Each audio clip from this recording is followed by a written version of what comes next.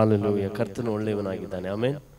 ಈ ದಿನದಲ್ಲಿ ಕೂಡ ನಾವು ದೇವರ ವಾಕ್ಯವನ್ನು ಕೇಳುವುದಕ್ಕೆ ಮೊದಲು ನಮ್ಮ ಹೃದಯಗಳನ್ನು ಕರ್ತನ ಮುಂದೆ ನಾವು ಒಪ್ಪಿಸಿಕೊಡೋಣ. ಆತ ನಮ್ಮ ಸಂಗಡ ಮಾತನಾಡುವಂತೆ, ಆತನು ನಮ್ಮನ್ನು ಚೈತನ್ಯಪಡಿಸುವಂತೆ, ಆತ ನಮ್ಮನ್ನು ಬಲಪಡಿಸುವಂತೆ ಈ ಸಮಯದಲ್ಲಿ ನಾವು ಸಾಧ್ಯವಾದರೆ ನಾವೆಲ್ಲರೂ ಎದ್ದು ನಿಂತುಕೊಂಡು ಒಂದೆರಡು ನಿಮಿಷ ನಮ್ಮ ಹೃದಯಗಳನ್ನು ಕರ್ತನ ಮುಂದೆ ಮೇಲೆತ್ತಿ ಆತನ ಸಮ್ಮುಖದಲ್ಲಿ ಪ್ರಾರ್ಥನೆ ಮಾಡೋಣ. Thank you, Jesus. Thank you, Jesus. Oh, we worship you, Lord. We worship you, Lord. We worship you, Lord. Oh, Rama Sandarama, ನಿಮ್ಮನ್ನು ಸ್ತುತಿಸುತ್ತೇವೆ, ನಿಮ್ಮ ನಾಮವನ್ನು ಘನಪಡಿಸುತ್ತೇವೆ, ನಿಮ್ಮ ನಾಮವನ್ನು ಮೇಲೆ ಕೆತ್ತುತ್ತೇವೆ. Oh, thank you, Jesus. Thank you, Jesus. Riba ba ba ba ma ma ma. Oh, thank you, Jesus. Thank you, Lord. Thank you, Lord. Thank you, Lord. ಕರ್ತನೇ, ನಿಮ್ಮನ್ನು ವಂದಿಸುತ್ತೇವೆ, ನಿನ್ನನ್ನು ಮಹಿಮೆ ಪಡಿಸುತ್ತೇವೆ, ನಿಮ್ಮನ್ನು ಘನಪಡಿಸುತ್ತೇವೆ, ನಿಮ್ಮ ನಾಮವನ್ನು ಕೊಂಡಾಡುತ್ತೇವೆ, ನಿಮ್ಮ ನಾಮವನ್ನು ಮೇಲೆ ಕೆತ್ತುತ್ತೇವೆ. Oh, thank you, Jesus. Thank you, Lord. Hallelujah. Oh, we worship you, Jesus. Oh, thank you, Lord. ले चल मुझे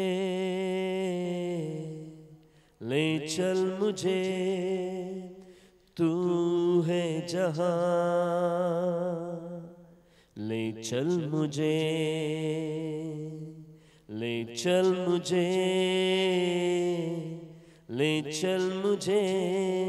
तेरे सिंहासन के पास, ले चल मुझे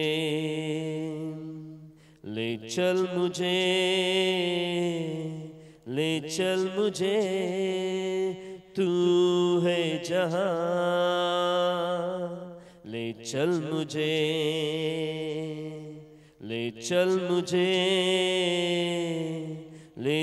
मुझे तेरे सिंहासन के पास, ले चल मुझे, मैं तेरे पास आता हूँ, पवित्र दिल से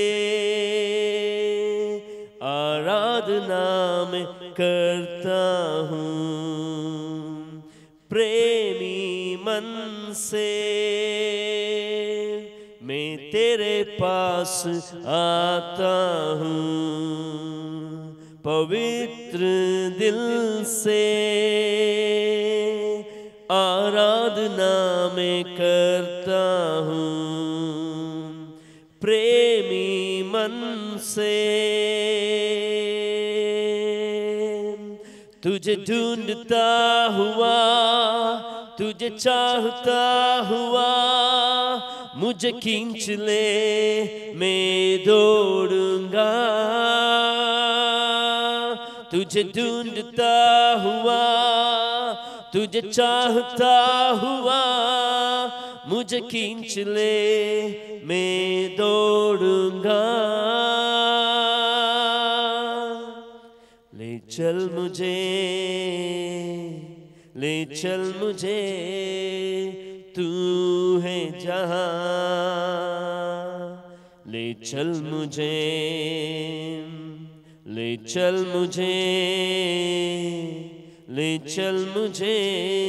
तेरे सिंहासन के पास, ले चल मुझे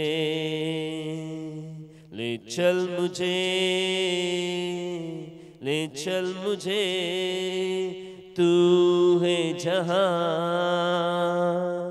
ले चल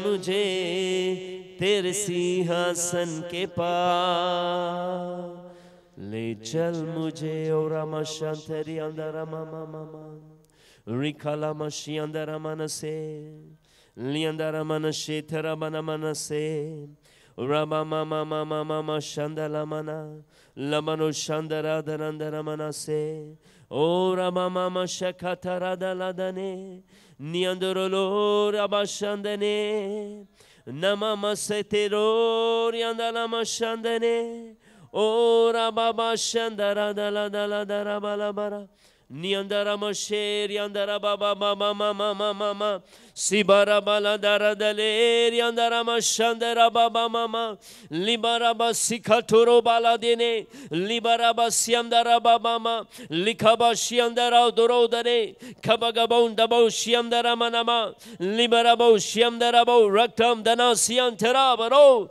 Oh, we worship you, Lord. Hallelujah. Nimana Sandane. Hallelujah. Rabana mana mana mana mana. Oh, Radalama Shetera Baba Mama Mama. मैं तेरे पास आता हूँ पवित्र दिल से आराधना मैं करता हूँ प्रेमी मन से मैं तेरे पास आता हूँ पवित्र दिल से आराधना मैं करता हूँ प्रेमी मन से तुझे ढूंढता हुआ तुझे चाहता हुआ मुझे खींच ले मैं दौड़ूंगा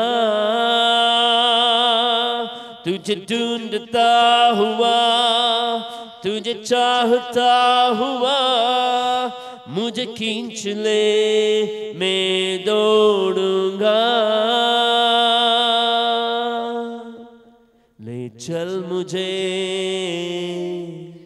ले चल मुझे तू है जहां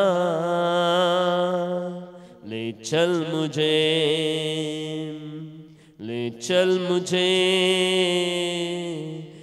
चल मुझे तेरे सिंहासन के पास ले चल मुझे तेरे पवित्र स्थानों में तू मुझे ले चल तुझे देखना मैं चाहता हूँ हर घड़ी हर पल तेरे पवित्र स्थानों में तू मुझे ले चल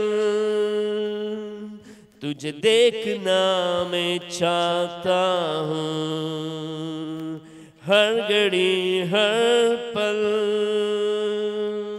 तुझे ढूंढता हुआ तुझे चाहता हुआ मुझे खींच ले मैं दौड़ूंगा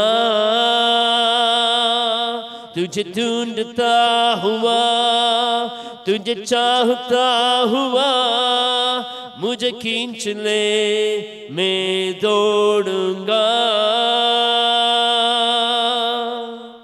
ले चल मुझे तू है जहां ले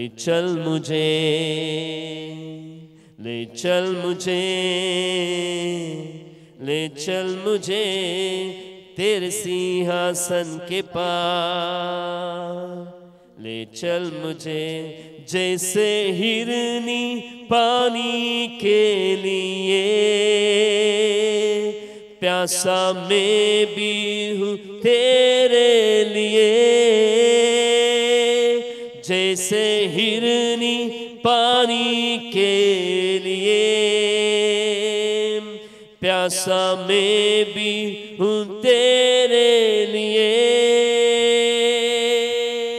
तुझे ढूंढता हुआ तुझे चाहता हुआ मुझे खींच ले मैं दौड़ूंगा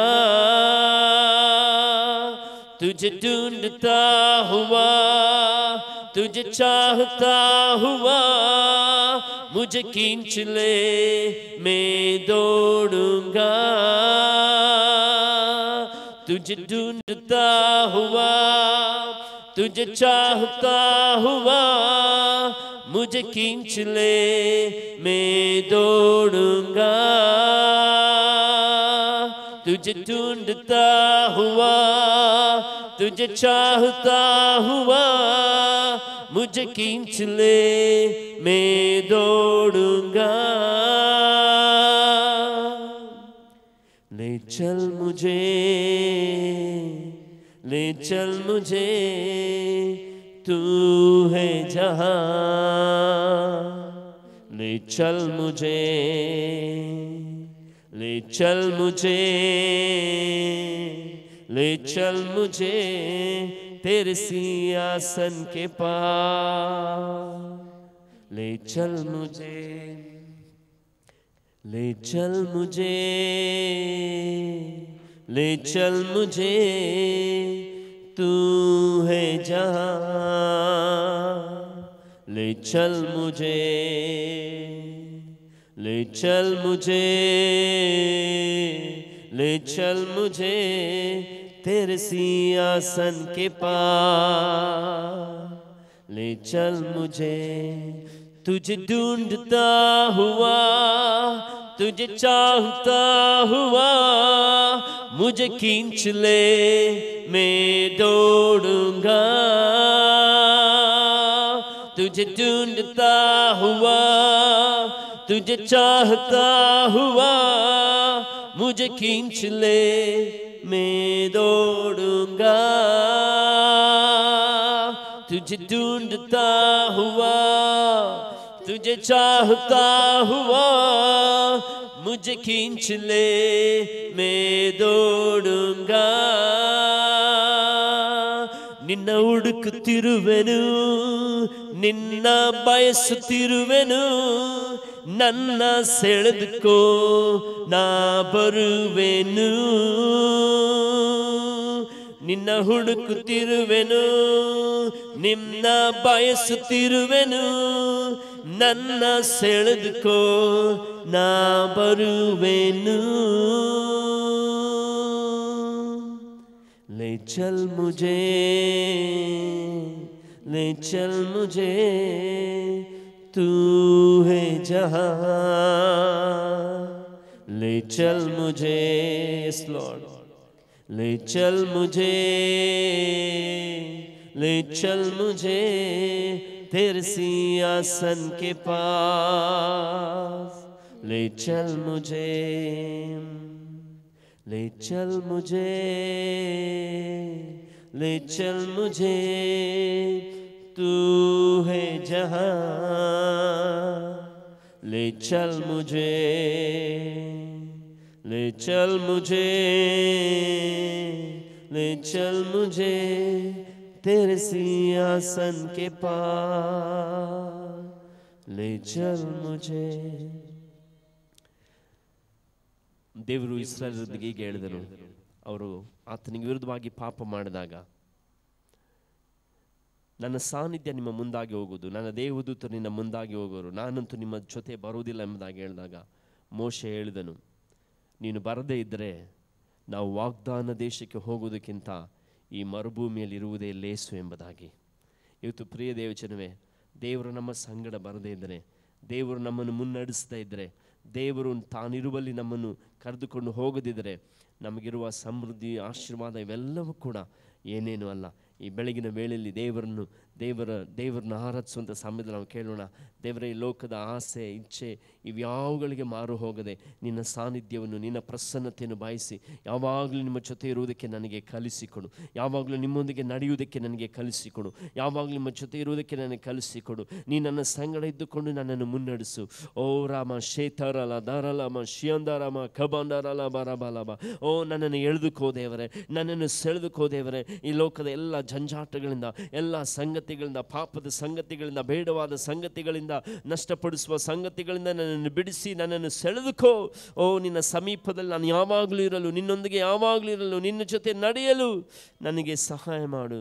ಓ ರಮ ಶ್ಯಂತರಬನ ಸೇದರಬಲಬ ಲಿಬರಬನಮ ಸಂದರಬಲಬರಬ ಲಿಬರಬನಮ ಅನ್ಯ ಭಾಷೆ ಬಾಯಿಗಳನ್ನ ತೆರೆದು ಅನ್ಯ ಭಾಷೆ ಮಾತಾಡ್ರಿ. ಬಾಯಿಗಳನ್ನ ತೆರೆದು ಆತ್ಮನಿಂದ ತುಂಬಿ ಅನ್ಯ ಭಾಷೆಯಲ್ಲಿ ಮಾತನಾಡ್ರಿ. ಓ ರಾಮ ಸೇದರಬ ಲಬನಮನ ಸ್ಯಂದರಬಲಬ ಲಿಬಗಬೌ ಡಬೌ ಶಿಂತರಬೌ ರಗನ್ ಕ್ರೀಡಾದರಬಲಬ ಲಬರಬನಮನ ಸಂದರಬಲಬರಬ ಲಿಬಬರಮನಮ ಶಾಬರಬೌನ್ ಕ್ರೀಡಾದನೆ ಮಿನೆ ಸ್ಯಂದರಬನಮ ಲಬರಬನಮನ ಕಣ್ ಕ್ರೀಡಾದನೆ ದರಾದರೋ ದರಾದರ ಲಿಬಾಮ ಶಖ ರಥರಬಾಬಾಬಾ ಲಿಯಂದರಮ ಸೇಬರಬಲಬರಿಯಂದರಬ ಲಿಬಗಬೌ ಡಬೌ ಶ್ಯಂತರಬಲಬರಬಲಬರಬ ರಿಖಮ ಸಂದರಬಲಬನಮ ನಿಯಂದರಮನ ಸಖರಬನಮನಮನಮ ಓ ರಿಯಂದಲಮಲಮ ಶಂದರಬಲಬರಿಯ ರಿಖನ್ ಖಡಾದನಾದನೆ ರಿಯಾಂದರ ಸೇದರಬಲಬರಬ.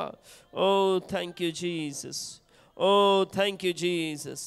Oh, thank you, Jesus. Ribana shakataratadalaba. Siandaramana shandarabalu yandaramana. Nikan kdan the nod kanagas keneda labaramandaramana. Libro shatarabo ragan kade darabo siandarabalaba. ದೇವ ಜ್ಞಾನಕ್ಕೆ ವಿರುದ್ಧವಾಗಿ ಏರಿಸಲ್ಪಟ್ಟಿರುವ ಎಲ್ಲ ಕೋಟೆ ಕೊತ್ತಲಗಳು ಯೇಸುವಿನ ನಾಮದಲ್ಲಿ ಕೆಡವಲ್ಪಡಲಿ ಎಂಬುದಾಗಿ ನುಡಿತಾ ಇದ್ದೇವೆ.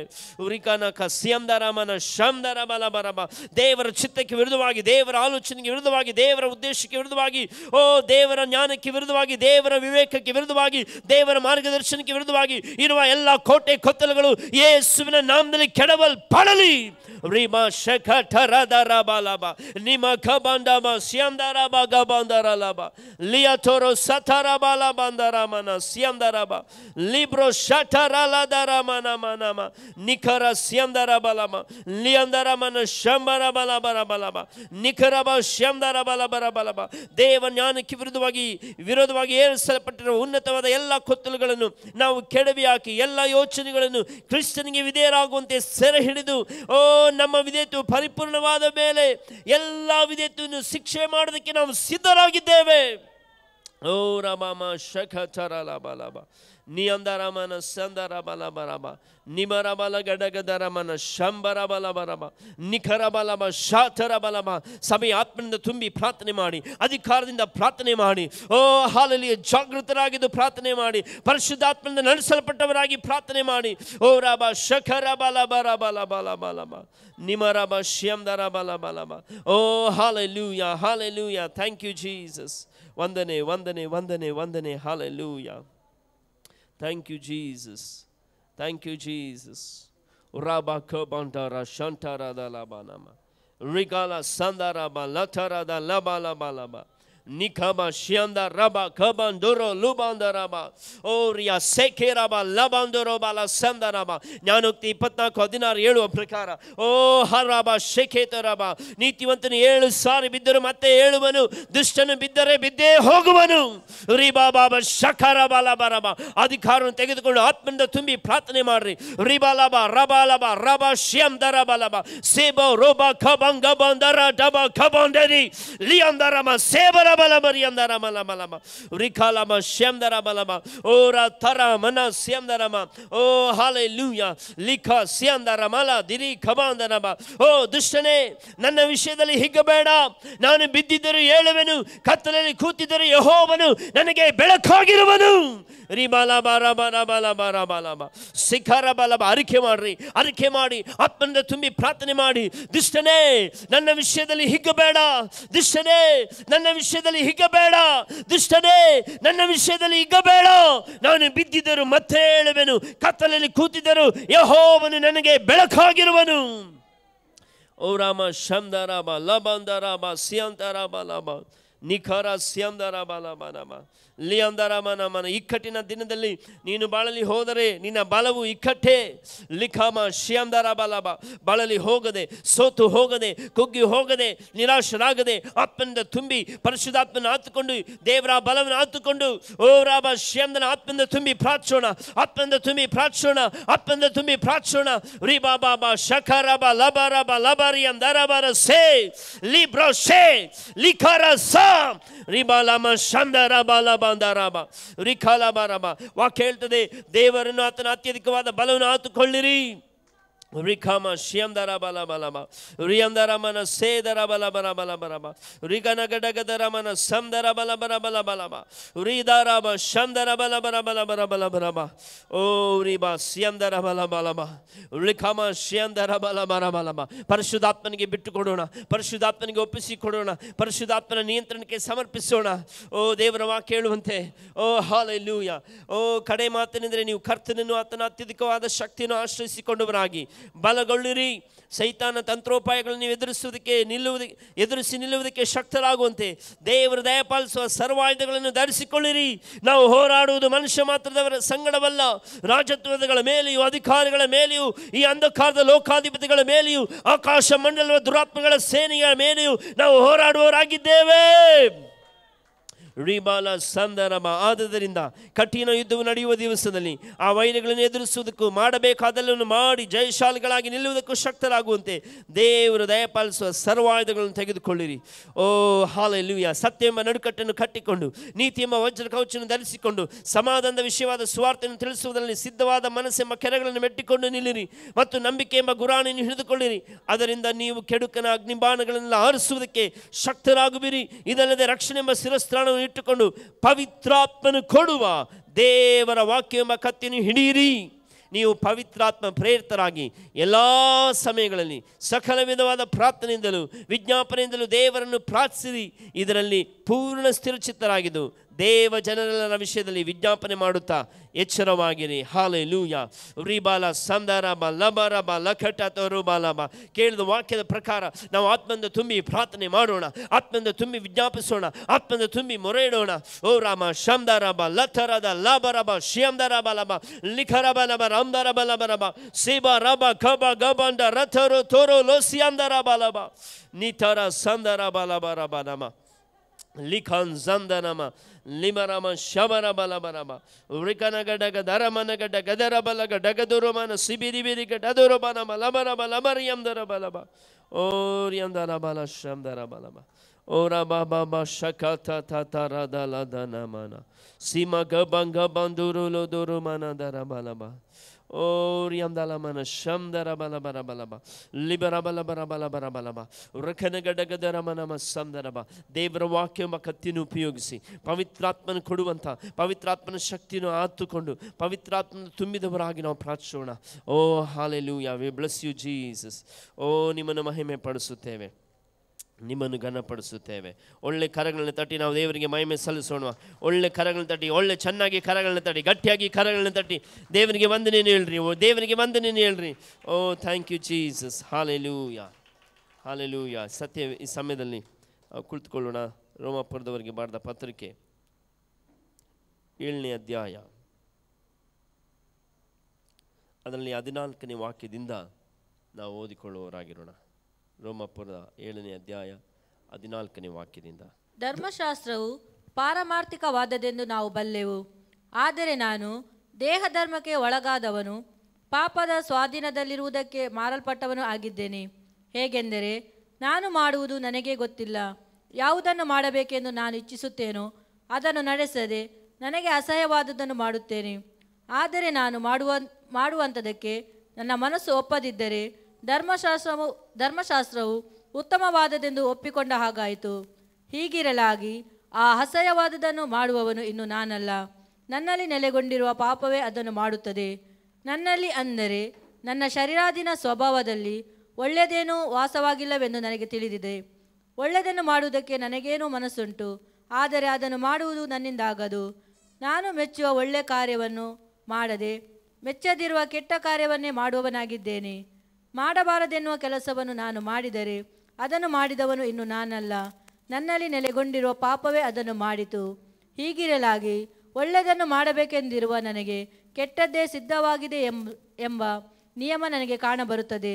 ಅಂತರಾತ್ಮದೊಳಗೆ ದೇವರ ನಿಯಮದಲ್ಲಿ ಆನಂದ ಪಡುವನಾಗಿದ್ದೇನೆ. ಆದರೆ ನನ್ನ ಅಂಗಗಳಲ್ಲಿ ಬೇರೊಂದು ನಿಯಮ ಉಂಟೆಂದು ನೋಡುತ್ತೇನೆ. ಅದು ನನ್ನ ಮನಸ್ಸಿನಲ್ಲಿರುವ ನಿಯಮಕ್ಕೆ ವಿರುದ್ಧವಾಗಿ ಕಾದಾಡಿ ನನ್ನನ್ನು ಸೆರೆ ಹಿಡಿದು ನನ್ನ ಅಂಗಗಳಲ್ಲಿರುವ ಪಾಪದ ನಿಯಮಕ್ಕೆ ವಶ ಮಾಡುವಂಥದ್ದಾಗಿದೆ. ಅಯ್ಯೋ, ನಾನು ಎಂಥ ದುರವಸ್ಥೆಯಲ್ಲಿ ಬಿದ್ದ ಮನುಷ್ಯನು! ಇಂಥ ಮರಣಕ್ಕೆ ಒಳಗಾದ ಈ ದೇಹದಿಂದ ನನ್ನನ್ನು ಬಿಡಿಸುವವರು ಯಾರು? ಬಿಡಿಸುವವನು ಇದ್ದಾನೆಂಬುದಕ್ಕಾಗಿ ನಮ್ಮ ಕರ್ತನಾದ ಯೇಸುಕ್ರಿಸ್ತನ ಮೂಲಕ ದೇವರಿಗೆ ಸ್ತೋತ್ರ. ಹೀಗಿರಲಾಗಿ ನನ್ನಷ್ಟಕ್ಕೆ ನಾನೇ ಮನಸ್ಸಿನಿಂದ ದೇವರ ನಿಯಮಕ್ಕೆ ಆಳಾಗಿಯೂ ಶರೀರ ಭಾವದಿಂದ ಪಾಪವೆಂಬ ನಿಯಮಕ್ಕೆ ಆಳಾಗಿಯೂ ನಡ್ಕೊಳ್ಳುವವನಾಗಿದ್ದೇನೆ. ಆಮೇನ್. ನಾವು ಪ್ರಾರ್ಥನೆ ಮಾಡಿಕೊಳ್ಳೋಣ. ಪರಿಶುದ್ಧನಾದ ದೇವರೇ, ಸಮಯದಲ್ಲಿ ನಿನ್ನ ವಾಕ್ಯಕ್ಕಾಗಿ ಸ್ತೋತ್ರ. ನೀವು ನಮಗಾಗಿ ಸಿದ್ಧ ಮಾಡಿರುವ ಕರ್ತನೆ ಸತ್ಯಾರ್ಥವನ್ನು ನಾವು ಗ್ರಹಿಸಿಕೊಳ್ಳುವಂತೆ ನಮ್ಮ ಆತ್ಮಿಕ ಮನೋನೇತ್ರಗಳನ್ನು ನೀವು ತೆರೆ ಮಾಡಬೇಕೆಂದು ನಾವು ಕೇಳಿಕೊಳ್ತೇವೆ. ಕರ್ತನೆ, ನಂಬಿಕೆಯಿಂದ ಪವಿತ್ರಾತ್ಮನ ಸೇವೆಯನ್ನು ನಮ್ಮ ಮಧ್ಯದಲ್ಲಿ ಹೊಂದಿಕೊಳ್ಳೋದಕ್ಕೂ ಎಲ್ಲ ಅಡೆತಡೆಗಳನ್ನು ನಾವು ನಂಬಿಕೆಯಿಂದ ನಾವು ತಿರಸ್ಕರಿಸ್ತಾ ಇದ್ದೇವೆ. ಕರ್ತನೆ, ನನ್ನನ್ನು ಮರೆ ಮಾಡಿ ನಿಮ್ಮನ್ನು ಪ್ರಕಟಪಡಿಸಿಕೊಳ್ಳಿರಿ. ನೀವು ಹೆಚ್ಚಾಗಬೇಕು, ನಾವು ಕಡಿಮೆ ಆಗಬೇಕು. ಯೇಸುವಿನ ನಾಮದಲ್ಲಿ ತಂದೆಯೇ, ಆಮೇನ್. ಹಾಲೆಲೂಯಾ. ಇಲ್ಲಿ ದೇವರ ವಾಕ್ಯವನ್ನು ನಾವು ನೋಡುವಾಗ, ಈ 14ನೇ ವಾಕ್ಯದಿಂದ ನಾವು ಓದುವಾಗ, ಪೌಲನು ತನ್ನ ಜೀವಿತದ ಇಂದಿನ ಅನುಭವಗಳನ್ನು ವಿವರಿಸ್ತಾ ಆತನು ಯಾವ ರೀತಿಯಾಗಿ ಇದ್ದನು ಅನ್ನೋದನ್ನು ಕುರಿತಾಗಿ ಆತನು ಹೇಳ್ತಾ ಇದ್ದಾನೆ. ಅದೇ ಸಮಯದಲ್ಲಿ ಈಗ ಆತನು ಹೇಗಿದ್ದಾನೆ ಅನ್ನೋದನ್ನು ಕೂಡ ಆತನು ವಿವರಿಸ್ತಾನೆ. ಇಲ್ಲಿ ಈ ಬದಲಾವಣೆ ಬಹಳ ಮುಖ್ಯವಾದದ್ದು. ಆಮೇಲೆ ಅನೇಕ ಸಮಯದಲ್ಲಿ ನಾವು ಹೇಳೋದುಂಟು, ನಾನಿರೋದೇ ಹೀಗೆ. ಸಾಧಾರಣವಾಗಿ ಈ ಡೈಲಾಗನ್ನು ನೀವು ಕೇಳಿರ್ತೀರಿ, ನಾನಿರೋದೇ ಹೀಗೆ. ಆದರೆ ದೇವರ ಮಕ್ಕಳಾದ ನಾವು ಆ ರೀತಿಯಾಗಿ ಇರೋದಕ್ಕಾಗಿ ಕರೆಯಲ್ಪಟ್ಟವರಲ್ಲ. ನಾವು ಹೇಗಿದ್ದೇವೋ ಹಾಗಿರೋದಕ್ಕಾಗಿ ಕರೆಯಲ್ಪಟ್ಟವರಲ್ಲ. ಬದಲಾಗಿ ನಾನು ಮತ್ತು ನೀವು ಪ್ರತಿನಿತ್ಯ ಕ್ರಿಸ್ತನ ಸ್ವಾರೂಪ್ಯಕ್ಕೆ ಬದಲಾಗುವುದಕ್ಕಾಗಿ ಕರೆಯಲ್ಪಟ್ಟವರು. ಆಮೇನ್. ನಾವು ಬದಲಾಗಲೇಬೇಕು. ನೀವು ಬದಲಾಗ್ತಿರೋ ಇಲ್ವೋ, ಅದು ನಿಮ್ಮ ಸುತ್ತಲಿರುವ ಪರಿಸ್ಥಿತಿಗಳು ನಿಮ್ಮನ್ನು ಬದಲು ಮಾಡ್ತಲೇ ಇರುತ್ತೆ. ಎಲ್ಲದಕ್ಕಿಂತ ಹೆಚ್ಚಾಗಿ ಯಾವಾಗ ನಾವು ದೇವರ ವಾಕ್ಯವನ್ನು, ದೇವರ ಸತ್ಯವನ್ನು ನಮ್ಮ ಜೀವಿತದಲ್ಲಿ ಅನುಮತಿಸ್ತೇವೋ ಅದು ನಮ್ಮನ್ನು ಬದಲಾಯಿಸುವಂಥದ್ದಾಗಿದೆ. ಆಮೇನ್. ಒಂದು ವೇಳೆ ಬದಲಾವಣೆ ಆಗಲಿಲ್ಲ ಅಂತ ಹೇಳಿದ್ರೆ ಏನೋ ಪ್ರಾಬ್ಲಮ್ ಇದೆ ಅಂತಲೇ ಅರ್ಥ. ಯಾಕೆಂದರೆ ದೇವರ ವಾಕ್ಯದಲ್ಲಿ ಸುಳ್ಳಿಲ್ಲ, ದೇವರ ವಾಕ್ಯದಲ್ಲಿ ಲೋಪ ಇಲ್ಲ, ದೇವರ ವಾಕ್ಯದಲ್ಲಿ ತಪ್ಪಿಲ್ಲ. ಅಂದರೆ ಇವತ್ತು ಅನೇಕ ಸಲ ನಾವು ನಮ್ಮ ಬಲಹೀನತೆಗಳನ್ನು ಇಟ್ಟುಕೊಂಡು ನಾನು ಜೀವಿಸೋದೇ ಹೀಗೆ, ನಾನು ಇರೋದೇ ಹೀಗೆ, ನಾನು ಬದಲಾಗೋದಕ್ಕೆ ಸಾಧ್ಯ ಇಲ್ಲ ಎಂಬುದಾಗಿ ಅನೇಕ ಸಲ ನಾವು ನೆಪಗಳನ್ನು, ಸಬೂಬುಗಳನ್ನು ಹೇಳ್ತೇವೆ. ಆದರೆ ಪೌಲ ಕೂಡ ತನ್ನ ಜೀವಿತದಲ್ಲಿ ತನ್ನ ಜೀವಿತದಲ್ಲಿ ಆದಂಥ ಎಲ್ಲ ಘಟನೆಗಳನ್ನು ಆತನು ಇಲ್ಲಿ ಹೇಳ್ತಾ ಇದ್ದಾನೆ. ನೋಡಿ, ಆತನು ಈ ವಾಕ್ಯಗಳಲ್ಲಿ ಮಾತನಾಡುವಾಗ ಆತನು ತಿಳಿಸ್ತಾ ಇದ್ದಾನೆ, ನಾನು ದೇಹ ಧರ್ಮಕ್ಕೆ ಒಳಗಾದವನು, ಪಾಪದ ಸ್ವಾಧೀನದಲ್ಲಿರುವುದಕ್ಕೆ ಮಾರಲ್ಪಟ್ಟವನು ಆಗಿದ್ದೇನೆ. ಅಂದರೆ ಪೌಲ ತನ್ನ ವಾಕ್ಯದ ಅನುಭವವನ್ನು ಹೇಳ್ಕೊಳ್ಳೋದಕ್ಕೆ ನಾಚಿಕೊಳ್ಳೋದಿಲ್ಲ. ಅನೇಕ ಸಲ ಇವತ್ತು ನಾವು ನಮ್ಮ ಜೀವಿತದಲ್ಲಿರುವಂಥ ನಮ್ಮ ಅನುಭವಗಳನ್ನು ಕೆಲವು ಸಲ ಹೇಳ್ಕೊಳ್ಳೋದಕ್ಕೆ ನಾವು ನಾಚಿಕೊಳ್ತೇವೆ. ನಾನು ಹೇಳಿದರೆ ಅವರೇನು ತಿಳ್ಕೊಳ್ತಾರೋ, ನಾನು ಹೇಳಿದ್ರೆ ಇವರೇನು ತಿಳ್ಕೊಳ್ತಾರೋ, ಎಲ್ಲಿ ನನ್ನ ಫೇಸ್ ವ್ಯಾಲ್ಯೂ ಕಡಿಮೆ ಆಗಿಬಿಡುತ್ತೋ, ಎಲ್ಲಿ ನನ್ನ ಇಮೇಜ್ ಕಡಿಮೆ ಆಗಿಬಿಡುತ್ತೋ, ಎಲ್ಲಿ ನನ್ನನ್ನು ಬೇರೆಯವರು ತಪ್ಪಾಗಿ ಗ್ರಹಿಸ್ತಾರೋ, ಎಲ್ಲಿ ನನ್ನನ್ನು ಬೇರೆಯವರು ಕೀಳಾಗಿ ನೋಡ್ತಾರೋ. ನಾನು ಹೇಳ್ತೇನೆ, ಒಂದು ವೇಳೆ ಜನರ ಮುಂದೆ ನಮ್ಮ ಫೇಸ್ ವ್ಯಾಲ್ಯೂ ಕಡಿಮೆ ಆಗೋದಕ್ಕಿಂತ ದೇವರ ಮುಂದೆ ನಮ್ಮ ಫೇಸ್ ವ್ಯಾಲ್ಯೂ ಕಡಿಮೆ ಆದರೆ ಏನು ಮಾಡಲಿಕ್ಕೆ ಸಾಧ್ಯ? Praise the Lord. ಜನ ನಮ್ಮನ್ನು ಗುರುತಿಸದೆ ಹೋದರು, ಹೊಗಳದೆ ಹೋದರು, ಒಂದು ದಿನ ನಾವು ದೇವರ ನ್ಯಾಯಾಸನದ ಮುಂದೆ ನಿಲ್ಲಬೇಕು, ದೇವರ ಮುಂದೆ ನಾವು ನಿಲ್ಲಬೇಕು. ಆಗ ನಾವು ಲೆಕ್ಕ ಕೊಡಲೇಬೇಕು. ಇವತ್ತು ನಾವು ಮನುಷ್ಯನ ಮುಂದೆ ನಾವು ನಾಚಿಕೆ ಆಗ್ತದೆ ಎಂಬುದಾಗಿ ಹೇಳಿ ನಮ್ಮಲ್ಲಿರುವಂತಹ ಹೋರಾಟಗಳನ್ನು, ಬಲಹೀನತೆಗಳನ್ನು ಹೇಳಿಕೊಳ್ಳುವುದಕ್ಕೂ, ಅರಿಕೆ ಮಾಡುವುದಕ್ಕೂ, ಅವುಗಳಿಂದ ಹೊರಗಡೆ ಬರೋದಕ್ಕೆ ಇವತ್ತು ಮನಸ್ಸು ಮಾಡದೆ ಹೋದರೆ ನಾಳೆ ದಿನದಲ್ಲಿ ನಿತ್ಯಕ್ಕೂ ನಾವು ದೇವರ ಮುಂದೆ ತಪ್ಪಿತಸ್ಥರಾಗಿ ತಲೆಬಾಗಿ ನಿಲ್ಲಬೇಕಾಗುತ್ತೆ ಮತ್ತು ನಿತ್ಯ ನರಕಕ್ಕೆ, ನಿತ್ಯ ದಂಡನೆಗೆ ನಾವು ಪಾತ್ರರಾಗಬೇಕಾಗಿದೆ. ನಾವು ಚೆನ್ನಾಗಿ ಅರ್ಥ ಮಾಡ್ಕೊಳ್ಬೇಕು. ರೋಮಾಪುರದವರಿಗೆ ಬರೆದ ಪತ್ರಿಕೆ ಅವಿಶ್ವಾಸಿಗಳಿಗೆ ಬರೆದದ್ದಲ್ಲ, ವಿಶ್ವಾಸಿಗಳಿಗೆ ಬರೆದದ್ದು, ದೇವ ಜನರಿಗೆ ಬರೆದದ್ದು, ದೇವರ ಸಭೆಗೆ ಬರೆದದ್ದು. ಆದರೆ ಇದನ್ನು ನಾವು ಚೆನ್ನಾಗಿ ಅರ್ಥ ಮಾಡಿಕೊಳ್ಳೋದಾದರೆ, ಇದನ್ನು ನಾವು ಗ್ರಹಿಸಿಕೊಳ್ಳೋದಾದರೆ, ನಾವು ನಮ್ಮ ಜೀವಿತದಲ್ಲಿ ಇರುವಂಥ ಹೋರಾಟಗಳಿಂದ ಅಥವಾ ಬಲಹೀನತೆಗಳಿಂದ ಯಾವುದೆಲ್ಲ ನಾನು ಇರೋದೇ ಹೀಗೆ ಎಂಬುದಾಗಿ ಹೇಳ್ತೇವಲ್ಲ, ಆ ಎಲ್ಲ ಸಂಗತಿಗಳಿಂದ ನಾವು ಹೊರಬರೋದಕ್ಕೆ ಸಾಧ್ಯ ಆಗುತ್ತೆ. ಇಲ್ಲಿ ಪೌಲ ಈ ಬದಲಾವಣೆ ಕುರಿತಾಗಿ ಆತನು ಹೇಳ್ತಾ ಇದ್ದಾನೆ. ಆ ಬದಲಾವಣೆ ಆತನ ಜೀವಿತದಲ್ಲಿ ಹೇಗಾಯಿತು ಎಂಬುದನ್ನು ಆತನು ಹೇಳ್ತಾ ಇದ್ದಾನೆ. ಮಾತ್ರವಲ್ಲದೆ ಯಾವ ರೀತಿ ಕ್ರಿಸ್ತನು ಆತನ ಜೀವಿತದಲ್ಲಿ ಎಲ್ಲ ಸಂಗತಿಗಳಿಗೆ ಮೂಲವಾಗಿದ್ದನು, ಆಧಾರವಾಗಿದ್ದನು, ಕೇಂದ್ರ ಬಿಂದುವಾಗಿದ್ದನು ಎಂಬುದನ್ನು ಆತನು ಹೇಳ್ತಾನೆ. ಇಲ್ಲಿ ಆತನು ಬರೆಯುವಾಗ ಅನೇಕ ಸ್ಥಳಗಳಲ್ಲಿ ಹೆಚ್ಚು ಕಡಿಮೆ ಇಲ್ಲಿ 12 ವಚನಗಳು ನಾವು ಓದುವಾಗ ಆತನು ಹೇಳ್ತಾನೆ, ನಾನು, ನನ್ನ, ನಾನೇ ಎಂಬ ಪದಗಳನ್ನು ಅನೇಕ ಬಾರಿ ಉಪಯೋಗಿಸ್ತಾನೆ. ಅನೇಕ ಸಲ ನಾವು ಇದನ್ನು ಉಪಯೋಗಿಸೋದಕ್ಕೆ ಹಿಂಜರಿತೇವೆ. ಸಾಧಾರಣವಾಗಿ ನಾವು ಏನಾದರೂ ತಪ್ಪಾದರೆ ಏನು ಹೇಳ್ತೀವಿ? ಇಮಿಡಿಯೇಟ್ ನಮ್ಮಲ್ಲಿ ಬರುವಂಥ ಉತ್ತರ ಏನು? ಅವರಿಂದ ಆಯಿತು, ಅವರಿದಕ್ಕೆ ಕಾರಣ, ಅವರಿಂದಲೇ ನಾನು ಈಗಿರೋದು, ಅವರಿಂದಲೇ ನಾನು ಈಗ ಆಗಿದ್ದು, ಅವರೇ ಇದಕ್ಕೆಲ್ಲ ಕಾರಣ. ಆದರೆ ಪೌಲ ತನ್ನ ಜೀವಿತದಲ್ಲಿರುವಂಥ ಎಲ್ಲ ಸಂಗತಿಗಳಿಗೆ ನಾನು, ನನ್ನ, ನಾನೇ ಎಂಬುದಾಗಿ ಹೇಳ್ತಾ ಇದ್ದಾನೆ. ಇವತ್ತು ದೇವರ ಮಕ್ಕಳಾದ ನಾವು, ನಮ್ಮ ಸ್ಥಿತಿಗಳು ಬದಲಾಗಬೇಕನ್ನೋದಾದರೆ, ನಾವಿರುವ ಪರಿಸ್ಥಿತಿಯಿಂದ ಹೊರಗಡೆ ಬರಬೇಕನ್ನೋದಾದರೆ, ಮೊದಲನೇದಾಗಿ ನಮ್ಮಲ್ಲಿ ಸಮಸ್ಯೆ ಇದೆ, ತೊಂದರೆ ಇದೆ ಅಂತ ಒಪ್ಪಿಕೊಳ್ಬೇಕು. ಸ್ತೋತ್ರ, ಹಲ್ಲೆಲೂಯಾ. ನಾವು ಯೇಸು ಕ್ರಿಸ್ತನನ್ನು ಅಂಗೀಕರಿಸಿದ್ದು ದಿನದಿಂದ ದಿನಕ್ಕೆ ಆತನ ಸ್ವಾರೂಪ್ಯಕ್ಕೆ ಬದಲಾಗುವುದಕ್ಕಾಗಿ, ರೂಪಾಂತರಗೊಳ್ಳುವುದಕ್ಕಾಗಿ ನಾವು ಆ ಪ್ರಕ್ರಿಯೆಯಲ್ಲಿದ್ದೇವೆ. ನಾವಿನ್ನೂ ಕಂಪ್ಲೀಟ್ ಆಗಲಿಲ್ಲ. ನಾನು ಕಂಪ್ಲೀಟ್ ಆಗಲಿಲ್ಲ. ಒಂದು ವೇಳೆ ಕಂಪ್ಲೀಟ್ ಆಗಿದ್ದರೆ ನಾವು ಯಾರೂ ಇಲ್ಲಿ ಇರ್ತಾ ಇರಲಿಲ್ಲ, ಈ ಭೂಲೋಕದಲ್ಲಿ ಇರ್ತಾ ಇರಲಿಲ್ಲ. ಇಲ್ಲಿ ವಾಕ್ಯ ಹೇಳ್ತಾ ಇದೆ, ಪೌಲ ಆತನು ತನ್ನ ಪರಿಸ್ಥಿತಿಯನ್ನು ವಿವರಿಸುವಾಗ ಈ ರೀತಿಯಾಗಿ ಆತನು ಹೇಳ್ತಾನೆ ನೋಡಿ. ಇಲ್ಲಿ ಆತನು ನಾನು, ನನ್ನ, ನಾನೇ ಎಂಬ ಪದಗಳನ್ನು ಉಪಯೋಗಿಸ್ತಾನೆ. ಅಲ್ಲಿ ಆತನು ನಂತರ ಅವೆಲ್ಲದಕ್ಕೂ ಉತ್ತರವಾಗಿ ಯೇಸು ಕ್ರಿಸ್ತನನ್ನು ಕೂಡ ಆತನು ಸೂಚಿಸುವುದನ್ನು ನಾವು ನೋಡುವುದಕ್ಕೆ ಸಾಧ್ಯ. ಇಲ್ಲಿ 14ನೇ ವಚನದಲ್ಲಿ ನಾವು ನೋಡುವಾಗ ಆತನು ಹೇಳ್ತಾನೆ, ನಾನು ದೇಹ ಧರ್ಮಕ್ಕೆ ಒಳಪಟ್ಟವನು ಮತ್ತು ಪಾಪ ಸ್ವಾಧೀನದಲ್ಲಿರುವವನು ಎಂದು ಹೇಳುವಾಗ ತಾನು ಸ್ವಾಭಾವಿಕವಾಗಿ ಹೇಗಿದ್ದಾನೆಂದು ಹೇಳ್ತಿದ್ದಾನೆ ಹೊರತು ಕ್ರಿಸ್ತನು ತನ್ನನ್ನು ಏನು ಮಾಡಿದ್ದಾನಂತ ಹೇಳಲಿಲ್ಲ. ನಾನು ಹೇಳಿದ ಎಷ್ಟು ಜನಕ್ಕೆ ಅರ್ಥ ಆಗ್ತಾ ಇದೆ? ಸ್ವಾಭಾವಿಕವಾಗಿ ನಾವು ಹೇಗಿರೋರು, ನಮ್ಮ ನೇಚರ್, ನಮ್ಮ ಸ್ವಾಭಾವಿಕವಾಗಿ ನಾವು ಹೇಗಿದ್ದೇವೆ, ನಾನು ಹೇಗಿದ್ದೇನೆ ಅನ್ನೋದನ್ನು ಪೌಲ ಹೇಳ್ತಾ ಇದ್ದಾನೆ. ನಮ್ಮೆಲ್ಲರಿಗೂ ನಮ್ಮದೇ ಆದಂಥ ವ್ಯಕ್ತಿತ್ವ ಇದೆ ಅಲ್ವಾ? ನಮ್ಮ ಗುಣಗಳು, ನಮ್ಮ ಸ್ವಭಾವಗಳು, ನಾವು ಹೇಗಿರೋರು. ಯಾಕಂದರೆ ನಾವೆಲ್ಲರೂ ಇಲ್ಲಿ ಯಾರು ಕಾಪಿ ಇಲ್ಲ, ಯಾರನ್ನು ನಕಲು ಮಾಡೋದಿಲ್ಲ. ನಮ್ಮ ಒಳಗಿನ ಸ್ವಭಾವಗಳು, ಗುಣಗಳು ನಾವು ಹೇಗೆ ಅಂತ ನಮಗೆ ಚೆನ್ನಾಗಿ ಗೊತ್ತು. ಹಾಗಾಗಿ ಇಲ್ಲಿ ಪೌಲ ಕೂಡ ತಾನು ಪಾಪಾಧೀನ ಸ್ವಭಾವಕ್ಕೆ ಮಾರಲ್ಪಟ್ಟವನು ಅಥವಾ ದೇಹ ಧರ್ಮಕ್ಕೆ ಒಳಗಾದವನು ಅಥವಾ ಪಾಪದ ಇರುವವನು ಎಂಬುದಾಗಿ ಹೇಳುವಾಗ ಆತನು ತನ್ನ ಭೂತ ಕಾಲದಲ್ಲಿ ಅಥವಾ ಮೊದಲು ಆತನು ಹೇಗಿದ್ದನು ಎಂಬುದನ್ನು ಆತನು ವಿವರಿಸ್ತಾ ಇದ್ದಾನೆ, ಆತನು ಹೇಳ್ತಾ ಇದ್ದಾನೆ. ಅಂದರೆ ಇದು ಏನು ತೋರಿಸುತ್ತೆ ಅಂತ ಹೇಳಿದ್ರೆ, ಆ ವ್ಯಕ್ತಿ ಎಷ್ಟು ಪ್ರಬುದ್ಧನಾಗಿದ್ದಾನೆ, ಎಷ್ಟು ಮೆಚೂರ್ ಆಗಿದ್ದಾನೆ ಅನ್ನೋದನ್ನು ತೋರಿಸುತ್ತೆ. ಪೌಲನಲ್ಲಿ ಎಷ್ಟು ಪರಿಪಕ್ವತೆ ಇತ್ತು, ಪ್ರಬುದ್ಧತೆ ಇತ್ತು ಎಂಬುದಾಗಿ ನಾವು ನೋಡುವಾಗ ಆತನು ತನ್ನ ಕಳೆದು ಹೋದ ದಿನಗಳು, ತನ್ನ ಭೂತಕಾಲ ಆತನು ಹೇಗಿದ್ದನು ಎಂಬುದಾಗಿ ಹೇಳಿಕೊಳ್ಳೋದಕ್ಕೆ ನಾಚಿಕೆ ಪಡಲೇ ಇಲ್ಲ. ಒಬ್ಬ ಮೆಚೂರ್ಡ್ ವಿಶ್ವಾಸಿ, ಒಂದು ಪ್ರಬುದ್ಧನಾದ ವಿಶ್ವಾಸಿ ಅಥವಾ ಒಬ್ಬ ಪ್ರಬುದ್ಧನಾದ ಶಿಷ್ಯ ತನ್ನ ಜೀವಿತದಲ್ಲಿ ಆದ ಸೋಲುಗಳ ಬಗ್ಗೆ, ತನ್ನ ಜೀವಿತದಲ್ಲಿ ಆದ ಕಹಿಗಳ ಬಗ್ಗೆ ಆತನು ಎಂದಿಗೂ ಹೇಳಿಕೊಳ್ಳೋದಕ್ಕೆ ಹಿಂಜರಿಯೋದೇ ಇಲ್ಲ. ಯಾಕೆಂದರೆ ಅದರಿಂದ ಎಷ್ಟೋ ಜನ ಎಚ್ಚರಿಕೆಯನ್ನು ಪಡೆಯುವುದಕ್ಕೂ, ಎಷ್ಟೋ ಜನ ಮತ್ತೆ ಹಿಂದಿರುಗಿ ಕರ್ತನ ಬಳಿಗೆ ಬರುವುದಕ್ಕೂ ಸಹಾಯ ಆಗುತ್ತೆ.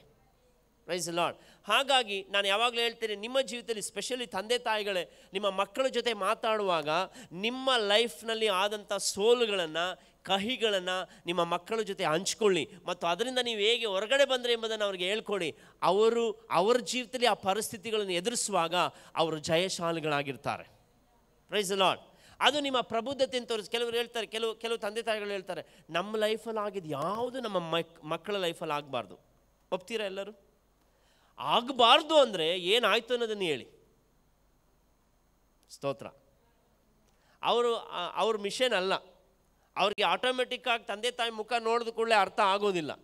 ನಾವು ಅವ್ರಿಗೆ ಹೇಳೋದಕ್ಕೆ ನಾವು ಸಿದ್ಧರಿರಬೇಕು. ಕೆಲವರು ಹೇಳ್ತಾರೆ, ನನ್ನ ಲೈಫಲ್ಲಿ ಇದೆಲ್ಲ ಆಯಿತು ಅಂತ ಮಕ್ಕಳಿಗೆ ಗೊತ್ತಾಗ್ಬಿಟ್ರೆ ಮಕ್ಕಳು ನಮ್ಮನ್ನು ಹೇಗೆ ನೋಡ್ತಾರೆ? ನಾನು ಹೇಳ್ತೇನೆ, ತುಂಬ ಗೌರವದಿಂದ ನೋಡ್ತಾರೆ, ತುಂಬ ಗೌರವದಿಂದ ನೋಡ್ತಾರೆ. ನಿಮ್ಮನ್ನು ಬಹಳ ಪ್ರೀತಿಯಿಂದ ನೋಡ್ತಾರೆ, ನಿಮ್ಮನ್ನು ಬಹಳ ಹೆಮ್ಮೆಯಿಂದ ನೋಡ್ತಾರೆ. ನನ್ನ ತಂದೆ, ನನ್ನ ತಾಯಿ ಯಾವುದನ್ನು ನನ್ನ ಬಳಿ ಮುಚ್ಚಿಡಲಿಲ್ಲ, ಎಲ್ಲವನ್ನು ನನ್ನೊಂದಿಗೆ ಹಂಚಿಕೊಂಡ್ರು ಎಂಬ ಧೈರ್ಯದೊಂದಿಗೆ ನೋಡ್ತಾರೆ. Praise Lord. ಇಲ್ಲಿ ಪೌಲ ಕೂಡ ಸಭೆಗೆ ಅದನ್ನೇ ಮಾಡ್ತಾ ಇದ್ದಾನೆ. ನಾನು ಈ ರೀತಿಯಾಗಿದ್ದೆ, ಆತನಿಗೆ ಯಾವ ನಾಚಿಕೆ ಇರಲಿಲ್ಲ, ಆತನು ಯಾವುದೇ ಕಾರಣಕ್ಕೂ ಅದನ್ನು ಮುಚ್ಚಿಡಲಿಲ್ಲ, ಅದನ್ನು ಯಾವುದೇ ಕಾರಣಕ್ಕೂ ಆತನು ಮರೆಮಾಚಲಿಲ್ಲ. ಆತನು ತನ್ನ ಸೋಲುಗಳನ್ನು, ಆತನು ತನ್ನ ಕಹಿ ಅನುಭವಗಳನ್ನು ಆತನು ಇಲ್ಲಿ ಹೇಳ್ಕೊಳ್ಳೋದನ್ನು ನಾವು ನೋಡೋದಕ್ಕೆ ಸಾಧ್ಯ. ಮಾತ್ರ ಅಲ್ಲ, ಇಲ್ಲಿ ನಾವು ನೋಡುವಾಗ ಈ ಇಡೀ ವಾಕ್ಯ ಸಾರಾಂಶವನ್ನು ನೀವು 14ನೇ ವಾಕ್ಯದಿಂದ ಓದುವಾಗ ನಾವು ಅನೇಕ ಸಲ ನೆನೆಸ್ತೇವೆ, ಪೌಲನ ಗತಿನೇ ಹಿಂಗಂದರೆ ನಮ್ಮ ಗತಿ ಹೇಗಿರ್ಬೋದು ಎಂಬುದಾಗಿ ನಾವು ನೆನೆಸ್ತೇವೆ ಅಲ್ಲ. ಕೆಲವು ಸಲ ನಾವು ಆಲೋಚನೆ ಮಾಡ್ತೇವೆ, ಪೌಲನಿಗೆ ಈ ಥರ ಇದ್ದರೆ ನಮಗೆ ಹೇಗಿರ್ಬೋದು. ಆದರೆ ಚೆನ್ನಾಗಿ ನೆನ್ಪಿಟ್ಟು ಇಟ್ಕೊಳ್ಳಿ, 14ನೇ ವಾಕ್ಯದಲ್ಲಿ ಆತನು ಪ್ರಾರಂಭಿಸುವಾಗ ಹೇಗೆ ಪ್ರಾರಂಭಿಸ್ತಾನೆ, ಆದರೆ 25ನೇ ವಾಕ್ಯದಲ್ಲಿ ನಾವು ಅದನ್ನು ಆ ಅಧ್ಯಾಯವನ್ನು ಮುಗಿಸುವಾಗ ಯಾವ ರೀತಿಯಾಗಿ ನಾವು ನೋಡ್ತೇವೆ ನೋಡಿ. ಅಲ್ಲಿ ನೋಡಿ, ನಮ್ಮ ಕರ್ತನಾದ ಯೇಸು ಕ್ರಿಸ್ತನ ಮೂಲಕ ದೇವರಿಗೆ ಸ್ತೋತ್ರ. ನೋಡಿ, ಆ 24ನೇ ವಾಕ್ಯದ ಕೊನೆ ಭಾಗದ ಓದುವುದಾದರೆ, ಬಿಡಿಸುವವನು ಇದ್ದಾನೆಂಬುದಕ್ಕಾಗಿ ನಮ್ಮ ಕರ್ತನಾದ ಯೇಸು ಕ್ರಿಸ್ತನ ಮೂಲಕ ದೇವರಿಗೆ ಸ್ತೋತ್ರ. ಈಗಿರಲಾಗಿ ನನ್ನಷ್ಟಕ್ಕೆ ನಾನು ಮನಸ್ಸಿನಿಂದ ದೇವರ ನಿಯಮಕ್ಕೆ ಆಳಾಗಿಯೂ ಶರೀರ ಭಾವದಿಂದ ಪಾಪವೆಂಬ ನಿಯಮಕ್ಕೆ ಆಳಾಗಿಯೂ ನಡ್ಕೊಳ್ಳುವವನಾಗಿದ್ದೇನೆ. ಇಲ್ಲಿ ಪೌಲ ಹೇಳ್ತಾ ಇದ್ದಾನೆ ನೋಡಿ, 14ನೇ ವಾಕ್ಯದಲ್ಲಿ ಹೇಳುವಾಗ ದೇಹ ಧರ್ಮದ ಬಗ್ಗೆ ಆತನು ಉಪಯೋಗಿಸ್ತನು. ಆದರೆ 25ನೇ ವಾಕ್ಯದಲ್ಲಿ ನಾವು ನೋಡುವಾಗ ಆತನು ಯಾವ ರೀತಿಯಾಗಿ ಕ್ರಿಸ್ತನ ಬಗ್ಗೆ ಆತನು ಮೇಲೆತ್ತಿ ಆತನನ್ನು ಘನಪಡಿಸಿ ಹೇಳುವುದನ್ನು ನಾವು ನೋಡುವುದಕ್ಕೆ ಸಾಧ್ಯವಾಗಿದೆ. ಇಲ್ಲಿ ನಾವು ಚೆನ್ನಾಗಿ ಗಮನಿಸಬೇಕಾದ ಅಂಶ ಏನಂತ ಹೇಳಿದ್ರೆ, 14ನೇ ವಾಕ್ಯದಲ್ಲಿ ಆತನು ಹೇಳುವಾಗ ಸ್ವಾಭಾವಿಕವಾಗಿ ತಾನು ಹೇಗಿದ್ದಾನೆ ಎಂಬುದನ್ನು ಆತನು ಹೇಳ್ತಾ ಇದ್ದಾನೆ. ಮತ್ತು ದೇವರ ಆತ್ಮಿಕ ಧರ್ಮಶಾಸ್ತ್ರ ಅವನು ತನ್ನ ವೈಯಕ್ತಿಕ ಪಾಪಗಳಲ್ಲಿ ಏನಾಗಿದ್ದನೆಂಬುದಾಗಿ ತೋರಿಸುತ್ತೆ. ಅಂದರೆ ಪೌಲ ಧರ್ಮಶಾಸ್ತ್ರದ ವಿಶೇಷತೆಯನ್ನು ಆತನು ಹೇಳ್ತಾ ಇದ್ದಾನೆ. ನೀವು ಇಡೀ ಅಧ್ಯಾಯವನ್ನು ನೀವು ಸಾಧ್ಯವಾದರೆ 6ನೇ ಅಧ್ಯಾಯ 7ನೇ ಅಧ್ಯಾಯವನ್ನು ಮನೇಲಿ ಹೋಗಿ ಓದಿ. ಆತನು ಹೇಳ್ತಾ ಇದ್ದಾನೆ, ಧರ್ಮಶಾಸ್ತ್ರ ಇದ್ದಿದ್ದರಿಂದಲೇ ನನಗೆ ಪಾಪ ಏನೆಂಬುದಾಗಿ ಗೊತ್ತಾಯಿತು, ಒಳ್ಳೆಯದೇನೆಂಬುದಾಗಿ ಗೊತ್ತಾಯಿತು, ಕೆಟ್ಟದ್ದೇನೆಂಬುದಾಗಿ ಗೊತ್ತಾಯಿತು, ಸರಿ ಯಾವುದೆಂಬುದಾಗಿ ಗೊತ್ತಾಯಿತು, ತಪ್ಪು ಯಾವುದೆಂಬುದಾಗಿ ಗೊತ್ತಾಯಿತು. ಅಂದರೆ ಅರ್ಥ, ಇಲ್ಲಿ ಆತನು ಧರ್ಮಶಾಸ್ತ್ರವನ್ನು ಕಡೆಗಣಿಸಿ ಮಾತಾಡ್ತಾ ಇಲ್ಲ, ದೇವರ ನಿಯಮವನ್ನು ಕಡೆಗಣಿಸಿ ಮಾತನಾಡ್ತಾ ಇಲ್ಲ. ಬದಲಾಗಿ ಹೇಗೆ ಧರ್ಮಶಾಸ್ತ್ರ ಆತನಿಗೆ ತನ್ನ ಪರಿಸ್ಥಿತಿ, ತಾನು ಎಲ್ಲಿದ್ದೇನೆ, ತಾನು ಹೇಗಿದ್ದೇನೆ, ತಾನು ಏನಾಗಿದ್ದೇನೆ ಎಂಬುದನ್ನು ತಿಳ್ಕೊಳ್ಳೋದಕ್ಕೆ ಸಾಧ್ಯ ಆಯಿತು ಎಂಬುದನ್ನು ಆತನು ಹೇಳ್ತಾ ಇದ್ದಾನೆ. ಕನ್ನಡಿ ಮುಂದೆ ನಿಂತಾಗ ಮಾತ್ರ ನಾವು ಹೇಗಿದ್ದೇವೆ ಎಂಬುದಾಗಿ ಕಾಣಿಸೋದು, ಹೌದಾ ಅಲ್ವಾ? ಧರ್ಮಶಾಸ್ತ್ರ ಕೂಡ ಕನ್ನಡಿಯ ಹಾಗೆ, ದೇವರ ವಾಕ್ಯ ಕೂಡ ಕನ್ನಡಿಯ ಹಾಗೆ. ನಮ್ಮ ಆತ್ಮಿಕ ಸ್ಥಿತಿ ಹೇಗಿದ್ದೇವೆ, ನಾವು ಒಳಗೆ ಹೇಗಿದ್ದೇವೆ, ನಮ್ಮ ಸ್ಥಿತಿಗತಿಗಳು ಹೇಗಿದೆ ಎಂಬುದನ್ನು ವಾಕ್ಯ ನಮಗೆ ತಿಳಿಸುವಂಥದ್ದಾಗಿದೆ, ವಾಕ್ಯ ನಮಗೆ ತೋರಿಸಿಕೊಡುವಂಥದ್ದಾಗಿದೆ. ಅದಕ್ಕೆ ನಾವು ಯಾಕೋಬನ ಪುಸ್ತಕದಲ್ಲಿ ಓದುವಾಗ ಕೂಡ ದೇವರ ವಾಕ್ಯ ಕನ್ನಡಿ ಅಂತಿದೆ ಎಂಬುದಾಗಿ ನಾವಲ್ಲಿ ನೋಡ್ತೇವೆ. ಇಲ್ಲಿ ನಾವು ನೋಡುವಾಗ 15ನೇ ವಾಕ್ಯದಲ್ಲಿ ಆತನು ಹೇಳ್ತಾ ಇದ್ದಾನೆ ನೋಡಿ, ಹೇಗೆಂದರೆ ನಾನು ಮಾಡುವುದು ನನಗೇ ಗೊತ್ತಿಲ್ಲ, ಯಾವುದನ್ನು ಮಾಡಬೇಕೆಂದು ನಾನು ಇಚ್ಛಿಸುತ್ತೇನೋ ಅದನ್ನು ನಡೆಸದೆ ನನಗೆ ಅಸಹ್ಯವಾದದನ್ನು ಮಾಡ್ತೇನೆ. ನಿಮಗೆ ಯಾರಿಗಾದ್ರೂ ಈ ಥರ ಅನುಭವ ಆಗಿದೆಯಾ ಗೊತ್ತಿಲ್ಲ, ಆದರೆ ಪೌಲ ತನ್ನ ಅನುಭವವನ್ನು ಧೈರ್ಯವಾಗಿ ಹೇಳ್ತಾ ಇದ್ದಾನೆ. ನಾನು ಯಾವುದನ್ನು ಮಾಡಬಾರ್ದಂತ ನೆನೆಸ್ತೇನೋ ಅದನ್ನೇ ಮಾಡ್ತೇನೆ, ಯಾವುದನ್ನು ಮಾಡಬೇಕೋ ಅದನ್ನು ನಾನು ಮಾಡ್ತಾ ಇಲ್ಲ. ನನ್ನ ಜೀವಿತದಲ್ಲಿ ಎಷ್ಟೋ ಸಲ ಅಂಥ ಅನುಭವಗಳಾಗಿದೆ, ನಾನು ಅದನ್ನು ಹೇಳ್ಕೊಳ್ಳೋದಕ್ಕೆ ನಾಚಿಕೆ ಪಡುವುದಿಲ್ಲ. ಪೌಲ ಆತನು ಹೇಳ್ತಾ ಇದ್ದಾನೆ, ನಾನು ಯಾವುದನ್ನು ಮಾಡಬೇಕೆಂದು ಬಯಸ್ತೇನೋ ಅದನ್ನು ಮಾಡಲಿ. ಅಂದರೆ ಅರ್ಥ, ಆತನು ತನ್ನಲ್ಲಿರುವಂಥ ತನ್ನ ಸ್ವಾಭಾವಿಕವಾದಂಥ ಸ್ವಾಭಾವಿಕವಾಗಿ ಆತನು ಹೇಗಿದ್ದಾನೆ ಎಂಬುದನ್ನು ಆತನು ಬಹಿರಂಗವಾಗಿ ತಿಳಿಸ್ತಾ ಇದ್ದಾನೆ. ನಾನು ಹೇಳ್ತೇನೆ, ಪಾಪದಿಂದ ಹೊರಬರಬೇಕೆನ್ನೋದಾದರೆ, ಬಲಹೀನತೆಯಿಂದ ಹೊರಬರಬೇಕೆನ್ನೋದಾದರೆ, ನಿಮ್ಮನ್ನು ಯಾವುದು ಆಳ್ವಿಕೆ ಮಾಡ್ತಾ ಇದೆ, ನಿಮ್ಮನ್ನು ಯಾವುದು ಹಿಡಿದಿಟ್ಟಿದೆ ಅದನ್ನು ಹೊರಗಡೆ ಬರಬೇಕಂದ್ರೆ ಮೊದಲು ಅದನ್ನು ಬಹಿರಂಗಪಡಿಸಬೇಕು. ಅಲ್ಲೆಲೂಯ. ಅದನ್ನು ಬಹಿರಂಗ ಪಡಿಸದೆ ನೀವು ಅದರಿಂದ ಹೊರಗಡೆ ಬರೋದಕ್ಕೆ ಸಾಧ್ಯ ಇಲ್ಲ. ಯಾವಾಗ ನೀವು ಅದನ್ನು ಬಹಿರಂಗ ಪಡಿಸ್ತೀರೋ ಅದು ನಿಮ್ಮನ್ನು ತನ್ನ ಹಿಡಿತದಲ್ಲಿ ಇಟ್ಟುಕೊಳ್ಳೋದಕ್ಕೆ ಸಾಧ್ಯವಿಲ್ಲ. ಯಾಕೆಂದರೆ ನಾವು ಎಫೆಸದಲ್ಲಿ ನಾವು ನೋಡುವಾಗ 5ನೇ ಅಧ್ಯಾಯ 12-13ನೇ ವಾಕ್ಯ ನೋಡುವಾಗ ಕತ್ತಲಿಂದ ಕತ್ತಲೆಯ ಗುಣವು ತೋರಿ ಬರ್ತದೆ. ಆದರೆ ಯಾವ ಕತ್ತಲಿಗೆ ಸಂಬಂಧಪಟ್ಟದನ್ನು ನಾವು ಬೆಳಕಿಗೆ ತರುವಾಗ ಅದರ ನಿಜ ಗುಣ ತೋರಿ ಬರ್ತದೆ, ಅದು ಎಕ್ಸ್ಪೋಸ್ ಆಗುತ್ತೆ, ಅದು ಬಹಿರಂಗವಾಗುತ್ತೆ. ಅದು ಬಹಿರಂಗವಾಗುವಾಗ ಅದು ನಮ್ಮನ್ನು ಹಿಡಿದಿಟ್ಟುಕೊಳ್ಳೋದಕ್ಕೆ ಸಾಧ್ಯವಾಗೋದಿಲ್ಲ. ಇಲ್ಲಿ ವಾಕ್ಯದಲ್ಲಿ ನಾವು ನೋಡ್ತೇವೆ, ಪೌಲ ಇಲ್ಲಿ ಮುಂದುವರೆದು ಹೇಳ್ತಾನೆ ಧರ್ಮಶಾಸ್ತ್ರದ ಬಗ್ಗೆ, ತನ್ನ ಸ್ವಾಭಾವಿಕ ಸ್ವಭಾವದ ಬಗ್ಗೆ ಆತನು ಹೇಳ್ತಾನೆ. ಅದೇ ಸಮಯದಲ್ಲಿ 15ನೇ ವಾಕ್ಯ ನಾವು ನೋಡಿದ್ವಿ, ಯಾವುದನ್ನು ನಾನು ಮಾಡುವುದು ನನಗೇ ಗೊತ್ತಿಲ್ಲ, ಯಾವುದನ್ನು ಮಾಡಬೇಕೆಂದು ನಾನು ಇಚ್ಛಿಸ್ತೇನೋ ಅದನ್ನು ನಡೆಸದೆ ನನಗೆ ಅಸಹ್ಯವಾದನ್ನು ಮಾಡ್ತೇನೆ. ಆದರೆ ನಾನು ಮಾಡುವಂಥದ್ದಕ್ಕೆ ನನ್ನ ಮನಸ್ಸು ಒಪ್ಪದಿದ್ದರೆ ಧರ್ಮಶಾಸ್ತ್ರವೂ ಉತ್ತಮವಾದದ್ದೆಂದು ಒಪ್ಪಿಕೊಂಡ ಹಾಗಾಯಿತು. ಹೀಗಿರಲಾಗಿ ಆ ಅಸಹ್ಯವಾದನ್ನು ಮಾಡುವವನು ಇನ್ನೂ ನಾನಲ್ಲ, ನನ್ನಲ್ಲಿರುವ ಪಾಪವೇ ಅದನ್ನು ಮಾಡ್ತದೆ. ನೋಡಿ, ಹೊಸ ಒಡಂಬಡಿಕೆಯಲ್ಲಿ 50% ಹೆಚ್ಚು ಭಾಗ ಬರೆದವನು ಪೌಲ. ಈಗ ಪೌಲ ಹೇಳ್ತಾ ಇದ್ದಾನೆ, ನನ್ನಲ್ಲಿರುವ ಪಾಪ ಅದನ್ನು ಮಾಡಿಸ್ತದೆ. ಇವತ್ತು ನಾವು ಎಷ್ಟು ಸಲ ಬಹಿರಂಗವಾಗಿ ನಮ್ಮಲ್ಲಿರುವ ಪಾಪವನ್ನು ನಾವು ಅರಿಕೆ ಮಾಡೋದಕ್ಕೆ ಸಿದ್ಧರಿದ್ದೇವೆ. ಶತಮಾನಗಳಿಂದ ಪೌಲನ ಪತ್ರಿಕೆ, ದೇವರು ಪೌಲನಿಗೆ ಕೊಟ್ಟ ಪ್ರಕಟಣೆಯನ್ನು ವಿಶ್ವದಾದ್ಯಂತ ಇರುವ ಎಲ್ಲ ಸಭೆಗಳು, ಸೇವಕರು ಉಪಯೋಗಿಸ್ತಾ ಇದ್ದಾರೆ. ಆತನು ತನ್ನ ಜೀವಿತವನ್ನು ಕ್ರಿಸ್ತನು ಆತನ ಜೀವಿತದಲ್ಲಿ ಪ್ರವೇಶಿಸುವುದಕ್ಕೆ ಮೊದಲು ಅಥವಾ ನೇರ ಮುಖಾಮುಖಿ ಸಂದರ್ಶನ ಆಗುವುದಕ್ಕೆ ಮೊದಲು, ಆತನು ಸಂಪೂರ್ಣ ಬಿಡುಗಡೆ ಆಗುವುದಕ್ಕೆ ಮೊದಲು ಆತನು ಹೇಗಿದ್ದ ಅನ್ನೋದನ್ನು ಆತನು ಬಹಿರಂಗಪಡಿಸ್ತಾ ಇದ್ದಾನೆ. ಅದರಲ್ಲಿ ಅವನಿಗೆ ನಾಚಿಕೆ ಇಲ್ಲ. ಪಕ್ಕದಲ್ಲಿ ನೋಡಿ ಹೇಳಿ, ನಮ್ಮ ಮೊದಲಿನ ಜೀವಿತವನ್ನು ಅಥವಾ ನಮ್ಮ ಪಾಪವನ್ನು ಬಹಿರಂಗಪಡಿಸೋದ್ರಲ್ಲಿ ನಾವು ಎಂದಿಗೂ ನಾಚಿಕೊಳ್ಳಬಾರ್ದು. ಯಾಕೆ ಅಂತ ನಾನು ಹೇಳ್ತೇನೆ. ಎಲ್ಲರ ಮುಂದೆ ಹೇಳಿ ಅಂತ ಹೇಳ್ತಾ ಇಲ್ಲ, ಎಲ್ಲರ ಮುಂದೆ ಬಹಿರಂಗಪಡಿಸಿ ಎಂಬುದಾಗಿ ಹೇಳ್ತಾ ಇಲ್ಲ. ಬಹಿರಂಗಪಡಿಸಬೇಕಾದ ಸಮಯದಲ್ಲಿ, ಬಹಿರಂಗಪಡಿಸಬೇಕಾದ ಸ್ಥಳದಲ್ಲಿ ದೇವರ ಮಹಿಮೆಗಾಗಿಯೂ ದೇವ ಜನರ ಉತ್ತೇಜನಕ್ಕಾಗಿಯೂ ನಾವು ಅದನ್ನು ಮಾಡಬೇಕಾಗಿದೆ. Hallelujah, hallelujah. ಇವತ್ತು ನಾವು ಈ ಒಂದು ರಹಸ್ಯವನ್ನು, ಈ ಒಂದು ಸತ್ಯವನ್ನು ಗ್ರಹಿಸಿಕೊಳ್ಳೋದಾದರೆ, ಪೌಲ, ನಾನು ನಂಬ್ತೀನಿ ಈ ವಾಕ್ಯ ಭಾಗಗಳನ್ನು ಪವಿತ್ರಾತ್ಮನೇ ಪೌಲನಿಗೆ ಪ್ರೇರೇಪಿಸಿ ಇದನ್ನು ಬರೆಯುವಂತೆ ಪ್ರೇರೇಪಿಸಿದೆ ಎಂಬುದಾಗಿ ನಾನು ನಂಬ್ತೇನೆ. ಇದು ಬರೆಯಲ್ಪಟ್ಟ ನಿಮಿತ್ತವೇ ಪೌಲನ ಜೀವಿತದಲ್ಲಿ ಕೂಡ ಈ ರೀತಿಯಾಗಿತ್ತು ಎಂಬುದಾಗಿ ನಾವು ತಿಳ್ಕೊಳ್ಳೋದಕ್ಕೆ, ಕಲಿತುಕೊಳ್ಳೋದಕ್ಕೆ ಸಾಧ್ಯ. ಇಲ್ಲಿ ನೋಡಿ, ಮುಂದುವರೆದು ನಾವು ನೋಡುವಾಗ ಇಲ್ಲಿ ಈ ರೀತಿಯಾಗಿ ಹೇಳುತ್ತೆ, ಹೀಗಿರಲಾಗಿ ಆ ಅಸಹ್ಯವಾದದ್ದನ್ನು ಮಾಡುವವನು ಇನ್ನೂ ನಾನಲ್ಲ, ನನ್ನಲ್ಲಿ ನೆಲೆಗೊಂಡಿರುವ ಪಾಪವೇ ಅದನ್ನು ಮಾಡುತ್ತದೆ. Praise Lord. ಇಲ್ಲಿ ನಾವು ನೋಡ್ತೇವೆ, ಪೌಲ ಇಲ್ಲಿ 14ರಿಂದ 25ನೇ ವಚನದಲ್ಲಿ ನಾವು ನೋಡ್ತಾ ಇರುವ ಹಾಗೆ ಪಾಪದ ಬಗ್ಗೆ ಅವನು ದುಃಖಿಸ್ತಾ ಇಲ್ಲ. ಬದಲಾಗಿ ಈ ವಚನಗಳಿರುವ ವ್ಯಕ್ತಿಯು ತಾನು ಆತ್ಮದಲ್ಲಿ ಬಡವನಾಗಿರುವುದನ್ನು ಪ್ರಕಟಿಸ್ತಾ ಇದ್ದಾನೆ. ಮತ್ತು ಯಾಕೆಂದರೆ ನಾವು ಮತ್ತಾಯ 5ನೇ ಅಧ್ಯಾಯ 3 ಮತ್ತು 4ನೇ ವಾಕ್ಯವನ್ನು ನಾವು ನೋಡುವಾಗ ನಾವು ಅದನ್ನು ನೋಡಿಕೊಳ್ಳೋಣ. ಮತ್ತಾಯ 5, 3 ಮತ್ತು 4. ಆತ್ಮದಲ್ಲಿ ಬಡವನಾಗಿರುವವರು ಧನ್ಯರು, ಪರಲೋಕ ರಾಜ್ಯವು ಅವರದು. ನೋಡಿ, ಆತ್ಮದಲ್ಲಿ ಬಡವರಾಗಿರುವವರು ಧನ್ಯರು, ಪರಲೋಕ ರಾಜ್ಯವು ಅವರದು. 4ನೇ ವಾಕ್ಯ ಕೂಡ ಓದಿ. ದುಃಖ ಪಡುವವರು ಧನ್ಯರು, ಅವರು ಸಮಾಧಾನ ಹೊಂದುವರು. ನೋಡಿ, ಯೇಸುವನ್ನು ಸಂಧಿಸುವುದಕ್ಕೆ ಮೊದಲು ಪೌಲ ತಾನು ಆತ್ಮದಲ್ಲಿ ಬಡವ ಎಂಬುದನ್ನು ಗ್ರಹಿಸಿಕೊಂಡಿರಲಿಲ್ಲ. ಆದರೆ ಯಾವಾಗ ಪೌಲನು ಯೇಸುವನ್ನು ದಮಸ್ಕದ ದಾರಿಯಲ್ಲಿ ಸಂಧಿಸಿದನೋ, ಯಾವಾಗ ಯೇಸುವಿನ ದರ್ಶನ ಅವನಿಗೆ ಉಂಟಾಯಿತೋ, ಯಾವಾಗ ಯೇಸು ಪೌಲನನ್ನು ಮುಖಾಮುಖಿಯಾಗಿ ಸಂಧಿಸಿದನೋ, ಅವನು ಆತ್ಮದಲ್ಲಿ ಎಷ್ಟು ಬಡವನಾಗಿದ್ದಾನೆಂಬುದಾಗಿ ತಿಳ್ಕೊಂಡು, ಅದಕ್ಕಿಂತ ಮೊದಲು ಆತನು ಏನು ಹೇಳ್ತಿದ್ದ ಗೊತ್ತಾ? ನಾನು ಗಮಾಲಿಯೇಲನ ಪಾದಪೀಠದಲ್ಲಿ ಕಲಿತವನು, ನಾನು ಫರಿಸಾಯನು, ಇಬ್ರಿಯನಿಗೆ ಇಬ್ರಿಯನು, ನಾನು ಮೇಧಾವಿ, ನನ್ನ ಎಲ್ಲ ವಿಧವಾದ ತಿಳುವಳಿಕೆ, ಜ್ಞಾನ, ಇದರ ಬಗ್ಗೆ ಆತನು ಹೊಗಳಿಕೊಳ್ತಾ ಇದ್ದ, ಉಬ್ಬಿಕೊಳ್ತಾ ಇದ್ದ, ಹೆಚ್ಚಳ ಪಡ್ತಾ ಇದ್ದ. ಕ್ರಿಸ್ತನ ಹಿಂಬಾಲಕರನ್ನು ಹಿಂಸಿಸುವುದಕ್ಕೆ ಆತನು ಫರಿಸಾಯರಿಂದ ಅನುಮತಿ ಪತ್ರವನ್ನು ಕೂಡ ತಂದಿದ್ದ. ಆದರೆ ಯಾವಾಗ ಯೇಸುವನ್ನು ಸಂಧಿಸಿದನೋ, ಯಾವಾಗ ಯೇಸುವಿನ ಸಂದರ್ಶನ ಅವನ ಜೀವಿತದಲ್ಲಿ ಆಯಿತೋ, ಯಾವಾಗ ಯೇಸುವನ್ನು ಮುಖಾಮುಖಿಯಾಗಿ ಭೇಟಿಯಾದನೋ, ಅವನ ಆತ್ಮದಲ್ಲಿ ಎಷ್ಟು ಬಡವನಾಗಿದ್ದಾನೆಂಬುದನ್ನು ಗ್ರಹಿಸಿಕೊಂಡ. ನಾನು ಹೇಳ್ತೇನೆ ರೀ, ಯಾವಾಗೆಲ್ಲ ನಾವು ತುಂಬ ಹೆಮ್ಮೆ ಪಡ್ತೇವೋ, ಹೆಚ್ಚಳ ಪಡ್ತೇವೆ, ನನಗೆ ಮತ್ತು ನಿಮಗೆ ಬೇಕಾಗಿರೋದು ಯೇಸುವಿನ ಜೊತೆ ಮುಖಾಮುಖಿಯಾಗ ಸಂದರ್ಶನ.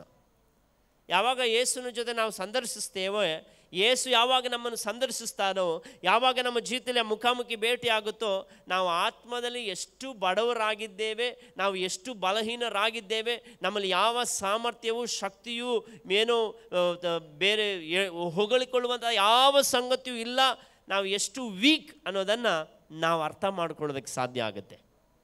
Price the Lord. ನಾವು ಎಷ್ಟು ದೇವರ ಸಮೀಪಕ್ಕೆ ಹೋಗ್ತೇವೋ, ನಾವು ಎಷ್ಟು ದೇವರ ಹತ್ತಿರಕ್ಕೆ ಹೋಗ್ತೇವೋ, ಅಷ್ಟು ನಾವು ಎಷ್ಟು ಬಲಹೀನರು, ನಮ್ಮಲ್ಲಿ ಶಕ್ತಿ ಇಲ್ಲ, ನಮ್ಮಲ್ಲಿ ಯಾವ ಸಾಮರ್ಥ್ಯವಿಲ್ಲ, ನಮ್ಮಲ್ಲಿ ಯಾವ ಒಳ್ಳೆ ಗುಣಗಳಿಲ್ಲ, ಎಲ್ಲವೂ ಆತನದೇ, ಎಲ್ಲವೂ ಆತನಿಂದಲೇ ಎಂಬ ಪ್ರಕಟಣೆ ನಮಗೆ ಬರ್ತದೆ. Praise the Lord. ಒಂದು ಆಮೇನ್ ಹೇಳ್ರಿ, ಆಮೇನ್. ದೇವರ ಸಮೀಪಕ್ಕೆ ಹೋಗ್ತಾ ಹೋಗ್ತಾ ಹೋಗ್ತಾ ನಮ್ಮ ನಿಜವಾದ ಆತ್ಮದ ಏನು ಸ್ಥಿತಿಯನ್ನು ನಾವು ನೋಡೋದಕ್ಕೆ ಸಾಧ್ಯ. ನಮ್ಮ ನಿಜವಾದ ಆತ್ಮಿಕ ಸ್ಥಿತಿಯನ್ನು ನಾವು ಕಂಡುಕೊಳ್ಳೋದಕ್ಕೆ ಸಾಧ್ಯ. ಇಲ್ಲಿ ಆತನು 18ನೇ ವಾಕ್ಯದಲ್ಲಿ ನಾವು ನೋಡ್ತೇವೆ ನೋಡಿ, ನನ್ನಲ್ಲಿ ಅಂದರೆ ನನ್ನ ಶರೀರಾಧೀನ ಸ್ವಭಾವದಲ್ಲಿ ಒಳ್ಳೆಯದೇನು ವಾಸವಾಗಿಲ್ಲವೆಂದು ನನಗೆ ತಿಳಿದಿದೆ. ಒಳ್ಳೆಯದನ್ನು ಮಾಡೋದಕ್ಕೆ ನನಗೇನೋ ಮನಸ್ಸುಂಟು, ಆದರೆ ಅದನ್ನು ಮಾಡುವುದು ನನ್ನಿಂದಾಗದು. ಪೌಲ ಎಷ್ಟು ಸುಂದರವಾಗಿ ಹೇಳ್ತಾ ಇದ್ದೆ ನೋಡಿ, ಎಷ್ಟು ಸುಲಭವಾಗಿ ಹೇಳ್ತಾ ಇದ್ದೆ. ನಾವು ಇದನ್ನು ಹೇಳ್ಬೇಕಂದ್ರೆ ಬಹಳ ಕಷ್ಟಪಡ್ತೇವೆ. ಒಳ್ಳೆಯದನ್ನು ಮಾಡಬೇಕಂತೇನು ನನಗೆ ಮನಸ್ಸುಂಟು, ಆದರೆ ನನ್ನಿಂದ ಅದನ್ನು ಮಾಡಲಿಕ್ಕೆ ಆಗೋದಿಲ್ಲ. ಆದರೆ ಇವತ್ತು ನಾವೇನಾದರೂ ಮಾಡಿಬಿಟ್ರೆ ಅದನ್ನೇ ಎಲ್ಲ ಕಡೆ ಏನು ಪ್ರಕಟಣೆ ಮಾಡ್ಕೊಂಡು ಬರ್ತೇವೆ, ಅದನ್ನೇ ಎಲ್ಲ ಕಡೆ ಸಾರ್ತಾ ಬರ್ತೇವೆ. ಆದರೆ ಪೌಲನ್ ಚೆನ್ನಾಗಿ ಅರ್ಥ ಮಾಡಿಕೊಂಡ, ಇದು ನನ್ನ ಬಲದಿಂದ ಅಲ್ಲ, ಇದು ನನ್ನ ಸಾಮರ್ಥ್ಯದಿಂದ ಅಲ್ಲ, ಇದು ನನ್ನ ಬುದ್ಧಿಯಿಂದಲ್ಲ, ಅಥವಾ ನನ್ನ ಜ್ಞಾನದಿಂದ ಅಲ್ಲ, ಅಥವಾ ನನ್ನಲ್ಲಿರುವ ಯಾವೇ ಒಳ್ಳೆ ಕಾರ್ಯಗಳಿಂದ ಅಲ್ಲ ಎಂಬುದಾಗಿ ಆತನು ಹೇಳ್ತಾ ಇದ್ದಾನೆ. ನಾನು 19ನೇ ವಾಕ್ಯ ನೋಡಿ, ನಾನು ಮೆಚ್ಚುವ ಒಳ್ಳೆಯ ಕಾರ್ಯವನ್ನು ಮಾಡದೆ ಮೆಚ್ಚದಿರುವ ಕೆಟ್ಟ ಕಾರ್ಯವನ್ನೇ ಮಾಡುವವನಾಗಿದ್ದೇನೆ. ಮಾಡಬಾರದೆನ್ನುವ ಕೆಲಸವನ್ನು ನಾನು ಮಾಡಿದರೆ ಅದನ್ನು ಮಾಡಿದವನು ಇನ್ನೂ ನಾನಲ್ಲ, ನನ್ನಲ್ಲಿ ನೆಲೆಗೊಂಡಿರುವ ಪಾಪವೇ ಅದನ್ನು ಮಾಡಿತು. ಅಂದರೆ ಪೌಲ ಚೆನ್ನಾಗಿ ಅರ್ಥ ಮಾಡಿಕೊಂಡ, ನನ್ನೊಳಗಡೆ ಪ್ರಾಬ್ಲಮ್ ಇದೆ, ನನ್ನೊಳಗಡೆ ಸಮಸ್ಯೆ ಇದೆ. ಆ ಸಮಸ್ಯೆ ಏನಂದರೆ ನನ್ನಲ್ಲಿರುವ ಪಾಪನೇ. ಇವತ್ತು ನಾವು ಕೂಡ ಮೊದಲದಾಗಿ ಅರ್ಥ ಮಾಡ್ಕೊಳ್ಬೇಕು, ನಮಗೆ ಬಿಡುಗಡೆ ಬೇಕು, ನಾವು ಜಯದ ಮಾರ್ಗದಲ್ಲಿ ಜೀವಿಸಬೇಕು. ಆ ಒಂದು ಸಮಸ್ಯೆಯಿಂದ ಹೊರಗಡೆ ಬರಬೇಕಂದ್ರೆ ಮೊದಲದಾಗಿ ಸಮಸ್ಯೆಯನ್ನು ಕಂಡುಕೊಳ್ಬೇಕು. ಆ ಸಮಸ್ಯೆ ಏನೆಂಬುದನ್ನು ನಾವು ತಿಳ್ಕೊಳ್ಬೇಕು. ಪೌಲ ಸಮಸ್ಯೆಯನ್ನು ಕಂಡುಕೊಂಡ, ಆ ಸಮಸ್ಯೆ ಬೇರೆಯವರಲ್ಲ, ಆ ಸಮಸ್ಯೆ ಬೇರೆ ಯಾರೋ ಅಲ್ಲ, ಆ ಸಮಸ್ಯೆ ನನ್ನಲ್ಲಿರುವ ಪಾಪನೇ ಎಂಬುದನ್ನು ಆತನು ಅರ್ಥ ಮಾಡಿಕೊಂಡ. ಇವತ್ತು ಸಭೆಯೇ ನಾವು ಇದನ್ನು ಗ್ರಹಿಸಿಕೊಳ್ಳೋದಾದರೆ, ನಾವು ಇದನ್ನು ಅರ್ಥ ಮಾಡಿಕೊಳ್ಳೋದಾದರೆ, ನಾವು ಬೇರೆಯವರ ಮೇಲೆ ದೂರ ಹೇಳೋದಿಲ್ಲ, ನಾವು ಬೇರೆಯವರ ಮೇಲೆ ತಪ್ಪು ಹೊರಿಸೋದಿಲ್ಲ, ನಾವು ಬೇರೆಯವರನ್ನು ಕಾರಣರನ್ನಾಗಿ ಮಾಡೋದಿಲ್ಲ. ನಮ್ಮ ಪರಿಸ್ಥಿತಿಗೆ ನಾವೇ ಜವಾಬ್ದಾರಿಯನ್ನು ಹೊತ್ತುಕೊಳ್ತೇವೆ. ಹಲ್ಲೆಲೂಯಾ. ಇದು ಮೊದಲನೇದಾಗಿ ಬೇಕು. ನಾವು ಸರೆಂಡರ್ ಆಗಬೇಕಂದ್ರೆ, ಸಂಪೂರ್ಣವಾಗಿ ಶರಣಾಗಬೇಕೆನ್ನೋದಾದರೆ, ಸಂಪೂರ್ಣವಾಗಿ ಕರ್ತನ ಪಾದದಲ್ಲಿ ನಾವು ಬೀಳಬೇಕೆನ್ನೋದಾದರೆ, ಸಂಪೂರ್ಣವಾಗಿ ಆತನ ಹಸ್ತದಲ್ಲಿ ನಾವು ಬೀಳಬೇಕೆನ್ನೋದಾದರೆ, ಮೊದಲನೇದಾಗಿ ನಾನು ಅರ್ಥ ಮಾಡಿಕೊಳ್ಬೇಕು, ನನ್ನಲ್ಲಿ ಪ್ರಾಬ್ಲಮ್ ಇದೆ, ಆ ಪ್ರಾಬ್ಲಮ್ ನನ್ನಲ್ಲಿರುವ ಪಾಪವೇ ಎಂಬುದನ್ನು ನಾವು ಗ್ರಹಿಸಿಕೊಳ್ಳೋದಾದರೆ ಮುಂದೆ ನಾವು ಅವುಗಳನ್ನು ಜಯಿಸೋದಕ್ಕೆ ಸಾಧ್ಯವಾಗುತ್ತೆ. ಇಲ್ಲಿ ನಾವು ನೋಡ್ತೇವೆ, ಈ ವಚನಗಳು ನಾವು ನೋಡುವಾಗ, ಪಾಪ ಸ್ವಭಾವಕ್ಕೆ ವಿರುದ್ಧವಾಗಿ ನಡೆಯುತ್ತಿರುವ ಹೋರಾಟವನ್ನು ರಕ್ಷಣೆ ಹೊಂದದಿರುವ ಜನರು ನೋಡೋದಕ್ಕಾಗೋದಿಲ್ಲ. ನಾನು ಮತ್ತೊಮ್ಮೆ ಹೇಳ್ತಾ ಇದ್ದೇನೆ, ಪಾಪ ಸ್ವಭಾವಕ್ಕೆ ವಿರುದ್ಧವಾಗಿ ನಡೀತಿರುವ ಹೋರಾಟವನ್ನು ರಕ್ಷಣೆ ಹೊಂದದಿರುವ ಜನ ನೋಡಲಾಗೋದಿಲ್ಲ. ಅವಿಶ್ವಾಸಿಗಳು ಕೂಡ ತಮ್ಮೊಳಗಿರುವ ತಮಗಿಷ್ಟವಲ್ಲದ ಒಂದೆರಡು ಕಾರ್ಯಗಳ ನಿಮಿತ್ತ ಹೋರಾಟದಲ್ಲಿರ್ತಾರೆ ಎಂಬುದು ಸಹ ಸತ್ಯವಾಗಿದೆ. ಆದರೆ ಅವರು ಒಪ್ಪಿಕೊಳ್ಳೋದಕ್ಕೆ ಸಿದ್ಧ ಇರೋದಿಲ್ಲ. ಯಾರು ಒಪ್ಪಿಕೊಳ್ತಾರೆ ಗೊತ್ತಾ? ಯಾರು ರಕ್ಷಣೆ ಹೊಂದಿರ್ತಾರೋ, ಯಾರು ಯೇಸುವನ್ನು ಸ್ವಂತ ರಕ್ಷಕನಾಗಿ ಅಂಗೀಕರಿಸಿರ್ತಾರೋ, ಯಾರು ಪ್ರತಿನಿತ್ಯ ಕರ್ತನ ಜೊತೆ ನಡೆಯುವುದಕ್ಕೆ, ಆತನ ಸಂಪರ್ಕದಲ್ಲಿರುವುದಕ್ಕೆ, ಆತನ ಸಂಸರ್ಗದಲ್ಲಿರುವುದಕ್ಕೆ, ಆತನ ಸ್ವರೂಪಕ್ಕೆ ಬದಲಾಗುವುದಕ್ಕಾಗಿ ತಮ್ಮನ್ನು ಒಪ್ಪಿಸಿಕೊಟ್ಟಿದ್ದಾರೋ ಅವರು ಮಾತ್ರ ಇದನ್ನು ಗ್ರಹಿಸಿಕೊಳ್ಳೋದಕ್ಕೆ ಸಾಧ್ಯ. ಹಲ್ಲೆಲೂಯಾ. ನಾನು ಖಂಡಿತವಾಗಿ ಹೇಳೋದಕ್ಕೆ ಸಾಧ್ಯ, ನೀವು ಹೋದ ವರ್ಷ ಇದ್ದಾಗೆ ಈ ವರ್ಷ ಇಲ್ಲ, ನೀವು ಈ ವರ್ಷ ಇದ್ದಾಗೆ ಬರೋ ವರ್ಷ ಇರೋದಿಲ್ಲ. ಯಾಕಂತ ಹೇಳಿದರೆ, ನಾವು ಪ್ರತಿನಿತ್ಯ ದಿನದಿಂದ ದಿನಕ್ಕೆ ನಾವು ಕ್ರಿಸ್ತನ ಸ್ವರೂಪಕ್ಕೆ ನಾವು ಬದಲಾಗ್ತಲೇ ಇದ್ದೇವೆ. ಅದಕ್ಕಾಗಿ ನಾವು ಎಲ್ಲ ರೀತಿ ಪ್ರಯತ್ನ ಪಡ್ತಾ ಇದ್ದೇವೆ, ಅದಕ್ಕಾಗಿ ನಾವು ಎಲ್ಲ ರೀತಿ ಪ್ರಯಾಸ ಪಡ್ತಾ ಇದ್ದೇವೆ, ಅದಕ್ಕಾಗಿ ನಾವು ಉಪವಾಸ ಮಾಡ್ತಾ ಇದ್ದೇವೆ, ಪ್ರಾರ್ಥನೆ ಮಾಡ್ತಾ ಇದ್ದೇವೆ, ದೇವರ ಸಮ್ಮುಖಕ್ಕೆ ಬರ್ತಾ ಇದ್ದೇವೆ. Praise the Lord. ಇಲ್ಲದಿದ್ದರೆ ನಾವೆಲ್ಲರೂ ಕೂಡ ನಮ್ಮಲ್ಲಿ ಪರಿಪೂರ್ಣತೆ ಇದ್ದಿದ್ರೆ, ನಮ್ಮಲ್ಲಿ ಯಾವುದೇ ಸಮಸ್ಯೆ ಇಲ್ಲ ಎಂಬುದಾಗಿ ಹೇಳಿದರೆ ನಮಗೆ ಆ ದೇವರು ಬೇಕಾಗಿರಲಿಲ್ಲ, ನಮಗೆ ಸಭೆ ಕೂಡ ಬೇಕಾಗಿರಲಿಲ್ಲ. ಆದರೆ ದೇವರಿಗೆ ಸ್ತೋತ್ರ, ದೇವರು ದೇವರಾಗಿರೋದಕ್ಕಾಗಿ, ದೇವರು ತನ್ನ ಸಭೆಯನ್ನು ನೇಮಿಸಿರುವುದಕ್ಕಾಗಿ, ದೇವರು ತನ್ನ ಉಪದೇಶಗಳನ್ನು ನಮಗೆ ಕೊಟ್ಟಿರುವುದಕ್ಕಾಗಿ ನಾವು ದೇವರಿಗೆ ಸ್ತೋತ್ರವನ್ನು ಸಲ್ಲಿಸೋಣ. ಇಲ್ಲಿ ನಾವು ಮುಂದುವರೆದು ನಾವು ನೋಡುವಾಗ, ಪಾಪದ ಸ್ವಭಾವ ಒಂದಕ್ಕೆ ವಿರುದ್ಧವಾಗಿ ಇನ್ನೊಂದು ಹೋರಾಡ್ತಿರುವುದನ್ನು ಪೌಲ ಈ ತನ್ನ ಮಾತುಗಳಲ್ಲಿ ಆತನು ಸ್ಪಷ್ಟವಾಗಿ ಇಲ್ಲಿ ತಿಳಿಸ್ತಾನೆ. ಇಲ್ಲಿ ಪೌಲ ಪ್ರಕಟಿಸುವುದು ಏನೆಂದರೆ, ಆ ಹೋರಾಟ ಇಲ್ಲಿ ಬಹಿರಂಗಪಡಿಸುವ ಆಧ್ಯಾತ್ಮಿಕವಾದ ಸಂಗತಿ. ಇಲ್ಲಿ ಆತನು ತನ್ನ ಆತ್ಮಿಕವಾದ ಹೋರಾಟವನ್ನು ಆತನ ಬಹಿರಂಗಪಡಿಸ್ತಾ ಇದ್ದಾನೆ. ತನ್ನೊಳಗಿರುವ ತೊಳಲಾಟವನ್ನು ಆತನು ಹೊರಗಡೆ ಆಗ್ತಾ ಇದ್ದಾನೆ. ಇಲ್ಲಿ ನಾವು ನೋಡುವಾಗ ಚೆನ್ನಾಗಿ ಅರ್ಥ ಮಾಡ್ಕೊಳ್ಬೇಕು. ಧರ್ಮಶಾಸ್ತ್ರ ಅಥವಾ ಧರ್ಮಶಾಸ್ತ್ರ ಕೆಟ್ಟದು ಎಂಬುದಾಗಿ ಇಲ್ಲಿ ಹೇಳ್ತಾ ಇಲ್ಲ, ಅಥವಾ ಧರ್ಮಶಾಸ್ತ್ರದಿಂದ ಆತನು ಪಾಪ ಮಾಡ್ತಾ ಇದ್ದಾನೆ ಎಂಬುದಾಗಿ ಹೇಳ್ತಾ ಇಲ್ಲ, ಅಥವಾ ಧರ್ಮಶಾಸ್ತ್ರದಿಂದ ಆತನು ದಾರಿ ತಪ್ಪಿದ್ದಾನೆ ಎಂಬುದಾಗಿ ಹೇಳ್ತಾ ಇಲ್ಲ. ಬದಲಾಗಿ ಧರ್ಮಶಾಸ್ತ್ರದಿಂದಲೇ ಆತನು ತಾನು ಎಂಥ ಸ್ಥಿತಿಯಲ್ಲಿದ್ದನು ಎಂಬುದನ್ನು ಅರ್ಥ ಮಾಡಿಕೊಳ್ಳೋದಕ್ಕೆ ಸಾಧ್ಯವಾಯಿತು. ನೋಡಿ, ಅದೇ 7ನೇ ಅಧ್ಯಾಯ, ರೋಮಪುರ 7ನೇ ಅಧ್ಯಾಯ 12ನೇ ವಾಕ್ಯ ಓದಿ. ಹೀಗಿರಲಾಗಿ ಧರ್ಮಶಾಸ್ತ್ರವು ಪರಿಶುದ್ಧವಾದದ್ದು ಮತ್ತು ಆಜ್ಞೆಯು ಪರಿಶುದ್ಧವು, ನ್ಯಾಯವು, ಹಿತವೂ ಆಗಿರುವಂಥದ್ದು ಸರಿ. ಆಮೇನ್. ನೀವು ಇನ್ನೂ ಅದನ್ನು ಸ್ಪಷ್ಟವಾಗಿ ತಿಳ್ಕೊಳ್ಬೇಕಂದ್ರೆ 7ನೇ ವಾಕ್ಯದಿಂದ ನೀವು ಓದಿ. 7ನೇ ಅಧ್ಯಾಯದ 7ನೇ ವಾಕ್ಯದಿಂದ ಮತ್ತೊಮ್ಮೆ ಓದಿ. ಹಾಗಾದರೆ ಏನು ಹೇಳೋಣ? ಧರ್ಮಶಾಸ್ತ್ರವು ಪಾಪ ಸ್ವರೂಪವು? ಎಂದಿಗೂ ಅಲ್ಲ. ಧರ್ಮಶಾಸ್ತ್ರದಿಂದಲೇ ಹೊರತು ಪಾಪವೆಂಬುದು ಏನೋ ನನಗೆ ಗೊತ್ತಾಗುತ್ತಿರಲಿಲ್ಲ. ದೃಷ್ಟಾಂತವಾಗಿ ಆಶಿಸಬಾರದೆಂದು ಧರ್ಮಶಾಸ್ತ್ರವು ಹೇಳದಿದ್ದರೆ ದುರಾಶೆ ಎಂದರೆ ಏನೋ ನನಗೆ ತಿಳಿಯುತ್ತಿಲ್ಲ. ಆದರೆ ಪಾಪವು ಈ ಆಜ್ಞೆಯಿಂದ ಅನುಕೂಲ ಹೊಂದಿ ಸಕಲ ವಿಧವಾದ ದುರಾಶೆಗಳನ್ನು ನನ್ನಲ್ಲಿ ಹುಟ್ಟಿಸಿತು. ಧರ್ಮಶಾಸ್ತ್ರವು ಇಲ್ಲದಿರುವಾಗ ಪಾಪವು ಅಚೇತನವಾಗಿದೆ. ಮೊದಲು ನಾನು ಧರ್ಮಶಾಸ್ತ್ರವಿಲ್ಲದವನಾಗಿದ್ದು ಜೀವದಿಂದಿದ್ದೆನು. ಆಜ್ಞೆಯು ಬಂದಾಗ ಪಾಪಕ್ಕೆ ಜೀವ ಬಂತು, ನಾನು ಸತ್ತೆನು. ಜೀವಿಸುವುದಕ್ಕಾಗಿ ಕೊಟ್ಟಿರುವ ಆಜ್ಞೆಯೇ ಮರಣಕ್ಕೆ ಕಾರಣವಾಯಿತೆಂದು ನನಗೆ ಕಂಡುಬಂತು. ಹೇಗೆಂದರೆ ಪಾಪವು ಆಜ್ಞೆಯಿಂದ ಅನುಕೂಲ ಹೊಂದಿ ನನ್ನನ್ನು ವಂಚಿಸಿ ಆ ಆಜ್ಞೆಯ ಮೂಲಕವೇ ನನ್ನನ್ನು ಕೊಂದಿತು. ಹೀಗಿರಲಾಗಿ ಧರ್ಮಶಾಸ್ತ್ರವು ಪರಿಶುದ್ಧವಾದದ್ದು ಮತ್ತು ಆಜ್ಞೆಯು ಪರಿಶುದ್ಧವು, ನ್ಯಾಯವು, ಹಿತವೂ ಆಗಿರುವಂಥದ್ದು ಸರಿ. ಆಮೇನ್. ಇಲ್ಲಿ ಪೌಲ ಎಷ್ಟು ಸುಂದರವಾಗಿ ಇದನ್ನು ವಿವರಿಸ್ತಾನೆ ಅಂತ ಹೇಳಿದ್ರೆ, ಧರ್ಮಶಾಸ್ತ್ರ ಪಾಪಕ್ಕೆ ನಡೆಸುವಂಥದ್ದಲ್ಲ, ಪಾಪ ಸ್ವರೂಪವೂ ಕೂಡ ಅಲ್ಲ. ಆದರೆ ಧರ್ಮಶಾಸ್ತ್ರದಿಂದಲೇ ಹೊರತು ಪಾಪ ಎಂಬುದು ಏನಂತ ನನಗೆ ಗೊತ್ತೇ ಆಗ್ತಾ ಇರಲಿಲ್ಲ ಎಂಬುದಾಗಿ ಪೌಲನು ವಿವರಿಸ್ತಾ ಇದ್ದಾನೆ. ಅದಕ್ಕೆ ಆತನು ಉದಾಹರಣೆಯಾಗಿ ದೃಷ್ಟಾಂತವಾಗಿ ಆತನು ಹೇಳ್ತಾ ಇದ್ದಾನೆ. ನೋಡಿ, ಆಶಿಸಬಾರದೆಂದು ಧರ್ಮಶಾಸ್ತ್ರವು ಹೇಳದಿದ್ದರೆ ದುರಾಶೆ ಅಂದರೆ ಏನೋ ತಿಳಿಯುತ್ತಿದ್ದಿಲ್ಲ. ಹೌದಾ ಅಲ್ವಾ? ಇವತ್ತು ನಾವು 10 ಆಜ್ಞೆಗಳ ಬಗ್ಗೆ ನಾವು ನೋಡ್ತೇವೆ. ನನ್ನ ಹೊರತು ನಿಮಗೆ ಬೇರೆ ದೇವರುಗಳಿರಬಾರ್ದು, ನೀವು ಏನು ನನ್ನನ್ನು ಮಾತ್ರ ನೀವು ಆರಾಧಿಸಬೇಕು, ಮಾತ್ರಲ್ಲದೆ ಸಬ್ಬತ್ ದಿನವು ನೀವು ಪರಿಶುದ್ಧ ನೆನೆಸಿ. ಇದೆಲ್ಲ ನಮಗೆ ದೇವರು ತನ್ನ ಆಜ್ಞೆ ಮೂಲಕ ಕೊಟ್ಟಿರೋದ್ರಿಂದಲೇ ಎಲ್ಲೆಲ್ಲಿ ನಾವು ಎಡುತ್ತಾ ಇದ್ದೇವೆ, ಎಲ್ಲೆಲ್ಲಿ ನಾವು ತಪ್ಪು ಮಾಡ್ತಾ ಇದ್ದೇವೆ, ನೀನು ತಂದೆ ತಾಯಿಗಳನ್ನ ಸನ್ಮಾನಿಸಬೇಕು, ಕದಿಯಬಾರ್ದು, ಸುಳ್ಳು ಹೇಳಬಾರ್ದು, ಮೋಸ ಪ್ರಮಾಣ ಮಾಡಬಾರ್ದು ಎಂಬುದಾಗಿ ಗೊತ್ತಾದದ್ರಿಂದಲೇ ನಾವು ಎಲ್ಲಿ ತಪ್ತಾ ಇದ್ದೇವೆ, ಎಡುತ್ತಾ ಇದ್ದೇವೆ ಎಂಬುದನ್ನು ನಾವು ಅರ್ಥ ಮಾಡಿಕೊಳ್ಳೋದಕ್ಕೆ ಸಾಧ್ಯವಾಗಿದೆ. ಅದೇ ರೀತಿಯಲ್ಲಿ ಪೌಲ ಹೇಳ್ತಾ ಇದ್ದಾನೆ, ಧರ್ಮಶಾಸ್ತ್ರ ಕೊಡಲ್ಪಟ್ಟಿದ್ದರಿಂದಲೇ ಪಾಪ ಏನೆಂಬುದು ಗೊತ್ತಾಯಿತು. ಅದರ ಅರ್ಥ ನನ್ನಲ್ಲಿ ಪಾಪ ಇತ್ತು, ಆದರೆ ಧರ್ಮಶಾಸ್ತ್ರದ ಪರಿಜ್ಞಾನ ನನಗೆ ಇಲ್ಲದಿದ್ದರಿಂದ, ದೇವರ ವಾಕ್ಯ ಏನು ಹೇಳುತ್ತೆ ಎಂಬ ಪರಿಜ್ಞಾನ ನನಗೆ ಇಲ್ಲದಿದ್ದರಿಂದ ನಾನು ಪಾಪವನ್ನು ಬಹಳ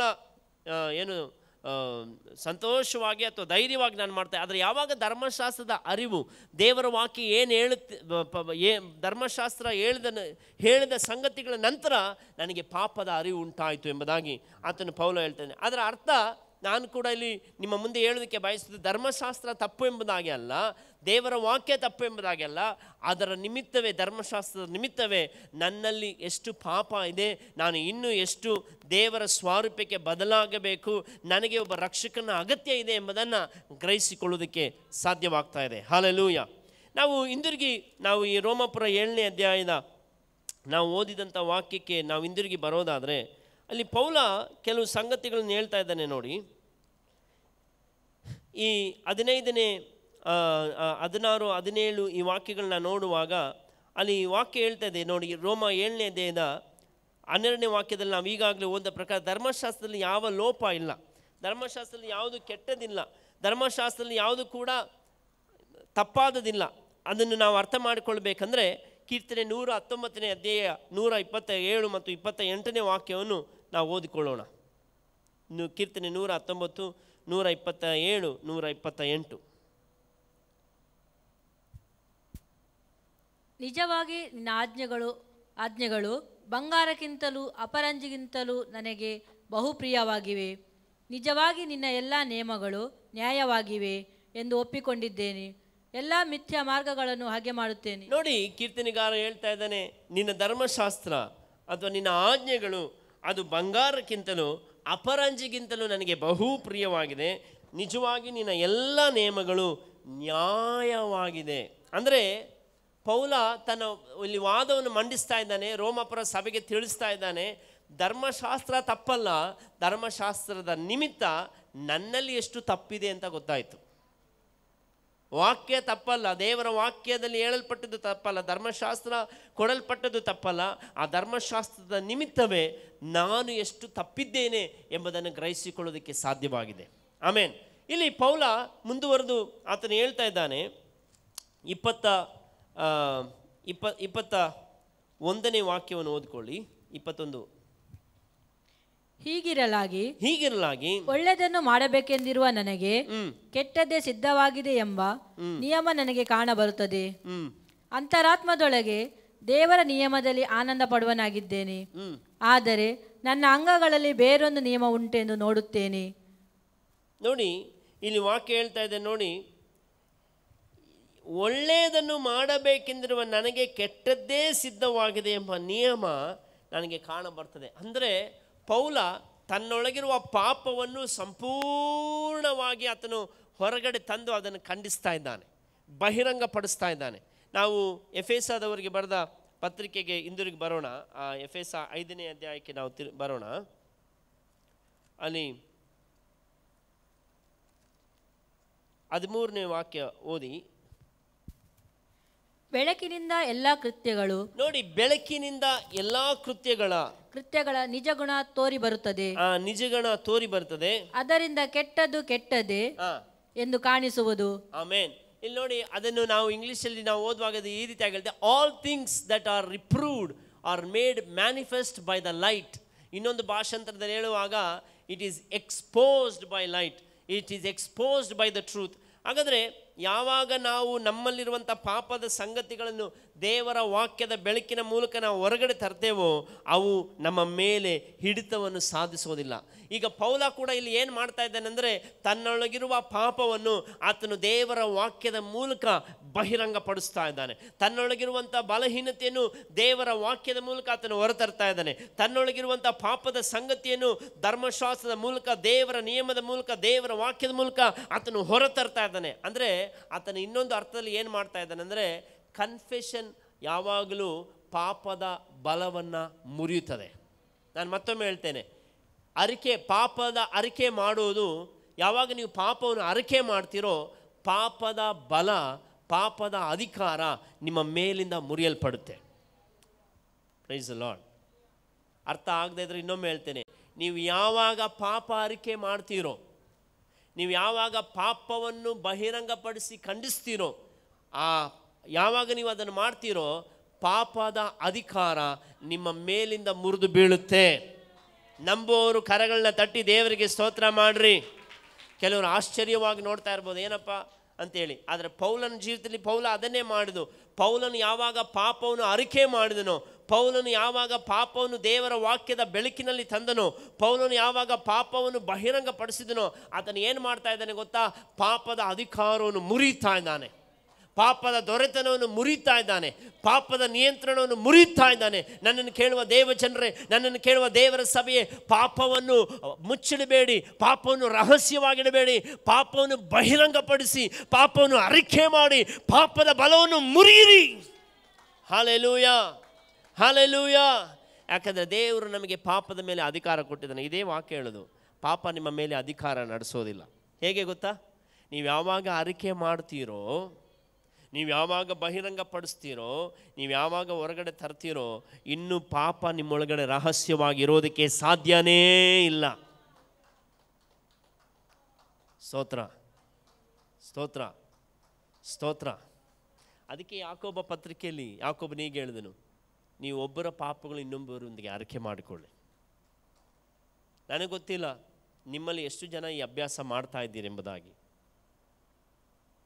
ನಾವು ಅಟ್ಲೀಸ್ಟ್ ನಿಮಗಿಂತ ಆತ್ಮೀಕವಾಗಿ ಇರುವಂಥ ವ್ಯಕ್ತಿಗಳೊಂದಿಗೆ, ನಂಬಿಗಸ್ತರಾದಂಥವರೊಂದಿಗೆ ನಿಮ್ಮ ಜೀವಿತದಲ್ಲಿರುವಂಥ ಬಲಹೀನತೆಗಳನ್ನು, ಹೋರಾಟಗಳನ್ನು, ಪಾಪದ ಸಂಗತಿಗಳನ್ನು ಅರಿಕೆ ಮಾಡಿರಿ, ಪ್ರಾರ್ಥನೆ ಮಾಡಿಸ್ಕೊಳ್ರಿ, ಒಪ್ಪಿಸ್ಕೊಳ್ರಿ. ಪಾಪ ನಿಮ್ಮ ಮೇಲೆ ಅಧಿಕಾರ ನಡೆಸೋದಿಲ್ಲ, ಪಾಪ ನಿಮ್ಮ ಮೇಲೆ ಆಳ್ವಿಕೆ ಮಾಡೋದಿಲ್ಲ, ಪಾಪ ನಿಮ್ಮನ್ನು ಹಿಡಿದಿಡೋದಕ್ಕೆ ಸಾಧ್ಯ ಇಲ್ಲ. ಪೌಲ ಅದನ್ನೇ ಮಾಡಿದ್ದು. ಎಷ್ಟು ಜನಕ್ಕೆ ಇದುವರೆಗೂ ಹೇಳಿದ ಅರ್ಥ ಆಗ್ತಾ ಇದೆ?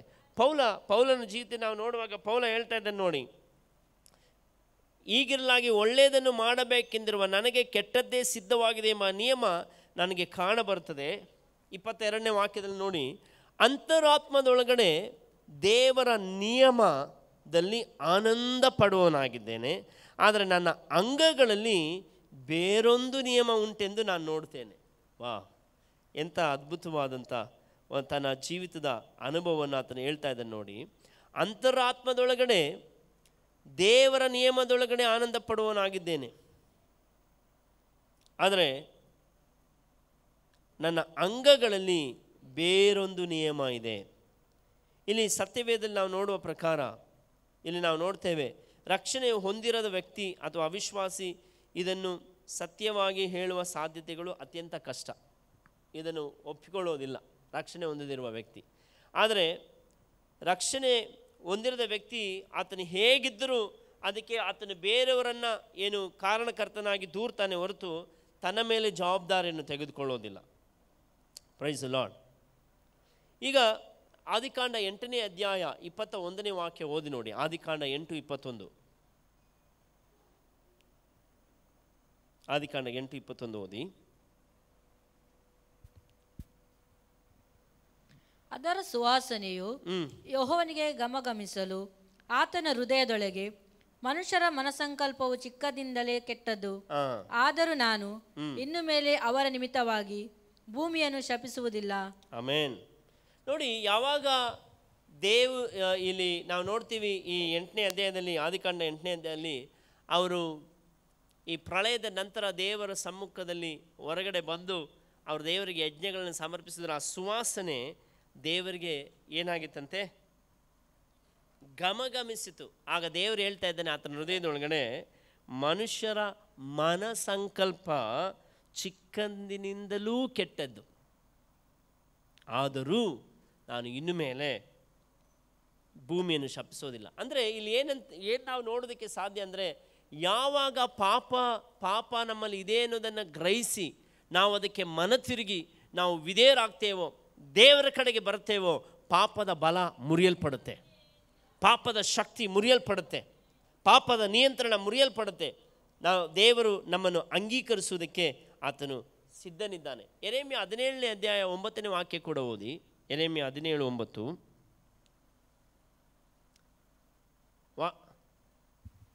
ಹೃದಯವು ಎಲ್ಲಕ್ಕಿಂತಲೂ ವಂಚಕ, ಹೃದಯ ಎಲ್ಲಕ್ಕಿಂತಲೂ ವಂಚಕ, ಗುಣವಾಗದ ರೋಗಕ್ಕೆ ಒಳಗಾಗಿದೆ, ಗುಣವಾಗದ ರೋಗಕ್ಕೆ ಒಳಗಾಗಿದೆ. ಅದನ್ನು ಯಾರು ತಿಳಿದಾರು? ಅದನ್ನು ಯಾರು ತಿಳಿದಾರು? ದೇವರು ಮಾತ್ರ ತಿಳಿಯುವುದಕ್ಕೆ ಸಾಧ್ಯ. ದೇವರಿಗೆ ಮಾತ್ರ ನಮ್ಮ ಹೃದಯ ಹೇಗಿದೆ ಎಂಬುದನ್ನು ಗೊತ್ತು.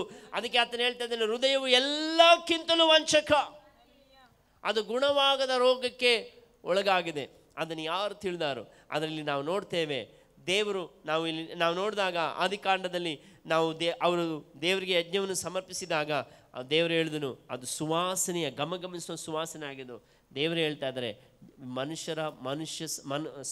ಮನಸ್ಸಂಕಲ್ಪವು ಅದು ಚಿಕ್ಕದಿಂದ ಕೆಡಕೆ. ಅಂದರೆ ನಮ್ಮೊಳಗಿರುವ ಪಾಪವನ್ನು ನಾನು ಏನು ಹೇಳೋದಕ್ಕೆ ಬಯಸ್ತಾ ಇದ್ದೇನೆ, ನಿಮ್ಮೊಳಗಡೆ ಪಾಪ ಇದ್ದರೆ ಅದನ್ನು ಮುದ್ದು ಮಾಡಿ ಸಾಕಿ ಬೆಳೆಸಬೇಡಿ. ಎಷ್ಟು ಜನಕ್ಕೆ ಅರ್ಥ ಆಗ್ತದೆ ಗೊತ್ತಿಲ್ಲ. ನಿಮ್ಮೊಳಗಡೆ ಯಾವುದಾದ್ರೂ ಬಲಹೀನತೆ ಇದ್ದರೆ ಅದನ್ನು ಮುದ್ದು ಮಾಡಿ ಸಾಕಿ ಬೆಳೆಸಬೇಡಿ. ಬದಲಾಗಿ ಅದನ್ನು ಹೊರಗಡೆ ತಂದು ಖಂಡಿಸಿರಿ. ಬದಲಾಗಿ ಅದಕ್ಕೆ ಮನ ತಿರುಗಿ, ಬದಲಾಗಿ ಅದಕ್ಕೆ ಪಶ್ಚಾತ್ತಾಪ ಪಡಿ, ಬದಲಾಗಿ ದೇವರಿಗೆ ಒಳಗಾಗಿ, ಬದಲಾಗಿ ದೇವರಿಗೆ ವಿಧೇಯರಾಗಿ ಆ ಪಾಪದ ಬಲ ನಿಮ್ಮ ಜೀವಿತದ ಮೇಲೆ ಮುರಿಯಲ್ಪಡುತ್ತೆ. ಹಲ್ಲೆಲೂಯ. ದೇವರು ನಿಮ್ಮಲ್ಲಿ ಸಂತೋಷ ಪಡ್ತಾನೆ. ದೇವರು ನಿಮ್ಮನ್ನು ಅಂಗೀಕರಿಸೋದಕ್ಕೆ ಸಿದ್ಧನಿದ್ದಾನೆ. ನಾವು ಮೊದಲನೇದಾಗಿ ಸಮಸ್ಯೆಯನ್ನು ಕಂಡುಕೊಳ್ಬೇಕು. ಏನು ಸಮಸ್ಯೆ ಅನ್ನೋದನ್ನು ಗ್ರಹಿಸ್ಕೊಳ್ಬೇಕು. ಆ ಸಮಸ್ಯೆಯಿಂದ ಹೊರಗಡೆ ಬರೋದಕ್ಕೆ ದೇವರ ಸಹಾಯ ಕೇಳಬೇಕು. ಅದಕ್ಕಾಗಿ ನಮ್ಮಲ್ಲಿ ಪಶ್ಚಾತ್ತಾಪವು, ಪ್ರಾಯಶ್ಚಿತ್ತವು, ಪಶ್ಚಾತ್ತಾಪವು, ಮನ ತಿರುಗುವಿಕೆಯು, ಮಾನಸಾಂತರವು ನಮ್ಮಲ್ಲಿರಬೇಕು. ಅದು ನಮ್ಮಲ್ಲಿ ಇರೋದಾದರೆ ದೇವರು ನಮಗೆ ಸಹಾಯ ಮಾಡೋದಕ್ಕೆ ಶಕ್ತನಾಗಿದ್ದಾನೆ. ಇಲ್ಲಿ ನಾವು ನೋಡ್ತೇವೆ, ಮುಂದುವರೆದು ನಾವು ನೋಡೋಣ. ವಾಕ್ಯ ಹೇಳ್ತಾ ಇದೆ, ಪೌಲ ಮುಂದುವರೆದು ಆತನು ಹೇಳ್ತಾ ಇದ್ದಾನೆ. 22ನೇ ವಾಕ್ಯದಿಂದ ಮುಂದುವರೆದು ನಾವು ನೋಡುವಾಗ ಈಗ ಹೇಳ್ತಾ ಇದೆ, ನನ್ನ ಮನಸ್ಸಿನಲ್ಲಿರುವ ನಿಯಮಕ್ಕೆ ವಿರುದ್ಧವಾಗಿ ಕಾದಾಡಿ ನನ್ನನ್ನು ಸೆರೆ ಹಿಡಿದು ನನ್ನ ಅಂಗಗಳಿರುವ ಪಾಪದ ನಿಯಮಕ್ಕೆ ವಶ ಮಾಡುವಂಥದ್ದಾಗಿದೆ. 24ನೇ ವಾಕ್ಯ ನೋಡ್ರಿ. ಅಯ್ಯೋ, ನಾನು ಎಂಥ ದುರವಸ್ಥೆಯಲ್ಲಿ ಬಿದ್ದ ಮನುಷ್ಯನು, ಇಂಥ ಮರಣಕ್ಕೆ ಒಳಗಾದ ಈ ದೇಹದಿಂದ ನನ್ನನ್ನು ಬಿಡಿಸೋರು ಯಾರು? ದೇವರಿಗೆ ಸ್ತೋತ್ರ. 24ನೇ ವಾಕ್ಯಕ್ಕೆ ಅಧ್ಯಾಯ ಮುಗಿಲಿಲ್ಲ. ಒಂದು ವೇಳೆ ಅಲ್ಲಿಗೆ ಪೌಲ ತನ್ನ ಪತ್ರಿಕೆಯನ್ನು ಮುಗಿಸಿದರೆ ಎಲ್ಲರೂ ಏನು ನೆನೆಸ್ತಾ ಇದ್ರು ಗೊತ್ತಾ? ಪೌಲನು ಕೂಡ ಒಬ್ಬ ದೊಡ್ಡ ಸೋಲ್ಗಾರ, ಪೌಲನ ಜೀವಿತದಲ್ಲಿ ಕೂಡ ದೊಡ್ಡ ಸೋಲಿತ್ತು, ಪೌಲ ಕೂಡ ಏನೋ ಜೀವಿತದಲ್ಲಿ ಜಯವನ್ನು ಕಾಣಲಿಲ್ಲ, ಪೌಲನ ಲೈಫ್ ಕೂಡ ಫೇಲ್ಯೂರೇ, ಪೌಲ ಕೂಡ ಏನು ಮಾಡಲಿಲ್ಲ, ಪೌಲನನ್ನು ಕೂಡ ಯಾರು ಬಿಡಿಸಲಿಲ್ಲ. ಆದರೆ ದೇವರಿಗೆ ಸ್ತೋತ್ರ, ಅಲ್ಲಿಗೆ ವಾಕ್ಯ ನಿಲ್ಲಲಿಲ್ಲ. ಆ ವಾಕ್ಯ ಹೇಳ್ತಾ ಇದೆ, ಆತನು ಆ ವಾಕ್ಯದಲ್ಲಿ ಮುಂದುವರೆದು ಈ ರೀತಿಯಾಗಿ ಹೇಳ್ತದೆ, ನಾನು ಎಂಥ ದುರವಸ್ಥೆಯಲ್ಲಿ ಬಿದ್ದ ಮನುಷ್ಯನು ಎಂಬುದಾಗಿ ಅಲ್ಲಿಗೆ ಹೇಳದೆ ಆತನು ದೇವರಿಗೆ ಸ್ತೋತ್ರವನ್ನು ಸಲ್ಲಿಸುವುದಕ್ಕೆ 25ನೇ ವಾಕ್ಯದಲ್ಲಿ ನಾವು ನೋಡ್ತೇವೆ, ಬಿಡಿಸುವವನಿದ್ದಾನೆ. ಪಕ್ಕದಲ್ಲಿ ನೋಡಿ ಹೇಳಿ, ಬಿಡಿಸುವವನಿದ್ದಾನೆ. ಹೇಳಿ, ನಿಮ್ಮ ಪರಿಸ್ಥಿತಿಯಿಂದ ಬಿಡಿಸುವವನಿದ್ದಾನೆ, ನಿಮ್ಮ ದುರವಸ್ಥೆಯಿಂದ ಬಿಡಿಸುವವನಿದ್ದಾನೆ, ನಿಮ್ಮ ಪಾಪದಿಂದ ಬಿಡಿಸುವವನಿದ್ದಾನೆ, ನಿಮ್ಮ ಎಲ್ಲ ಸೋಲುಗಳಿಂದ ಬಿಡಿಸುವವನಿದ್ದಾನೆ, ನಿಮ್ಮ ಎಲ್ಲ ಕಹಿಯಿಂದ ಬಿಡಿಸುವವನಿದ್ದಾನೆ. Amen, hallelujah. ಯೋಬ ಕೂಡ ಹೇಳ್ತಾನೆ, ನನ್ನ ಜೀವ ಸ್ವರೂಪನು, ಐ ನೋ ಮೈ ರಿಡೀಮರ್ ಲಿವತ್, ನನ್ನ ದೇವರು ಜೀವ ಸ್ವರೂಪನಿದ್ದಾನೆ ಎಂಬುದಾಗಿ ನಾನು ಬಲ್ಲೆನು. 2 ತಿಮೋತಿ 4ನೇ ಅಧ್ಯಾಯ 18ನೇ ವಾಕ್ಯ ಒಬ್ಬರು ಓದ್ರಿ. 2 ತಿಮೋತಿ 4:18. Thank you Jesus.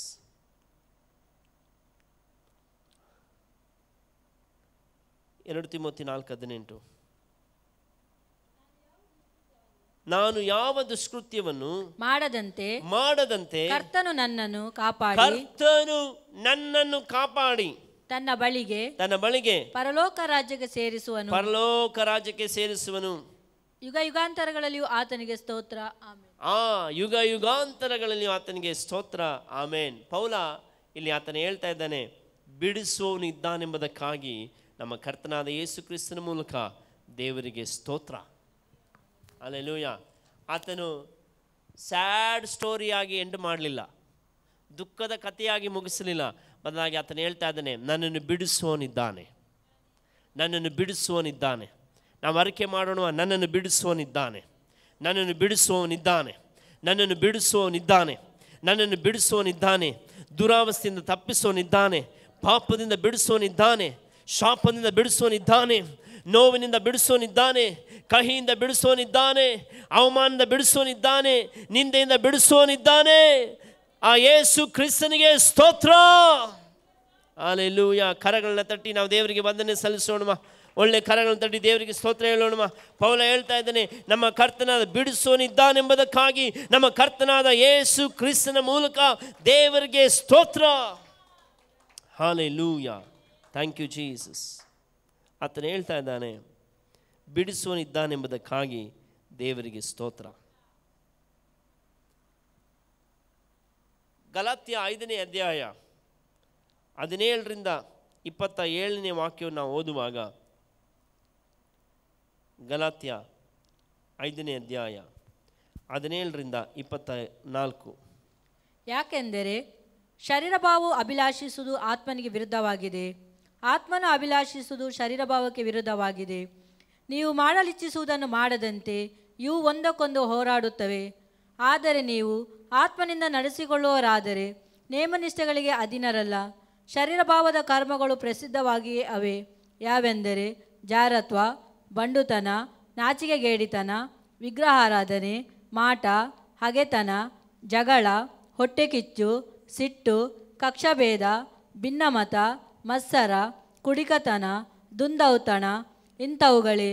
ಇವುಗಳ ವಿಷಯದಲ್ಲಿ ಇಂಥ ಕಾರ್ಯಗಳನ್ನು ನಡೆಸುವವರು ದೇವರ ರಾಜ್ಯಕ್ಕೆ ಬಾಧ್ಯರಾಗುವುದಿಲ್ಲವೆಂದು ನಾನು ಹಿಂದೆ ಹೇಳಿದಂತೆಯೇ ಈಗಲೂ ನಿಮ್ಮನ್ನು ಎಚ್ಚರಿಸುತ್ತೇನೆ. ಆದರೆ ದೇವರಾತ್ಮನಿಂದ ಉಂಟಾಗುವ ಫಲವೇನೆಂದರೆ ಪ್ರೀತಿ, ಸಂತೋಷ, ಸಮಾಧಾನ, ದೀರ್ಘಶಾಂತಿ, ದಯೆ, ಉಪಕಾರ, ನಂಬಿಕೆ, ಸಾಧುತ್ವ, ಶಮೆದಮೆ ಇಂಥವುಗಳೇ. ಇಂಥವುಗಳನ್ನು ಯಾವ ಧರ್ಮಶಾಸ್ತ್ರವು ಅಪೇಕ್ಷಿಸುವುದಿಲ್ಲ. ಕ್ರಿಸ್ತ ಯೇಸುವಿನವರು ತಮ್ಮ ಶರೀರಭಾವವನ್ನು ಅದರ ವಿಷಯಾಭಿಲಾಷೆ ಸ್ವೇಚ್ಛಾಭಿಲಾಷೆ ಸಹಿತ ಶಿಲುಬೆಗೆ ಹಾಕಿದವರು. ಇಲ್ಲಿ ನಾವು ನೋಡ್ತೇವೆ ಈ ಗಲಾತ್ಯ 5:17-24 ವಾಕ್ಯ ನಾವು ಓದುವಾಗ, ಶರೀರ ಭಾವ ಅಭಿಲಾಷಿಸುವುದು ಆತ್ಮನಿಗೆ ವಿರುದ್ಧವಾಗಿದೆ, ಆತ್ಮನು ಅಭಿಲಾಷಿಸುವುದು ಶರೀರಕ್ಕೆ ವಿರುದ್ಧವಾಗಿದೆ. ನೀವು ಮಾಡಲಿಚ್ಛಿಸುವುದನ್ನು ಮಾಡದಂತೆ ಇವು ಒಂದಕ್ಕೊಂದು ಹೋರಾಡ್ತವೆ. ನಾನು ಹೇಳೋದಕ್ಕೆ ಬಯಸ್ತೇನೆ, ಚೆನ್ನಾಗಿ ನೆನ್ಪಿಟ್ಕೊಳ್ಳಿ. ನಾವು ವಿಶ್ವಾಸಿಯಾಗಿದ್ದರೂ ಕೂಡ ನಾವು ಸಾಯುವವರೆಗೂ ಈ ಹೋರಾಟ ಇದ್ದೇ ಇರುತ್ತೆ. ಸ್ತೋತ್ರ. ನಾವು ದೇವರ ಮಕ್ಕಳಾಗಿದ್ದರೂ, ಯೇಸುವನ್ನು ಹಿಂಬಾಲಿಸ್ತಾ ಇದ್ದರೂ, ಆತನ ಶಿಷ್ಯನಾಗಿ ಮಗನಾಗಿ ಮಗಳಾಗಿ ಜೀವಿಸಿದ್ರು, ನಾವು ಈ ಭೂಲೋಕದಲ್ಲಿ ಈ ದೇಹದಲ್ಲಿ ಇರುವವರೆಗೂ ಹೋರಾಟ ಇದೆ. ಆದರೆ ಪೌಲ ಇಲ್ಲಿ ಏನು ಹೇಳ್ತಾ ಇದ್ದಾನೆ ಅಂತ ಹೇಳಿದ್ರೆ, ಆತನ ಈ ಪತ್ರಿಕೆಯಲ್ಲಿ ಹೇಳುವಾಗ ಈ ರೀತಿಯಾಗಿ ಹೇಳ್ತಾನೆ, ಅದು ಬಹಳ ಪ್ರಸಿದ್ಧವಾಗಿದೆ. ಏನೆಲ್ಲ ಇದೆ ನೋಡಿ, ಅದರ ದೊಡ್ಡ ಪಟ್ಟಿನೇ ಇದೆ. ಮುಂದುವರೆದು ನೀವು ನೋಡಿ, ಅದರಲ್ಲಿ 18-19 ವಾಕ್ಯದಿಂದ ಅನಿಸುತ್ತೆ. 19ನೇ ವಾಕ್ಯದಿಂದ, ಶರೀರ ಭಾವದ ಕರ್ಮಗಳು ಪ್ರಸಿದ್ಧವಾಗಿವೆ. ಯಾವುದೆಂದರೆ ಜಾರತ್ವ, ಬಂಡುತನ, ನಾಚಿಕೆಗೇಡಿತನ, ವಿಗ್ರಹಾರಾಧನೆ. ನಾವು ನೆನ್ನೆ ನೋಡಿದೆವು, ವಿಗ್ರಹಾರಾಧನೆ ಅನ್ನೋದು ಕೇವಲ ಮೂರ್ತಿಗಳಲ್ಲ, ಏನು ಲೋಭ ಕೂಡ, ಹಣದಾಸೆ ಕೂಡ ಏನು ವಿಗ್ರಹಾರಾಧನೆ ಆಗಿದೆ. ನಾವು ನೆನ್ನೆ ಕೊಲೊಸ್ಸೆ ಪತ್ರಿಕೆಯಲ್ಲಿ ನಾವು ನೋಡಿದೆವು. ವಿಗ್ರಹಾರಾಧನೆ, ಮಾಟ, ಹಗೆತನ, ಜಗಳ, ಹೊಟ್ಟೆಕಿಚ್ಚು, ಸಿಟ್ಟು, ಕಕ್ಷಭೇದ, ಭಿನ್ನಮತ, ಮತ್ಸರ, ಕುಡಿಕತನ, ದುಂದೌತಣ. ಇವೆಲ್ಲ ನಮ್ಮ ಶರೀರ ಸ್ವಾಭಾವಿಕವಾಗಿ ನಮ್ಮಿಂದ ಪ್ರಕಟ ಆಗುವಂಥದ್ದು. ಇಲ್ಲಿ ಸಿಟ್ಟಾಗದಿರೋರು ಯಾರಾದ್ರೂ ಇದ್ದೀರಾ? ಕೋಪಗೊಳ್ಳದವ್ರು ಯಾರಾದ್ರೂ ಇದ್ದೀರಾ? ಬೇಸರ ಆಗದಿರೋರು ಯಾರಾದ್ರೂ ಇದ್ದೀರಾ? ಅಂದರೆ ಅರ್ಥ ನಾವು ಇನ್ನೂ ಶರೀರದಲ್ಲಿದ್ದೇವೆ ಎಂಬುದಾಗಿ ಅರ್ಥ. ಶರೀರ ಭಾವದ ಕರ್ಮಗಳು ನಮ್ಮಲ್ಲಿ ಇನ್ನೂ ಇದೆ ಅಂತ ಅರ್ಥ. ಆದರೆ ಇವುಗಳನ್ನು ಜಯಿಸಬೇಕು ಅನ್ನೋದಾದರೆ ಫಾರ್ಮುಲಾ ನಂಬರ್ 1, ಫಾರ್ಮುಲಾ ನಂಬರ್ 2 ಇಲ್ಲ. ಬದಲಾಗಿ ಆತನು ಏನು ಹೇಳ್ತಾ ಇದ್ದಾನೆ ಮುಂದೆ ನಾವು ನೋಡಿ 21ನೇ ವಾಕ್ಯದಿಂದ ಓದುವಾಗ ನೋಡಿ, ಅಲ್ಲಿ ಪೌಲ ಹೇಳ್ತಾ ಇದ್ದಾನೆ. ಓದಿ 22ನೇ ವಾಕ್ಯ. ಇಂಥ ಕಾರ್ಯಗಳನ್ನು ನಡೆಸುವವರು ದೇವರ ರಾಜ್ಯಕ್ಕೆ ಬಾಧ್ಯರಾಗುವುದಿಲ್ಲವೆಂದು ನಾನು ಹಿಂದೆ ಹೇಳಿದಂತೆ ಈಗಲೂ ನಿಮ್ಮನ್ನು ಎಚ್ಚರಿಸುತ್ತೇನೆ. ಆದರೆ ದೇವರಾತ್ಮನಿಂದ ಉಂಟಾಗುವ ಫಲವೇನೆಂದರೆ, ದೇವರಾತ್ಮನಿಂದ ಉಂಟಾಗುವ ಫಲ ಅಂದರೆ ಇಲ್ಲಿ ಪೌಲ ಚೆನ್ನಾಗಿ ಅರ್ಥ ಮಾಡ್ಕೊಳ್ಬೇಕು. ಈ ಎಲ್ಲ ಸ್ವಭಾವಗಳು, ಪಾಪದ ಸ್ವಭಾವಗಳು ನಮ್ಮಲ್ಲಿ ಇರುತ್ತೆ. ಆದರೆ ಇವುಗಳನ್ನು ನಾವು ಜಯಿಸಬೇಕೆನ್ನುವುದಾದರೆ, ಇವುಗಳನ್ನು ಮೀರಿ ನಾವು ಬೆಳಿಬೇಕೆನ್ನುವುದಾದರೆ ಪವಿತ್ರಾತ್ಮನ ಫಲಗಳನ್ನು ನಮ್ಮಲ್ಲಿ ವೃದ್ಧಿ ಮಾಡಬೇಕು. Hallelujah, hallelujah. ಯಾವುದು ಮೆಜಾರಿಟಿನೋ ಅದೇ ಗೆಲ್ಲೋದು. ಶರೀರದ ಸ್ವಭಾವ ಮೆಜಾರಿಟಿ ಆಗಿದ್ರೆ ಶರೀರದ ಸ್ವಭಾವ ಗೆಲ್ಲೋದು. ಆತ್ಮನ ಸ್ವಭಾವ ಮೆಜಾರಿಟಿ ಆಗಿದ್ರೆ ಆತ್ಮನ ಸ್ವಭಾವನೇ ಗೆಲ್ಲೋದು. ಆಮೇನ್. ಅದಕ್ಕೆ ವಾಕ್ಯ 5:16-17 ಹೇಳುವಾಗ ಹೇಳುತ್ತೆ, ಇದು ಶರೀರ ಸ್ವಭಾವ ಆತ್ಮನ ವಿರುದ್ಧವಾಗಿದೆ. ಇದು ಒಂದಕ್ಕೊಂದು ಹೋರಾಡ್ತಲೇ ಇರುತ್ತೆ, ಇದು ಒಂದಕ್ಕೊಂದು ಗುದ್ದಾಡ್ತಲೇ ಇರುತ್ತೆ, ಇದು ಒಂದಕ್ಕೊಂದು ಯಾವಾಗಲೂ ಯುದ್ಧ ಮಾಡ್ತಲೇ ಇರುತ್ತೆ. ಆದರೆ ಪವಿತ್ರಾತ್ಮನ ಫಲಗಳನ್ನು ನಾವು ನೋಡುವಾಗ ಪ್ರೀತಿ, ಸಂತೋಷ, ಸಮಾಧಾನ, ದೀರ್ಘಶಾಂತಿ, ದಯೆ, ಉಪಕಾರ, ನಂಬಿಕೆ, ಸಾಧುತ್ವ, ಶಮೆದಮೆ, ಇಂಥವುಗಳನ್ನು ಯಾವ ಧರ್ಮಶಾಸ್ತ್ರವು ಆಕ್ಷೇಪಿಸುವುದಿಲ್ಲ. ಕ್ರಿಸ್ತ ಯೇಸುವಿನವರು ತಮ್ಮ ಶರೀರ ಭಾವವನ್ನು ಅದರ ವಿಷಯಾಭಿಲಾಷೆ ಸ್ವೇಚ್ಛಾಭಿಲಾಷೆ ಸಹಿತ ಶಿಲುಬೆಗೆ ಹಾಕಿದವರು. ಹಾಗಾದರೆ ಇವತ್ತು ಪೌಲ ಏನು ಹೇಳೋದಕ್ಕೆ ಬಯಸ್ತಾ ಇದ್ದಾನೆ ಅಂತ ಹೇಳಿದ್ರೆ, ನಮ್ಮಲ್ಲಿ ಇರುವಂಥ ಪಾಪ ಸ್ವಭಾವಗಳನ್ನು ನಾವು ದೊಡ್ಡದಾಗಿ ನೋಡದೆ ಪವಿತ್ರಾತ್ಮನ ಫಲಗಳನ್ನು ನಮ್ಮಲ್ಲಿ ಅಭಿವೃದ್ಧಿ ಪಡಿಸಬೇಕೆಂಬುದಾಗಿ ಆತ ನಮ್ಮಿಂದ ಎದುರು ನೋಡ್ತಾನೆ. ಇವತ್ತು ಪ್ರೀತಿಯನ್ನು ನಾವು ಹೆಚ್ಚು ಬೆಳೆಸೋಣ, ಪವಿತ್ರಾತ್ಮನ ಫಲವಾಗಿರುವ ಪ್ರೀತಿಯನ್ನು ಹೆಚ್ಚು ಬೆಳೆಸೋಣ, ಶಮೆದಮೆಯನ್ನು ಹೆಚ್ಚು ಬೆಳೆಸೋಣ, ಸಾಧುತ್ವವನ್ನು ಹೆಚ್ಚು ಬೆಳೆಸೋಣ, ನಮ್ಮಲ್ಲಿ ಸಂತೋಷವನ್ನು ಹೆಚ್ಚು ಬೆಳೆಸೋಣ, ಸಮಾಧಾನವನ್ನು ಹೆಚ್ಚು ಬೆಳೆಸೋಣ, ದೀರ್ಘಶಾಂತಿಯನ್ನು ಹೆಚ್ಚು ಬೆಳೆಸೋಣ, ದಯೆಯನ್ನು ಹೆಚ್ಚು ಬೆಳೆಸೋಣ, ಉಪಕಾರವನ್ನು ಹೆಚ್ಚು ಬೆಳೆಸೋಣ, ನಂಬಿಕೆಯನ್ನು ಹೆಚ್ಚು ಬೆಳೆಸೋಣ, ಸಾಧುತ್ವವನ್ನು ಹೆಚ್ಚು ಬೆಳೆಸೋಣ. ಯಾವಾಗ ಇದು ಹೆಚ್ಚಾಗ್ತದೋ ಆಟೋಮೆಟಿಕ್ ಶರೀರ ಭಾವದ ಸ್ವಭಾವಗಳು ಅಡಗಿರ್ತವೆ. Praise the Lord, hallelujah. ಎಷ್ಟು ಜನ ಇದನ್ನು ಗ್ರಹಿಸ್ತಾ ಇದ್ದೀರೋ ಗೊತ್ತಿಲ್ಲ, ಎಷ್ಟು ಜನಕ್ಕೆ ಇದು ಅರ್ಥ ಆಗ್ತಾ ಇದೆಯೋ ಗೊತ್ತಿಲ್ಲ. ಅದಕ್ಕೆ ಪೌಲನು ತನ್ನ ಪತ್ರಿಕೆಯಲ್ಲಿ ಬರೆಯುವಾಗ ಈ ರೀತಿಯಾಗಿ ಹೇಳ್ತಾನು. ನಾವು ರೋಮಾಪುರದವರೆಗೆ ಬರೆದ ಪತ್ರಿಕೆ 8ನೇ ಅಧ್ಯಾಯದಲ್ಲಿ ನಾವು ನೋಡುವಾಗ 14ನೇ ವಾಕ್ಯದಲ್ಲಿ ಈ ರೀತಿಯಾಗಿ ಆತನು ಹೇಳ್ತಾನೆ, ಯಾರು ದೇವರ ಆತ್ಮನಿಂದ ನಡೆಸಿಕೊಳ್ಳುತ್ತಾರೋ ಅವರು ದೇವರ ಮಕ್ಕಳು. ಆಮೇನ್. ಅಂದರೆ ನೀವು ರೋಮ 8ನೇ ಅಧ್ಯಾಯ 12 ಮತ್ತು 13ನೇ ವಾಕ್ಯವನ್ನು ಓದಿ. ರೋಮ 8ನೇ ಅಧ್ಯಾಯ. ಹೀಗಿರಲಾಗಿ ಸಹೋದರರೇ, ನಾವು ಹಂಗಿನಲ್ಲಿದ್ದೇವೆ, ಆದರೆ ಪವಿತ್ರಾತ್ಮನುಸಾರ ನಡೆಯುವ ಹಂಗಿನಲ್ಲಿದ್ದೇವೆ ಹೊರತು ಶರೀರ ಭಾವವನ್ನು ಅನುಸರಿಸಿ ಬದುಕಬೇಕೆಂಬ ಹಂಗಿನಲ್ಲಿಲ್ಲ. ನೀವು ಶರೀರ ಭಾವವನ್ನು ಅನುಸರಿಸಿ ಬದುಕಿದರೆ ಸಾಯುವುದು ನಿಶ್ಚಯ. ನೀವು ಪವಿತ್ರಾತ್ಮನಿಂದ ದೇಹದ ದುರಾಭ್ಯಾಸಗಳನ್ನು ನಾಶ ಮಾಡುವುದಾದರೆ ಜೀವಿಸುವಿರಿ. ನೋಡಿ, ನೀವು ಪವಿತ್ರಾತ್ಮನಿಂದ, ವಾಕ್ಯ ಹೇಳ್ತಿದೆ, ನೀವು ಪವಿತ್ರಾತ್ಮನಿಂದ. ಹೇಗೆ ಪವಿತ್ರಾತ್ಮನಿಂದ ದುರಾಭ್ಯಾಸಗಳನ್ನು ಸಾಯಿಸೋದು? ಪವಿತ್ರಾತ್ಮನ ಫಲಗಳನ್ನು ನಮ್ಮಲ್ಲಿ ವೃದ್ಧಿ ಮಾಡಿದಷ್ಟು, ಪವಿತ್ರಾತ್ಮನ ಫಲಗಳು ನಮ್ಮಲ್ಲಿ ಹೆಚ್ಚಾದಷ್ಟು ನಾವು ದೇಹದ ದುರಾಭ್ಯಾಸಗಳನ್ನು ಸಾಯಿಸೋದಕ್ಕೆ ಸಾಧ್ಯ.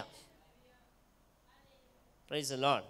ಶರೀರ ಸ್ವಭಾವ ಮತ್ತು ಆತ್ಮ ಯಾವಾಗಲೂ ಕಾದಾಡ್ತಾ ಇರುತ್ತೆ.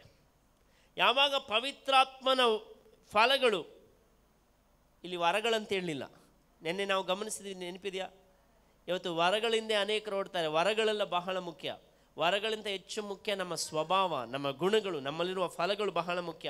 ಯಾವಾಗ ಪವಿತ್ರಾತ್ಮನ ಫಲಗಳು ನಮ್ಮಲ್ಲಿ ವೃದ್ಧಿ ಆಗುತ್ತೋ, ಯಾವಾಗ ಪವಿತ್ರಾತ್ಮನ ಫಲಗಳು ನಮ್ಮಲ್ಲಿ ಹೆಚ್ಚಾಗುತ್ತೋ, ಯಾವಾಗ ಪವಿತ್ರಾತ್ಮನಿಂದ ನಾವು ನಡೆಸಲ್ಪಡ್ತೇವೋ, ಆಗ ತಾನಾಗಿ ಶರೀರ ಭಾವದ ಸಂಗತಿಗಳನ್ನು ನಾವು ಗೆಲ್ಲೋದಕ್ಕೆ, ಸಾಯಿಸೋದಕ್ಕೆ ಸಾಧ್ಯ. ನಮ್ಮ ಸ್ವಂತ ಬಲದಿಂದ ಸಾಯಿಸೋದಕ್ಕೆ ಸಾಧ್ಯವಿಲ್ಲ.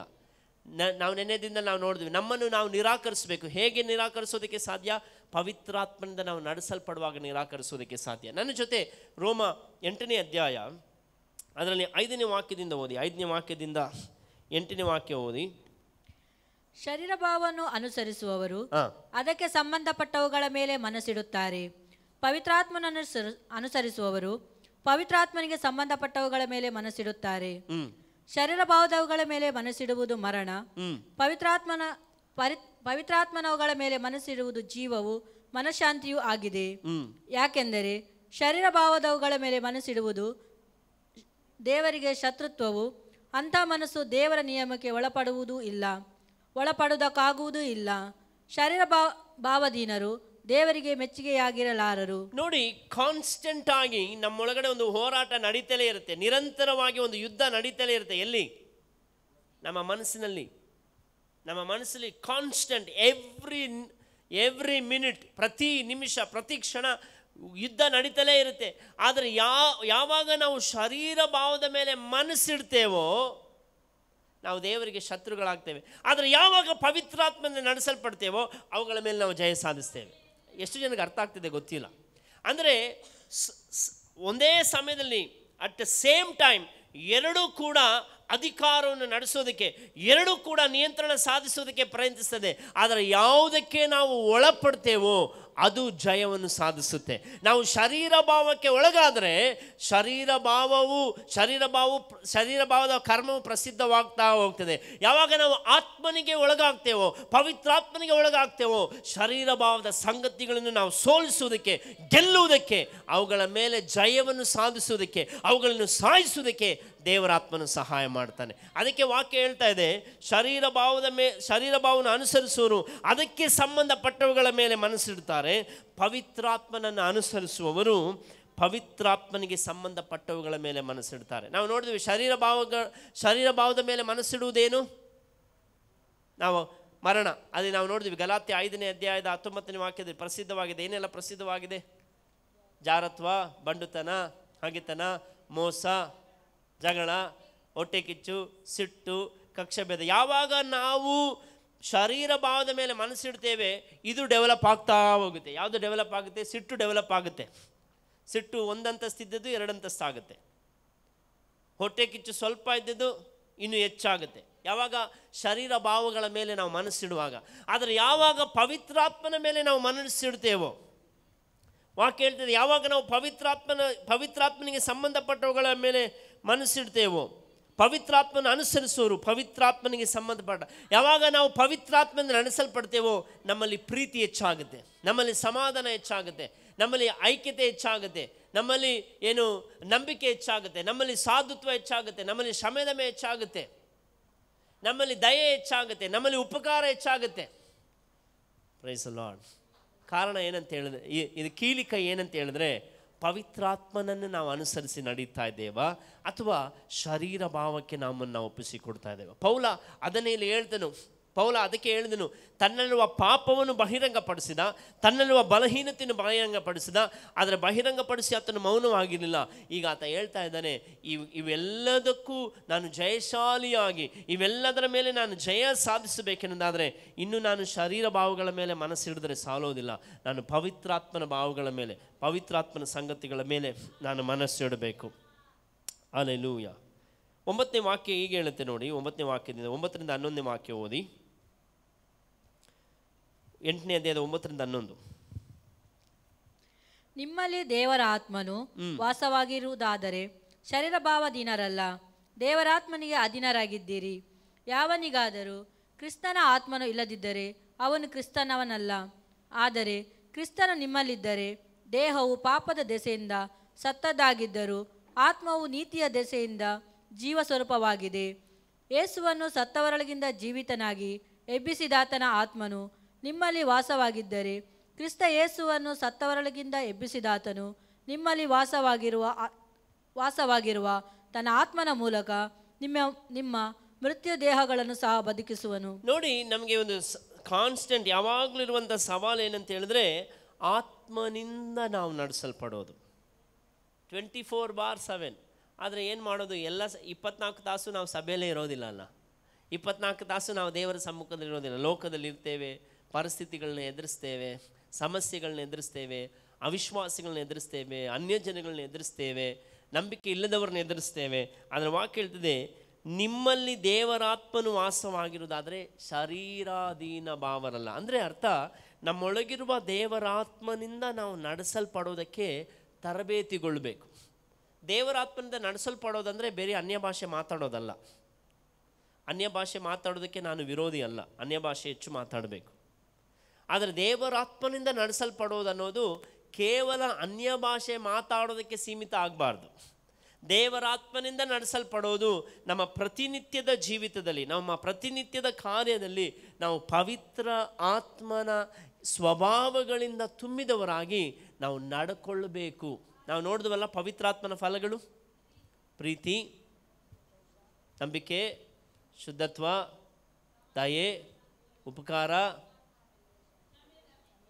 ಅರ್ಥ ಆಗ್ತಾ ಇದೆಯಾ? ಅಂದರೆ ಪವಿತ್ರಾತ್ಮನಿಂದ ನಡೆಸಲ್ಪಡೋದು, ಪವಿತ್ರಾತ್ಮನಿಂದ ನಾವು ಮುಂದೆ ಹೋಗೋದಂತ ಹೇಳಿದ್ರೆ ಅರ್ಥ, ಈ ಕಾರ್ಯಗಳು ನಮ್ಮನ್ನು ಪ್ರೇರೇಪಿಸಬೇಕು, ನಮ್ಮನ್ನು ಒತ್ತಾಯ ಮಾಡಬೇಕು. ಅದಕ್ಕೆ ಪೌಲನು ಹೇಳ್ತದೆ, ಕ್ರಿಸ್ತನ ಪ್ರೀತಿಯು ನನ್ನನ್ನು ಒತ್ತಾಯ ಮಾಡ್ತಾ ಇದೆ. ಇವತ್ತು ಅನೇಕರಿಗೆ ಸುವಾರ್ತೆ ಸಾರಿ, ಸುವಾರ್ತೆ ಸಾರಿ, ಸುವಾರ್ತೆ ಸಾರಿ ಅಂತ ಹೇಳಿದ್ರೆ 10 ಸಲ ಹೇಳಿದ್ರೆ 11 ಸಲ ಹೋಗಿ ಸುವಾರ್ತೆ ಸಾರ್ತಾರೆ. ಯಾಕಂದರೆ ಸುವಾರ್ತೆ ಸಾರಿ ಸಾರಿ ಸಾರಿ ಅಂತ ಹೇಳಿ ಒತ್ತಾಯ ಮಾಡೋದ್ರಿಂದ, ಅದರಿಂದ ನಾವು ಸುವಾರ್ತೆ ಸಾರಬಾರ್ದು. ಕ್ರಿಸ್ತನ ಪ್ರೀತಿ ನಮ್ಮನ್ನು ಒತ್ತಾಯ ಮಾಡಬೇಕು. ಕ್ಷಮೆ ಕೂಡ ಹಾಗೆ. ಕ್ಷಮಿಸಿ ಕ್ಷಮಿಸಿ ಕ್ಷಮಿಸಿ ಕ್ಷಮಿಸಿ ಅಂತ 10 ಸಲ ಪ್ರಸಂಗ ಕೇಳಿ 11ನೇ ಸಲ ಕ್ಷಮಿಸೋದಲ್ಲ. ಕ್ರಿಸ್ತನ ಪ್ರೀತಿ ನಮ್ಮನ್ನು ಒತ್ತಾಯ ಮಾಡಬೇಕು ಕ್ಷಮಿಸೋದಕ್ಕೆ. ಹಲ್ಲೆಲೂಯಾ. ದಯೆ ತೋರಿಸಿ ದಯೆ ತೋರಿಸಿ ದಯೆ ತೋರಿಸಿ ದಯೆ ತೋರಿಸಿ ಕೇಳಿ ಕೇಳಿ ಕೇಳಿ 11ನೇ ಸಲ ದಯೆ ತೋರಿಸೋದಲ್ಲ. ನಮ್ಮಲ್ಲಿರುವಂಥ ಕ್ರಿಸ್ತನ ಪ್ರೀತಿ, ನಮ್ಮಲ್ಲಿರುವಂಥ ಪವಿತ್ರಾತ್ಮನ ಈ ಗುಣ ಸ್ವಭಾವ, ನಾವು ಮಾಡೋ ಪ್ರತಿಯೊಂದರಲ್ಲಿ ದಯೆ ತೋರಿಸುವವರಾಗಿರಬೇಕು. ಆಮೇನ್. ಅದಕ್ಕೆ ಪೌಲ ಹೇಳ್ತಾ ಇದ್ದಾನೆ, ನಾವು ಪವಿತ್ರಾತ್ಮನಿಂದ ನಾವು ನಡೆಸಲ್ಪಡುವವರಾಗಿರಬೇಕು, ಪವಿತ್ರಾತ್ಮನಿಗೆ ಮೆಚ್ಚುಗೆಯಾಗಿರಬೇಕು. ನೀವು ಇದನ್ನು ಅರ್ಥ ಮಾಡ್ಕೊಳ್ಬೇಕಂದ್ರೆ, ಇದನ್ನು ಗ್ರಹಿಸಿಕೊಳ್ಬೇಕನ್ನೋದಾದರೆ, ಈ ಪೌಲ 8ನೇ ಅಧ್ಯಾಯದ 2ನೇ ವಾಕ್ಯದಲ್ಲಿ ಆತನು ಹೇಳ್ತಾ ಇದ್ದಾನೆ, 1ನೇ ವಾಕ್ಯದಲ್ಲಿ ಆತನು ಹೇಳ್ತಾ ಇದ್ದಾನೆ, ಆದುದರಿಂದ ಕ್ರಿಸ್ತ ಯೇಸುನಲ್ಲಿರೋರಿಗೆ ಅಪರಾಧ ನಿರ್ಣಯ ಇಲ್ಲ. ಅಂದರೆ ಆತನು ಸರಿಸಗಟಾಗಿ ಹೇಳ್ತಾ ಇದ್ದಾನೆ, ನನ್ನಲ್ಲಿ ಪಾಪ ಇತ್ತು, ಪಾಪ ನನ್ನ ಸಮಸ್ಯೆ ಆಗಿತ್ತು, ಆದರೆ ಈಗ ನಾನು ಕ್ರಿಸ್ತನಲ್ಲಿ ಇರೋದ್ರಿಂದ ಪಾಪ ನನ್ನನ್ನು ತಪ್ಪಿತಸ್ಥ ಸ್ಥಾನದಲ್ಲಿ ನಿಲ್ಲಿಸೋದಕ್ಕೆ ಸಾಧ್ಯ ಇಲ್ಲ. ಯಾಕಂದರೆ ಯೇಸು ನನಗೋಸ್ಕರ ರಕ್ತವನ್ನು ಸುರಿಸಿದ್ದಾನೆ, ಪ್ರಾಣವನ್ನು ಕೊಟ್ಟಿದ್ದಾನೆ, ನನ್ನನ್ನು ಪಾಪದಿಂದ ಬಿಡಿಸಿದ್ದಾನೆ. ನಾನು ಕ್ರಿಸ್ತನಲ್ಲಿ ಇರೋದ್ರಿಂದ ನಾನು ಇನ್ನೂ ಅಪರಾಧಿ ಅಲ್ಲ. ಹಲ್ಲೆಲೂಯಾ. ಅಲ್ಲಿಗೆ ಆತ ನಿಲ್ಲಿಸಲಿಲ್ಲ. ಈಗ 2ನೇ ವಾಕ್ಯದಲ್ಲಿ ಆತನು ಹೇಳ್ತಾ ಇದ್ದಾನೆ, ಜೀವವನ್ನುಂಟು ಮಾಡುವ ಪವಿತ್ರಾತ್ಮನಿಂದಾದ ನಿಯಮವು ನಿನ್ನನ್ನು ಅಥವಾ ನನ್ನನ್ನು ಪಾಪ ಮರಣಗಳಿಗೆ ಕಾರಣವಾದ ನಿಯಮದಿಂದ ಕ್ರಿಸ್ತ ಯೇಸುವಿನ ಮೂಲಕ ಬಿಡಿಸಿತು. ಯಾಕೆ ನಮಗೆ ಅಪರಾಧ ನಿರ್ಣಯ ಇಲ್ಲ ಅಂತ ಹೇಳಿದರೆ, ಯಾಕಂದರೆ ಜೀವವನ್ನುಂಟು ಮಾಡುವ ಪವಿತ್ರಾತ್ಮನಿಂದ ಉಂಟಾದ ನಿಯಮ ನನ್ನನ್ನು ಪಾಪ ಮರಣದಿಂದ ಮರಣಕ್ಕೆ ಕಾರಣವಾದ ನಿಯಮದಿಂದ ಬಿಡಿಸಿ ಕ್ರಿಸ್ತ ಯೇಸುವಿನ ಮೂಲಕ ನನ್ನನ್ನು ಬಿಡಿಸಿತು. ಅಂದರೆ ಕ್ರಿಸ್ತ ಯೇಸುವಿನಲ್ಲಿ ನಾನು ಇರೋದರಿಂದ, ಕ್ರಿಸ್ತ ಯೇಸುವನ್ನು ನನ್ನ ಸ್ವಂತ ರಕ್ಷಕನಾಗಿ ಅಂಗೀಕರಿಸಿರೋದ್ರಿಂದ ಪವಿತ್ರಾತ್ಮನು ನನ್ನನ್ನು ಪಾಪದಿಂದ ಬಿಡಿಸಿ ಆತನನ್ನು ನೀತಿಗೆ ಸೇರಿಸಿದ್ದಾನೆ. ಅಧರ್ಮದಿಂದ ಬಿಡಿಸಿ ನನ್ನನ್ನು ಧರ್ಮಕ್ಕೆ ಸೇರಿಸಿದ್ದಾನೆ, ಒಳ್ಳೆಯ ಕಾರ್ಯಗಳಿಗೆ ಸೇರಿಸಿದ್ದಾನೆ. ಶಾಪದಿಂದ ನನ್ನನ್ನು ಬಿಡಿಸಿ ಆಶೀರ್ವಾದಕ್ಕೆ ಸೇರಿಸಿದ್ದಾನೆ. ಕ್ರಿಸ್ತನಲ್ಲಿ ಇರೋದರಿಂದ ಅದು ಬಹಳ ಮುಖ್ಯ. ಈಗ ಆತನು ಮುಂದುವರೆದು ಹೇಳ್ತಾ ಇದ್ದಾನೆ, ಪೌಲನು ಹೇಳ್ತಾ ಇದ್ದಾನೆ 3ನೇ ವಾಕ್ಯದಲ್ಲಿ ನೋಡಿ, ಧರ್ಮಶಾಸ್ತ್ರವು ನಮ್ಮ ಶರೀರದಿನ ಸ್ವಭಾವದ ನಿಮಿತ್ತ ನಿರ್ಬಲವಾಗಿ ಯಾವ ಕೆಲಸವನ್ನು ಮಾಡಲಾರದೆ ಇತ್ತೋ ಅದನ್ನು ದೇವರೇ ಮಾಡಿದನು. ನೋಡಿ, ಧರ್ಮಶಾಸ್ತ್ರ ನನ್ನನ್ನು ಬಿಡಿಸಬೇಕಾಯಿತು. ಪೌಲ ಏನು ಹೇಳ್ತಾ ಇದ್ದಾನೆ? ಧರ್ಮಶಾಸ್ತ್ರ ನನ್ನನ್ನು ಸ್ವತಂತ್ರಪಡಿಸಬೇಕಾಯಿತು. ಧರ್ಮಶಾಸ್ತ್ರ ನನ್ನನ್ನು ನೀತಿವಂತನಾಗಿ ಮಾರ್ಪಡಿಸಬೇಕಾಗಿತ್ತು. ಧರ್ಮಶಾಸ್ತ್ರ ನನ್ನನ್ನು ನ್ಯಾಯ ಮಾರ್ಗದಲ್ಲಿ ನಡೆಸಬೇಕಾಗಿತ್ತು. ಆದರೆ ಧರ್ಮಶಾಸ್ತ್ರ ಇದು ಕೆಟ್ಟದ್ದು, ಇದು ತಪ್ಪು, ಇದು ಪಾಪ ಎಂಬುದನ್ನು ಮಾತ್ರ ತೋರಿಸಿತು. ಆದರೆ ಯೇಸು ಕ್ರಿಸ್ತನು ನನ್ನನ್ನು ಇವೆಲ್ಲವುಗಳಿಂದ ಬಿಡಿಸಿ, ಅವೆಲ್ಲವುಗಳಿಂದ ತಪ್ಪಿಸಿ ನನ್ನನ್ನು ನೀತಿಯಲ್ಲಿ, ನನ್ನನ್ನು ಸರಿಯಾದ ಮಾರ್ಗದಲ್ಲಿ, ನನ್ನನ್ನು ನಿತ್ಯ ಜೀವದಲ್ಲಿ ಸೇರಿಸುತ್ತೆ ಎಂಬುದಾಗಿ ಪೌಲನು ಹೇಳ್ತಾ ಇದ್ದಾನೆ. ಮುಂದುವರೆದು ನಾವು ನೋಡೋಣ 3ನೇ ವಾಕ್ಯದ 2ನೇ ಭಾಗದಲ್ಲಿ ಏನೆಂದರೆ, ಆತನು ಪಾಪ ನಿವಾರಣೆಗಾಗಿ ತನ್ನ ಮಗನನ್ನು ಪಾಪಾಧೀನವಾದ ನರಭಾವದ ರೂಪದಲ್ಲಿ ಕಳಿಸಿಕೊಟ್ಟು ನರಭಾವದಲ್ಲಿಯೇ ಪಾಪಕ್ಕೆ ಮರಣದಂಡನೆಯನ್ನು ವಿಧಿಸಿದನು. ಅದಕ್ಕೆ ಯೇಸುವಿನ ಮರಣ ಬಹಳ ಬಹಳ ಬಹಳ ಚರಿತ್ರೆಯಲ್ಲಿ ಬಹಳ ಮುಖ್ಯ. ಯೇಸುವಿನ ಮರಣ ಪಾಪವನ್ನೇ ಅರಿಯದವನು, ಪಾಪವನ್ನೇ ತಿಳಿಯದವನು, ಪಾಪಾಧೀನ ಸ್ವಭಾವಕ್ಕೆ ಒಳಗಾಗಿ, ಅಂದರೆ ನಮ್ಮ ಎಲ್ಲ ಪಾಪಗಳು ಆತನ ಮೇಲೆ ಹೊರಿಸಲ್ಪಟ್ಟು ಆತನು ದಂಡನೆಯನ್ನು ಹೊಂದಿದ್ದರಿಂದ ಆತನು ತನ್ನ ಶರೀರದಲ್ಲಿ ತನ್ನ ತನ್ನ ದೇಹದಲ್ಲಿ ಶಿಲುಬೆಯಲ್ಲಿ ಪ್ರಾಣ ಕೊಡುವುದರ ಮೂಲಕ ಪಾಪವನ್ನು ದಂಡಿಸಿದನು. ಸೈತಾನ ನೆನೆಸಿದ, ಯೇಸುವನ್ನು ನಾನು ಕೊಂದುಬಿಟ್ಟೆ, ಯೇಸುವಿನ ಪ್ರಾಣ ತೆಗೆದುಬಿಟ್ಟೆ. ಆದರೆ ಸೈತಾನಿಗೆ ಅರ್ಥ ಆಗಲಿಲ್ಲ, ಪರಲೋಕದ ತಂದೆ ಯೇಸುವಿನ ಮರಣದ ಮೂಲಕ ಪಾಪವನ್ನೇ ಸೋಲಿಸಿಬಿಟ್ರು, ಪಾಪವನ್ನೇ ದಂಡಿಸಿಬಿಟ್ರು. ಹಲ್ಲೆಲೂಯಾ!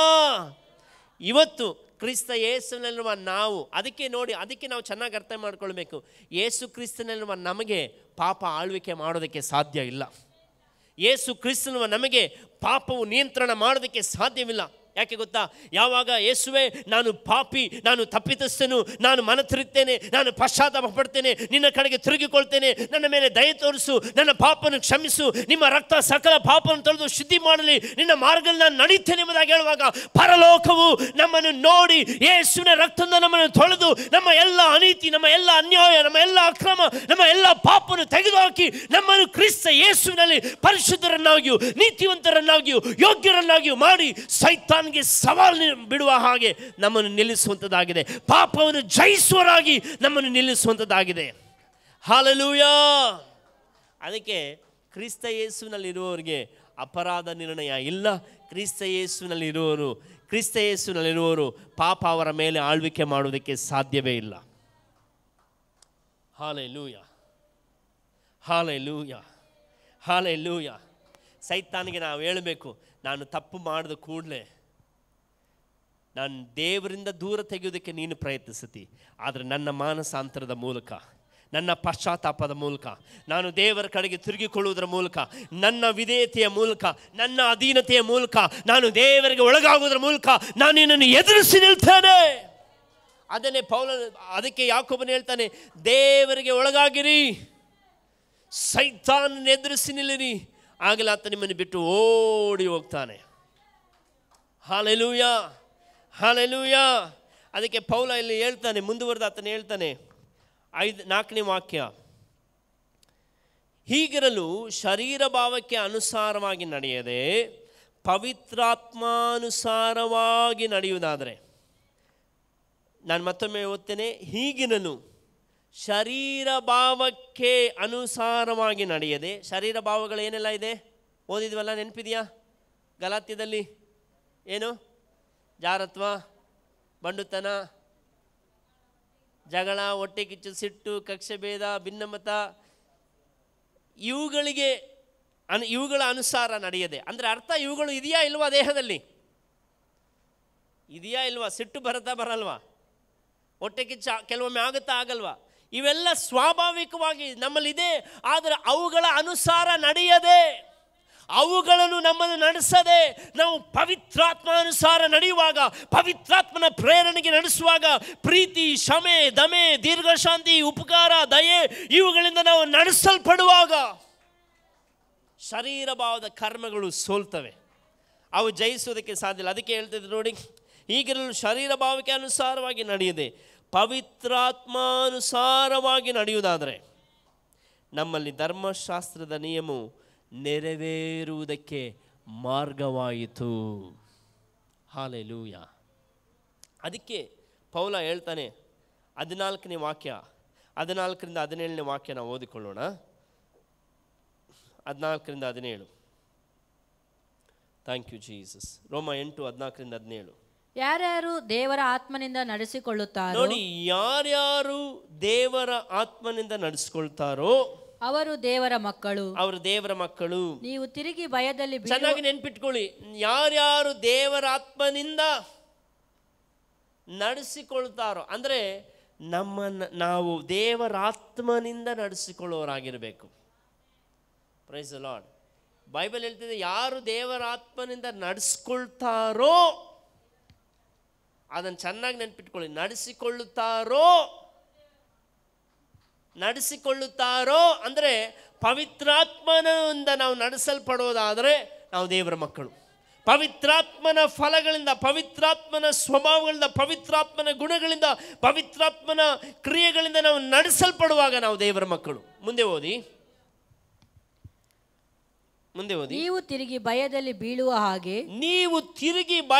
ಬೀಳುವ ಹಾಗೆ ದಾಸನ ಭಾವವನ್ನು ಹೊಂದಿದವರಲ್ಲ. ಇದನ್ನು ಚೆನ್ನಾಗಿ ನೀವು ತಿಳ್ಕೊಳ್ಬೇಕು. ನೀವು ತಿರುಗಿ ಭಯದಲ್ಲಿ ಬೀಳುವ ಹಾಗೆ ದಾಸನ ಭಾವವನ್ನು ಹೊಂದಿದವರಲ್ಲ. ಹಲ್ಲೆಲೂಯಾ.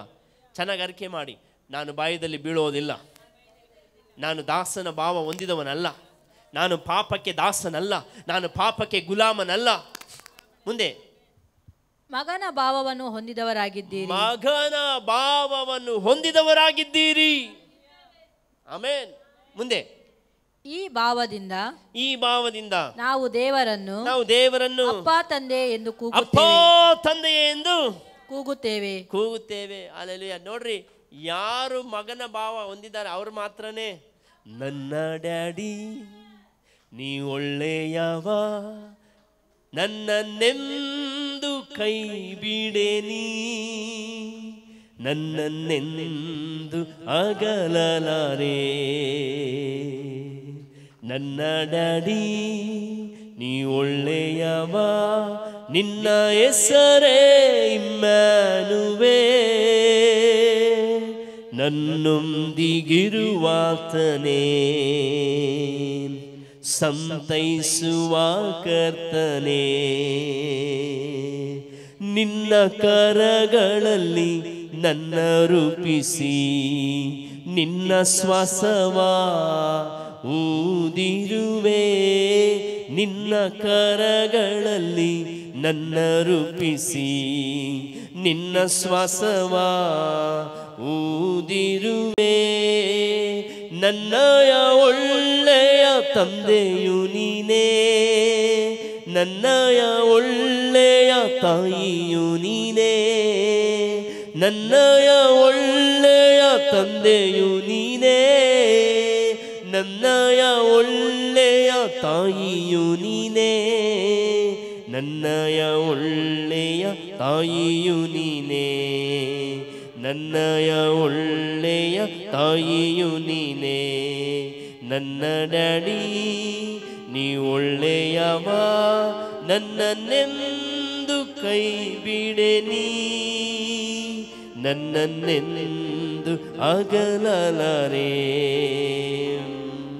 ನನ್ನ ಡ್ಯಾಡಿ ನೀ ಒಳ್ಳೆಯವ, ನಿನ್ನ ಹೆಸರೇ ಇಮ್ಯಾನುವೇ, ನನ್ನೊಂದಿಗಿರುವಾತನೇ, ಸಂತೈಸುವ ಕರ್ತನೇ. Hallelujah hallelujah hallelujah hallelujah hallelujah hallelujah hallelujah hallelujah hallelujah hallelujah hallelujah hallelujah hallelujah. ಯಾರು ದೇವರ ಆತ್ಮನಿಂದ ನಡೆಸಲ್ಪಡ್ತಾರೋ, ಯಾರು ಪರಿಶುದ್ಧಾತ್ಮನಿಂದ ನಡೆಸಲ್ಪಡ್ತಾರೋ ಅವರು ಮಾತ್ರ ಅಪ್ಪ ತಂದೆಯೇ ಎಂಬುದಾಗಿ ಕರೆಯುವುದಕ್ಕೆ ಸಾಧ್ಯ. ಈ ಬೆಳಗಿನ ವೇಳೆಯಲ್ಲಿ ನಾವು ದೇವರ ವಾಕ್ಯವನ್ನು ಕೇಳ್ತಿರುವಾಗ ನಾವು ಹೇಳೋಣ, ನಾನು ಪರಿಶುದ್ಧಾತ್ಮನಿಂದ ನಡೆಸಲ್ಪಡೋದಕ್ಕೆ ನನ್ನನ್ನು ಒಪ್ಪಿಸಿಕೊಡ್ತೇನೆ. ಮುಂದೆ ಓದಿ 16ನೇ ವಾಕ್ಯ. ನಾವು ದೇವರ ಮಕ್ಕಳಾಗಿದ್ದೇವೆಂಬುದಕ್ಕೆ ಪವಿತ್ರಾತ್ಮನೇ ನಮ್ಮ ಆತ್ಮದೊಂದಿಗೆ ಸಾಕ್ಷಿ ಹೇಳುತ್ತಾನೆ. ಮಕ್ಕಳಾಗಿದ್ದರೆ ಬಾಧ್ಯರಾಗಿದ್ದೇವೆ, ದೇವರಿಗೆ ಬಾಧ್ಯರು, ಕ್ರಿಸ್ತನೊಂದಿಗೆ ಬಾಧ್ಯರು. ಹೇಗೆಂದರೆ ಕ್ರಿಸ್ತನಿಗೆ ಸಂಭವಿಸಿದ ಬಾಧೆಗಳಲ್ಲಿ ನಾವು ಪಾಲುಗಾರರಾಗುವುದಾದರೆ ಆತನ ಮಹಿಮೆಯಲ್ಲಿಯೂ ಪಾಲುಗಾರರಾಗುವೆವು. ಆಮೆನ್. ನೋಡಿ, ಇಲ್ಲಿ ವಾಕ್ಯ ಹೇಳ್ತಾ ಇದೆ, ನಾವು ದೇವರ ಮಕ್ಕಳಾಗಿದ್ದೇವೆಂಬುದಕ್ಕೆ ಪವಿತ್ರಾತ್ಮನೇ ನಮ್ಮ ಆತ್ಮದೊಂದಿಗೆ ಸಾಕ್ಷಿ ಹೇಳ್ತಾನೆ. ಮಕ್ಕಳಾಗಿದ್ದರೆ ಬಾಧ್ಯರಾಗಿದ್ದೇವೆ, ದೇವರಿಗೆ ಬಾಧ್ಯರು, ಕ್ರಿಸ್ತನೊಂದಿಗೆ ಬಾಧ್ಯರು. ಹೇಗೆಂದರೆ ಕ್ರಿಸ್ತನಿಗೆ ಸಂಭವಿಸಿದ ಬಾಧೆಗಳಲ್ಲಿ ನಾವು ಪಾಲುಗಾರರಾಗುವುದಾದರೆ ಆತನ ಮಹಿಮೆಯಲ್ಲಿಯೂ ಪಾಲುಗಾರರಾಗುವೆವು. Amen, hallelujah. ನೋಡಿ, ಅದಕ್ಕೆ ಯಾವಾಗಲೂ ನಾವು ಪವಿತ್ರಾತ್ಮನಿಂದ ನಡೆಸಲ್ಪಡಬೇಕು ಅನ್ನೋದು ಬಹಳ ಮುಖ್ಯ. ಇವತ್ತು ಅನೇಕರು ಹೇಳ್ತಾರೆ, ನಾವು ಇರುವ ಈ ಕಾಲದಲ್ಲಿ ಹಿಂಸೆ ಅನ್ನೋದು ಇಲ್ಲ, ಕಷ್ಟ ಅನ್ನೋದು ಇಲ್ಲ, ಹೋರಾಟ ಅನ್ನೋದು ಇಲ್ಲ. ಆದರೆ ಪೌಲ ತನ್ನ ವಾಕ್ಯದಲ್ಲಿ ಬರೆಯುವಾಗ ಹೇಳ್ತಾ ಇದ್ದಾನೆ, ನಾವು ಪವಿತ್ರಾತ್ಮನಿಂದ ನಾವು ನಡೆಸಲ್ಪಡುವಾಗ, ನಾವು ಪವಿತ್ರಾತ್ಮನಿಂದ ಪ್ರೇರೇಪಿಸಲ್ಪಟ್ಟು ನಾವು ಮುಂದೆ ಸಾಗುವಾಗ ನಾವು ಕ್ರಿಸ್ತನೊಂದಿಗೆ ಬಾಧ್ಯರು. Praise the Lord. ಹೇಗೆಂದರೆ ವಾಕ್ಯದಲ್ಲಿ ಹೇಳ್ತೇನೆ, ನಾನು ಹೇಳ್ತಾ ಇಲ್ಲ, ವಾಕ್ಯ ಹೇಳ್ತಾ ಇದೆ. ಹೇಗೆಂದರೆ ಕ್ರಿಸ್ತನಿಗೆ ಸಂಭವಿಸಿದ ಬಾಧೆಗಳಲ್ಲಿ ನಾವು ಪಾಲುಗಾರರಾಗುವುದಾದರೆ. Price the lord. ಬಾಧೆ ಇದೆಯಾ? ಪಕ್ಕದಲ್ಲಿ ಕೇಳಿ, ಬಾಧೆ ಇದೆಯಾ? ಹಾಗಾದರೆ ಆತನ ಮಹಿಮೆಯಲ್ಲಿಯೂ ಕೂಡ ನಿಮಗೆ ಪಾಲಿದೆ. ಆಮೇನ್. ಈಗ ಮುಂದಿನ ವಾಕ್ಯ ಓದಿ, 18ನೇ ವಾಕ್ಯ ಓದಿ. 18. ನಮಗೋಸ್ಕರ ಮುಂದಿನ ಕಾಲದಲ್ಲಿ. ನೋಡಿ, ಹೇಗಂದ್ರೆ ನಾವು ಬಾಧೆಯನ್ನು ಯಾವ ರೀತಿ ನೋಡ್ಬೇಕಂದ್ರೆ, ನಮಗೋಸ್ಕರ ಮುಂದಿನ ಕಾಲದಲ್ಲಿ ಪ್ರತ್ಯಕ್ಷವಾಗುವ ಮಹಿಮಾ ಪದವಿಯನ್ನು ಆಲೋಚಿಸಿ ಈಗಿನ ಕಾಲದ ಕಷ್ಟಗಳು ಅಲ್ಪವೇ ಸರಿ ಎಂದು ಎಣಿಸುತ್ತೇನೆ. ಅಲ್ಪವೇ ಸರಿ. ನಿಮ್ಗೇನೆಲ್ಲ ಹೋರಾಟ ಇದೆ ಅಲ್ವಾ? ನಿಮಗೇನೆಲ್ಲ ಕಷ್ಟ ಇದೆ ಅಲ್ವಾ? ನಿಮಗೇನೆಲ್ಲ ಬಾಧೆ ಇದೆ ಅಲ್ವಾ? ಮುಂದೆ ದೇವರು ನಿಮ್ಮನ್ನು ಸನ್ಮಾನಿಸೋದನ್ನು ಯೋಚಿಸಿ, ಮುಂದೆ ದೇವರು ನಿಮ್ಮನ್ನು ಘನಪಡಿಸೋದನ್ನು ಯೋಚಿಸಿ, ಮುಂದೆ ದೇವರು ನಿಮಗೆ ಕೊಡುವ ಪದವಿ ಕಿರೀಟವನ್ನು ಯೋಚಿಸಿ, ಮುಂದೆ ದೇವರು ಕೊಡುವ ಮಹಿಮೆಯನ್ನು ಯೋಚಿಸಿ ಹೇಳಿ, ಈಗಿರುವ ಎಲ್ಲ ಕಷ್ಟಗಳು ಅಲ್ಪವೇ ಸರಿ. Nothing compare to the future glory.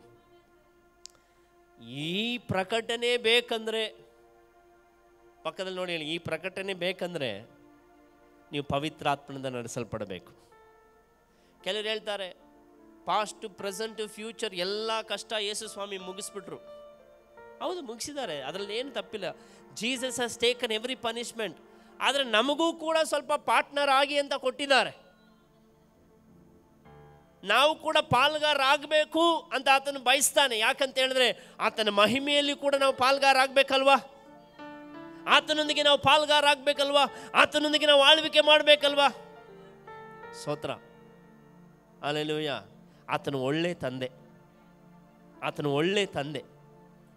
ಆತನು ನಮ್ಮ ಬಗ್ಗೆ ಕೆಟ್ಟದನ್ನು ಯೋಚಿಸೋದಿಲ್ಲ.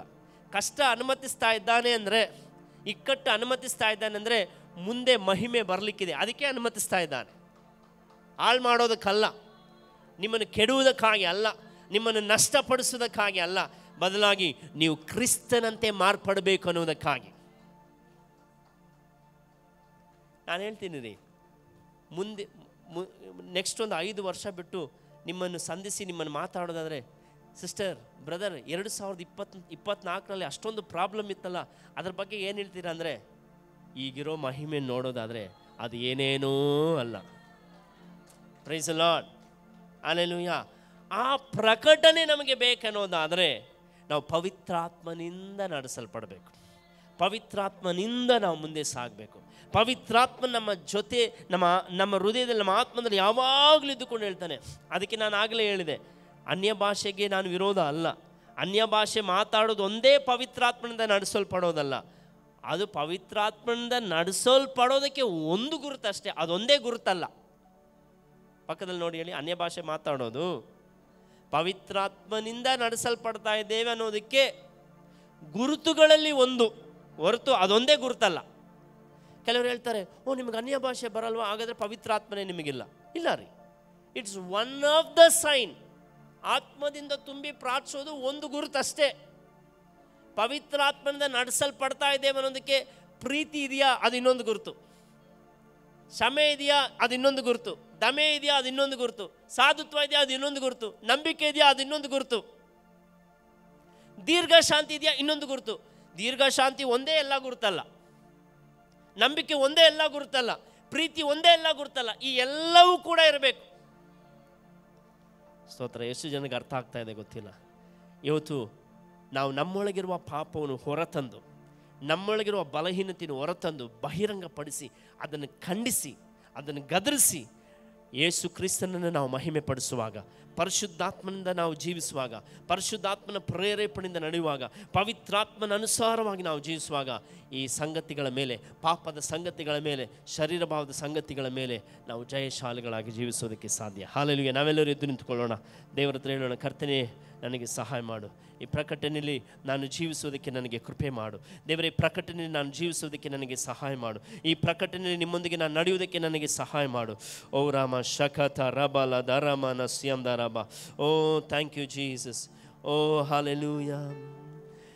ನಿನ್ನ ಕರಗಳಲ್ಲಿ ನನ್ನ ರೂಪಿಸಿ, ನಿನ್ನ ಶ್ವಾಸವಾ ಊದಿರುವೆ. ನಿನ್ನ ಕರಗಳಲ್ಲಿ ನನ್ನ ರೂಪಿಸಿ, ನಿನ್ನ ಶ್ವಾಸವಾ ಊದಿರುವೆ. ನನ್ನಯ ಒಳ್ಳೆಯ ತಂದೆಯು ನೀನೇ, ನನ್ನಯ ಒಳ್ಳೆಯ ತಾಯಿಯು ನೀನೇ, ನನ್ನಯ ಒಳ್ಳೆಯ ತಂದೆಯು ನೀನೇ, ನನ್ನಯ ಒಳ್ಳೆಯ ತಾಯಿಯು ನೀನೇ, ನನ್ನಯ ಒಳ್ಳೆಯ ತಾಯಿಯು ನೀನೇ, ನನ್ನಯ ಒಳ್ಳೆಯ ತಾಯಿಯು ನೀನೇ. ನನ್ನ ಡ್ಯಾಡಿ ನೀ ಒಳ್ಳೆಯವ, ನನ್ನನ್ನೆಂದು ಕೈ ಬಿಡೆ ನೀ, ನನ್ನನ್ನೆಂದು ಅಗಲಲಾರೆ. ನನ್ನ ಡ್ಯಾಡಿ ನೀ ಒಳ್ಳೆಯವ, ನಿನ್ನ ಹೆಸರೇ ಇಮ್ಯಾನುವೇ, ನನ್ನೊಂದಿಗಿರುವಾತನೇ, ಸಂತೈಸುವ ಯೇಸುವೇ. Hallelujah, hallelujah, hallelujah, hallelujah, hallelujah, hallelujah, hallelujah, hallelujah, hallelujah, hallelujah.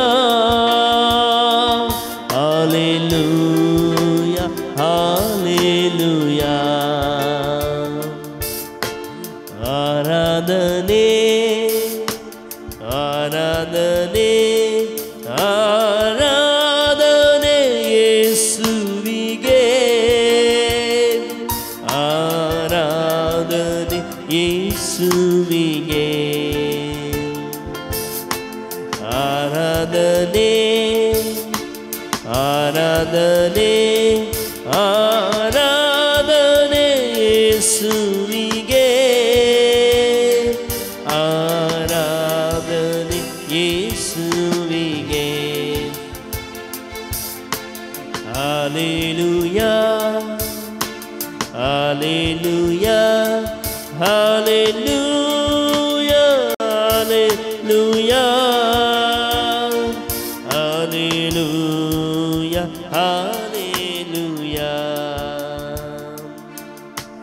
Hallelujah hallelujah hallelujah hallelujah hallelujah hallelujah hallelujah hallelujah. ಅಧಿಕಾರವೆಂಬ ಉಂಗುರ ತೋಡಿಸಿ, ಮಹಿಮೆ ಎಂಬ ವಸ್ತ್ರವ ಹೊದಿಸಿ, ಅಧಿಕಾರವೆಂಬ ಉಂಗುರ ತೋಡಿಸಿ, ಮಹಿಮೆ ಎಂಬ ವಸ್ತ್ರವ ಹೊದಿಸಿ, ರಕ್ಷಣೆ ಎಂಬ ಕಿರೀಟ ತೊಡಿಸಿ, ನನಗೊಂದು ಔತಣ ಸಿದ್ಧ ಮಾಡಿದೆ. ರಕ್ಷಣೆ ಎಂಬ ಕಿರೀಟ ತೊಡಿಸಿ, ನನಗೊಂದು ಔತಣ ಸಿದ್ಧ ಮಾಡಿದೆ. ನನಗೊಂದು ಔತಣ ಸಿದ್ಧ ಮಾಡಿದೆ. ನನಗೊಂದು ಔತಣ ಸಿದ್ಧ ಮಾಡಿದೆ. ನನ್ನ ಡ್ಯಾಡಿ ನೀ ಒಳ್ಳೆಯವ, ನನ್ನನ್ನೆಂದು ಕೈ ಬಿಡೆನಿ, ನನ್ನನ್ನೆಂದು ಅಗಲಲಾರೆ. ನನ್ನ ಡ್ಯಾಡಿ ನೀ ಒಳ್ಳೆಯವ, ನಿನ್ನ ಹೆಸರೇ ಇಮ್ಯಾನುವೇಲ್, ನನ್ನೊಂದಿಗಿರುವಾತನೇ ಸಂತೈಸುವ ಯೇಸುವೇ. Hallelujah hallelujah hallelujah hallelujah hallelujah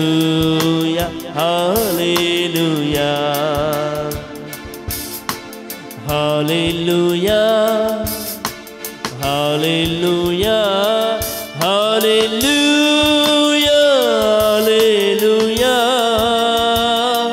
hallelujah hallelujah hallelujah. ಪ್ರಿಯರೇ, ನಮ್ಮ ದೇವರು ನಾವು ಪಾಪದಲ್ಲಿರುವುದಕ್ಕೂ, ಬಂಧನದಲ್ಲಿರುವುದಕ್ಕೂ, ಶಾಪದಲ್ಲಿರುವುದಕ್ಕೂ, ದಾಸತ್ವದಲ್ಲಿರುವುದಕ್ಕಾಗೂ ನಮ್ಮನ್ನು ಕರೆಯಲಿಲ್ಲ. ಬದಲಾಗಿ ಪವಿತ್ರಾತ್ಮನಿಂದ ತುಂಬಿದವರಾಗಿ, ಪವಿತ್ರಾತ್ಮನಿಂದ ನಡೆಸಲ್ಪಟ್ಟವರಾಗಿ, ಶರೀರ ಭಾವಗಳ ಮೇಲೆ ಜಯವನ್ನು ಸಾಧಿಸುವುದಕ್ಕಾಗಿ ನಮ್ಮನ್ನು ಕರೆದಿದ್ದಾನೆ, ನಮ್ಮನ್ನು ಆರಿಸಿಕೊಂಡಿದ್ದಾನೆ, ನಮ್ಮನ್ನು ಪ್ರತ್ಯೇಕಿಸಿದ್ದಾನೆ. ನಾವು ಸೋಲಿನಲ್ಲಿರುವುದಕ್ಕಾಗಿ ಅಲ್ಲ, ನಾವು ಜಯದಲ್ಲಿ ಜೀವಿಸುವುದಕ್ಕಾಗಿ ಆತ ನಮ್ಮನ್ನು ಕರೆದಿದ್ದಾನೆ. ಹಾಗಾಗಿ ಈ ಸಮಯದಲ್ಲಿ ಒಂದು ವೇಳೆ ನಾವು ನೆನೆಸ್ತಾ ಇರ್ಬೋದು, ಇದುವರೆಗೂ ಯಾಕೆ ನಾನು ಯಾವುದನ್ನು ಮಾಡಬಾರ್ದೋ ಅದನ್ನೇ ಮಾಡ್ತಾ ಇದ್ದೇನೆ, ಯಾಕೆ ನಾನು ಪದೇ ಪದೇ ಎಡುತ್ತಾ ಇದ್ದೇನೆ, ಯಾಕೆ ನಾನು ಸೋಲ್ತಾ ಇದ್ದೇನೆ. ಆದರೆ ಬೆಳಗಿನ ವೇಳೆಯಲ್ಲಿ ದೇವರ ವಾಕ್ಯಕ್ಕೆ ನಮ್ಮನ್ನು ಒಪ್ಪಿಸಿಕೊಟ್ಟು ಹೇಳೋಣ, ದೇವರೇ, ನಾನು ಆತ್ಮನಿಂದ ನಡೆಯದೆ ಶರೀರದಿಂದ ನಡೆದಕ್ಕಾಗಿ ನನ್ನನ್ನು ಕ್ಷಮಿಸು, ಶರೀರ ಭಾವದಿಂದ ನಾನು ನಡೆಸಲ್ಪಟ್ಟದಕ್ಕಾಗಿ ಕ್ಷಮಿಸು. ನಾನು ಪವಿತ್ರಾತ್ಮನ ಭಾವಕ್ಕೆ ಒಳಗಾಗಿ, ಪವಿತ್ರಾತ್ಮನ ಫಲಗಳಿಂದ ಕೂಡಿದವನಾಗಿ ನಾನು ನಡೆಯುವುದಕ್ಕೆ, ನಾನು ಜೀವಿಸುವುದಕ್ಕೆ ನನಗೆ ಸಹಾಯ ಮಾಡು ಎಂಬುದಾಗಿ ಒಪ್ಪಿಸಿಕೊಡೋಣ. ನಿಮ್ಮಲ್ಲಿ ಯಾರಾದರೂ ಪವಿತ್ರಾತ್ಮನ ಪ್ರೇರೇಪಿಸಲ್ಪಟ್ಟವರು, ನಿಮ್ಮ ಹೃದಯಗಳನ್ನು ತೆರೆದು ನಿಮ್ಮ ಬಾಯಿಗಳನ್ನು ತೆರೆದು ನಿಮ್ಮನ್ನು ಎಲ್ಲರ ಪರವಾಗಿ, ನಿಮ್ಮ ಪರವಾಗಿ, ಎಲ್ಲರ ಪರವಾಗಿ, ಸಭೆ ಪರವಾಗಿ ಕೇಳಿದ ವಾಕ್ಯಕ್ಕೆ ಒಪ್ಪಿಸಿಕೊಟ್ಟು ಪ್ರಾರ್ಥನೆ ಮಾಡಿರಿ. ಪವಿತ್ರಾತ್ಮನ ಪ್ರೇರೇಪಿಸಲ್ಪಟ್ಟರು ಒಬ್ಬರು ಇಬ್ಬರು ಆತ್ಮನ ನಡೆಸುವ ಹಾಗೆ ಸ್ವರವನ್ನು ಮೇಲೆತ್ತಿ ಪ್ರಾರ್ಥನೆ ಮಾಡಿ. ಓ ರಾಮ ಜೀಸಸ್. ಕರ್ತನೇ, ಈ ಸಮಯದಲ್ಲಿ ನಿನ್ನ ವಾಕ್ಯಕ್ಕಾಗಿ ಸ್ತೋತ್ರ. ನನ್ನನ್ನು ನಮ್ಮನ್ನು ತಗ್ಗಿಸಿಕೊಳ್ತಾ ಇದ್ದೇವೆ. ಈ ಸತ್ಯವನ್ನು ಕರ್ತನೇ ನಾವು ತಿಳ್ಕೊಳ್ಳುವಂತೆ, ಕಲಿಯುವಂತೆ ನಮ್ಮ ಮನೋನೇತ್ರಗಳು ಬೆಳಗಿದ್ದಕ್ಕಾಗಿ ಸ್ತೋತ್ರ ಸ್ವಾಮಿ. ನಾವು ಕಡಿಮೆ ಆಗಬೇಕು, ನಾನು ಕಡಿಮೆ ಆಗಬೇಕು, ನೀವು ಹೆಚ್ಚಾಗಬೇಕು. ನನ್ನಲ್ಲಿ ನಮ್ಮಲ್ಲಿರುವ ಎಲ್ಲ ಶರೀರ ಭಾವದ ಸಂಗತಿಗಳು, ಎಲ್ಲ ಕುಡಿಕತನ, ಎಲ್ಲ ದುಂದವತನ, ಎಲ್ಲ ಪಾಪ, ಎಲ್ಲ ಇಚ್ಛೆ, ಎಲ್ಲ ಕಾಮಾಭಿಲಾಷೆ, ಎಲ್ಲ ಸಂಗತಿಗಳು ಪವಿತ್ರಾತ್ಮಾನುಸಾರವಾಗಿ ಕರ್ತನೆ ನಾವು ಇವೆಲ್ಲವನ್ನು ಕೊಂದು ಹಾಕಲು, ಇವೆಲ್ಲದರ ಮೇಲೆ ಜಯವನ್ನು ಸಾಧಿಸಲು ಪವಿತ್ರಾತ್ಮನ ಗುಣ ಸ್ವಭಾವಗಳ ಮೂಲಕ ನಾವು ಕರ್ತನೆ ಜಯ ಹೊಂದಿದವರಾಗಿ ಮುಂದೆ ಸಾಗಲು ಸಹಾಯ ಮಾಡು. ಕರ್ತನೆ, ಸೇರಿ ಬಂದ ಪ್ರತಿಯೊಬ್ಬರನ್ನು ಒಪ್ಪಿಸಿಕೊಟ್ಟ ಪ್ರತಿಯೊಬ್ಬರನ್ನು ಅನುಗ್ರಹಿಸು. ಆನ್ಲೈನ್ನಲ್ಲಿ ವೀಕ್ಷಿಸುತ್ತಿರುವಂಥ, ಆನ್ಲೈನ್ನಲ್ಲಿ ತಮ್ಮನ್ನು ಒಪ್ಪಿಸಿಕೊಟ್ಟು ಪ್ರಾರ್ಥಿಸುತ್ತಿರುವ ಪ್ರತಿಯೊಬ್ಬರನ್ನು ಕೂಡ ಅನುಗ್ರಹಿಸು, ಆಶೀರ್ವದಿಸು. ನಿಮ್ಮ ನಾಮ ಮಹಿಮೆ ಹೊಂದಲಿ. ಪ್ರಾರ್ಥನೆ ಕೇಳಿದಕ್ಕಾಗಿ ಸ್ತೋತ್ರ, ಉತ್ತರ ಕೊಟ್ಟದಕ್ಕಾಗಿ ಸ್ತೋತ್ರ, ಯೇಸುವಿನ ನಾಮದಲ್ಲಿ ತಂದೆಯೇ, ಆಮೇನ್. ಹಾಲೆಲೂಯಾ. ಕರಗಳನ್ನ ತಟ್ಟಿ ನಾವು ದೇವರಿಗೆ ಮಹಿಮೆ ಸಲ್ಲಿಸೋಣ. ಹಾಲೆಲೂಯಾ. ಒಳ್ಳೆ ಕರಗಳನ್ನ ತಟ್ಟಿ ದೇವರಿಗೆ ಸ್ತೋತ್ರ ಸಲ್ಲಿಸೋಣ. ಆಮೇನ್. ನಾನು ದೇವರಿಗೆ ಸ್ತೋತ್ರ ಸಲ್ಲಿಸ್ತೇನೆ. ಕಳೆದ 2 ದಿನಗಳು, ನಿನ್ನೆ ಮತ್ತು ಈ ದಿನದಲ್ಲಿ ಸೇವೆ ಮಾಡುವಂತೆ ಕರ್ತನು ಕೊಟ್ಟ ಒಂದು ಅವಕಾಶಕ್ಕಾಗಿ ದೇವರಿಗೆ ಸ್ತೋತ್ರ. ಅದೇ ಸಮಯದಲ್ಲಿ ಹಿರಿಯ ಸಭಾಪಾಲಕರಿಗೂ ಸೇವಕರಿಗೂ ಪಾಸ್ಟರ್ ಸುನಿಲ್ ಅವರಿಗೂ ಕೂಡ ಕುಟುಂಬಕ್ಕೂ ನಾನು ವಂದನೆ ಸಲ್ಲಿಸ್ತೇನೆ. ಇಲ್ಲಿ ನಿಲ್ಲುವಂತೆ ಕರ್ತನು ಕೊಟ್ಟ ಕೃಪೆಗಾಗಿ ಸ್ತೋತ್ರ. ಮುಂದುವರೆದು ನನಗೋಸ್ಕರ, ನಮ್ಮ ಕುಟುಂಬಕ್ಕೋಸ್ಕರ, ಸಭೆ ಸೇವೆಗೋಸ್ಕರ ಪ್ರಾರ್ಥಿಸುವಂತೆ ಕೇಳಿಕೊಳ್ತಾ ಇದ್ದೇನೆ. ಕರ್ತನು ನಮ್ಮನ್ನು ಆಶೀರ್ವದಿಸಲಿ. ನಮ್ಮನ್ನು ಇನ್ನೂ ಬಲದಿಂದ ಬಲಕ್ಕೂ, ನೀತಿಯಿಂದ ನೀತಿಗೂ, ಪರಿಶುದ್ಧತೆಯಿಂದ ಪರಿಶುದ್ಧತೆಗೂ ನಡೆಸಲಿ. ಆತನ ಸ್ವಾರೂಪ್ಯಕ್ಕೆ ನಮ್ಮನ್ನು ಮಾರ್ಪಡಿಸಲಿ. ನಮ್ಮನ್ನು ಎಲ್ಲ ಸ್ವಭಾವಗಳ ಮೇಲೆ, ಗುಣಗಳ ಮೇಲೆ ದೇವರು ನಮಗೆ ಜಯವನ್ನು ಕೊಡಲಿ. ಇನ್ನು ಮುಂದೆ ನಾನಿರೋದೇ ಹೀಗೆ ಎಂಬುದಾಗಿ ಹೇಳದೆ ಪವಿತ್ರಾತ್ಮನಿಂದ ನಾವು ನಡೆಸಲ್ಪಟ್ಟವರಾಗಿ, ಪವಿತ್ರಾತ್ಮನಿಂದ ನಾವು ಜೀವಿಸುವವರಾಗಿ ಈ ಶರೀರ ಭಾವಗಳ ಮೇಲೆ ಜಯವನ್ನು ಸಾಧಿಸುವವರಾಗಿರೋಣ. ಕರ್ತನು ನಮ್ಮೆಲ್ಲರನ್ನು ಆಶೀರ್ವದಿಸಲಿ. ಆಮೇನ್. ಹಲ್ಲೆಲೂಯಾ.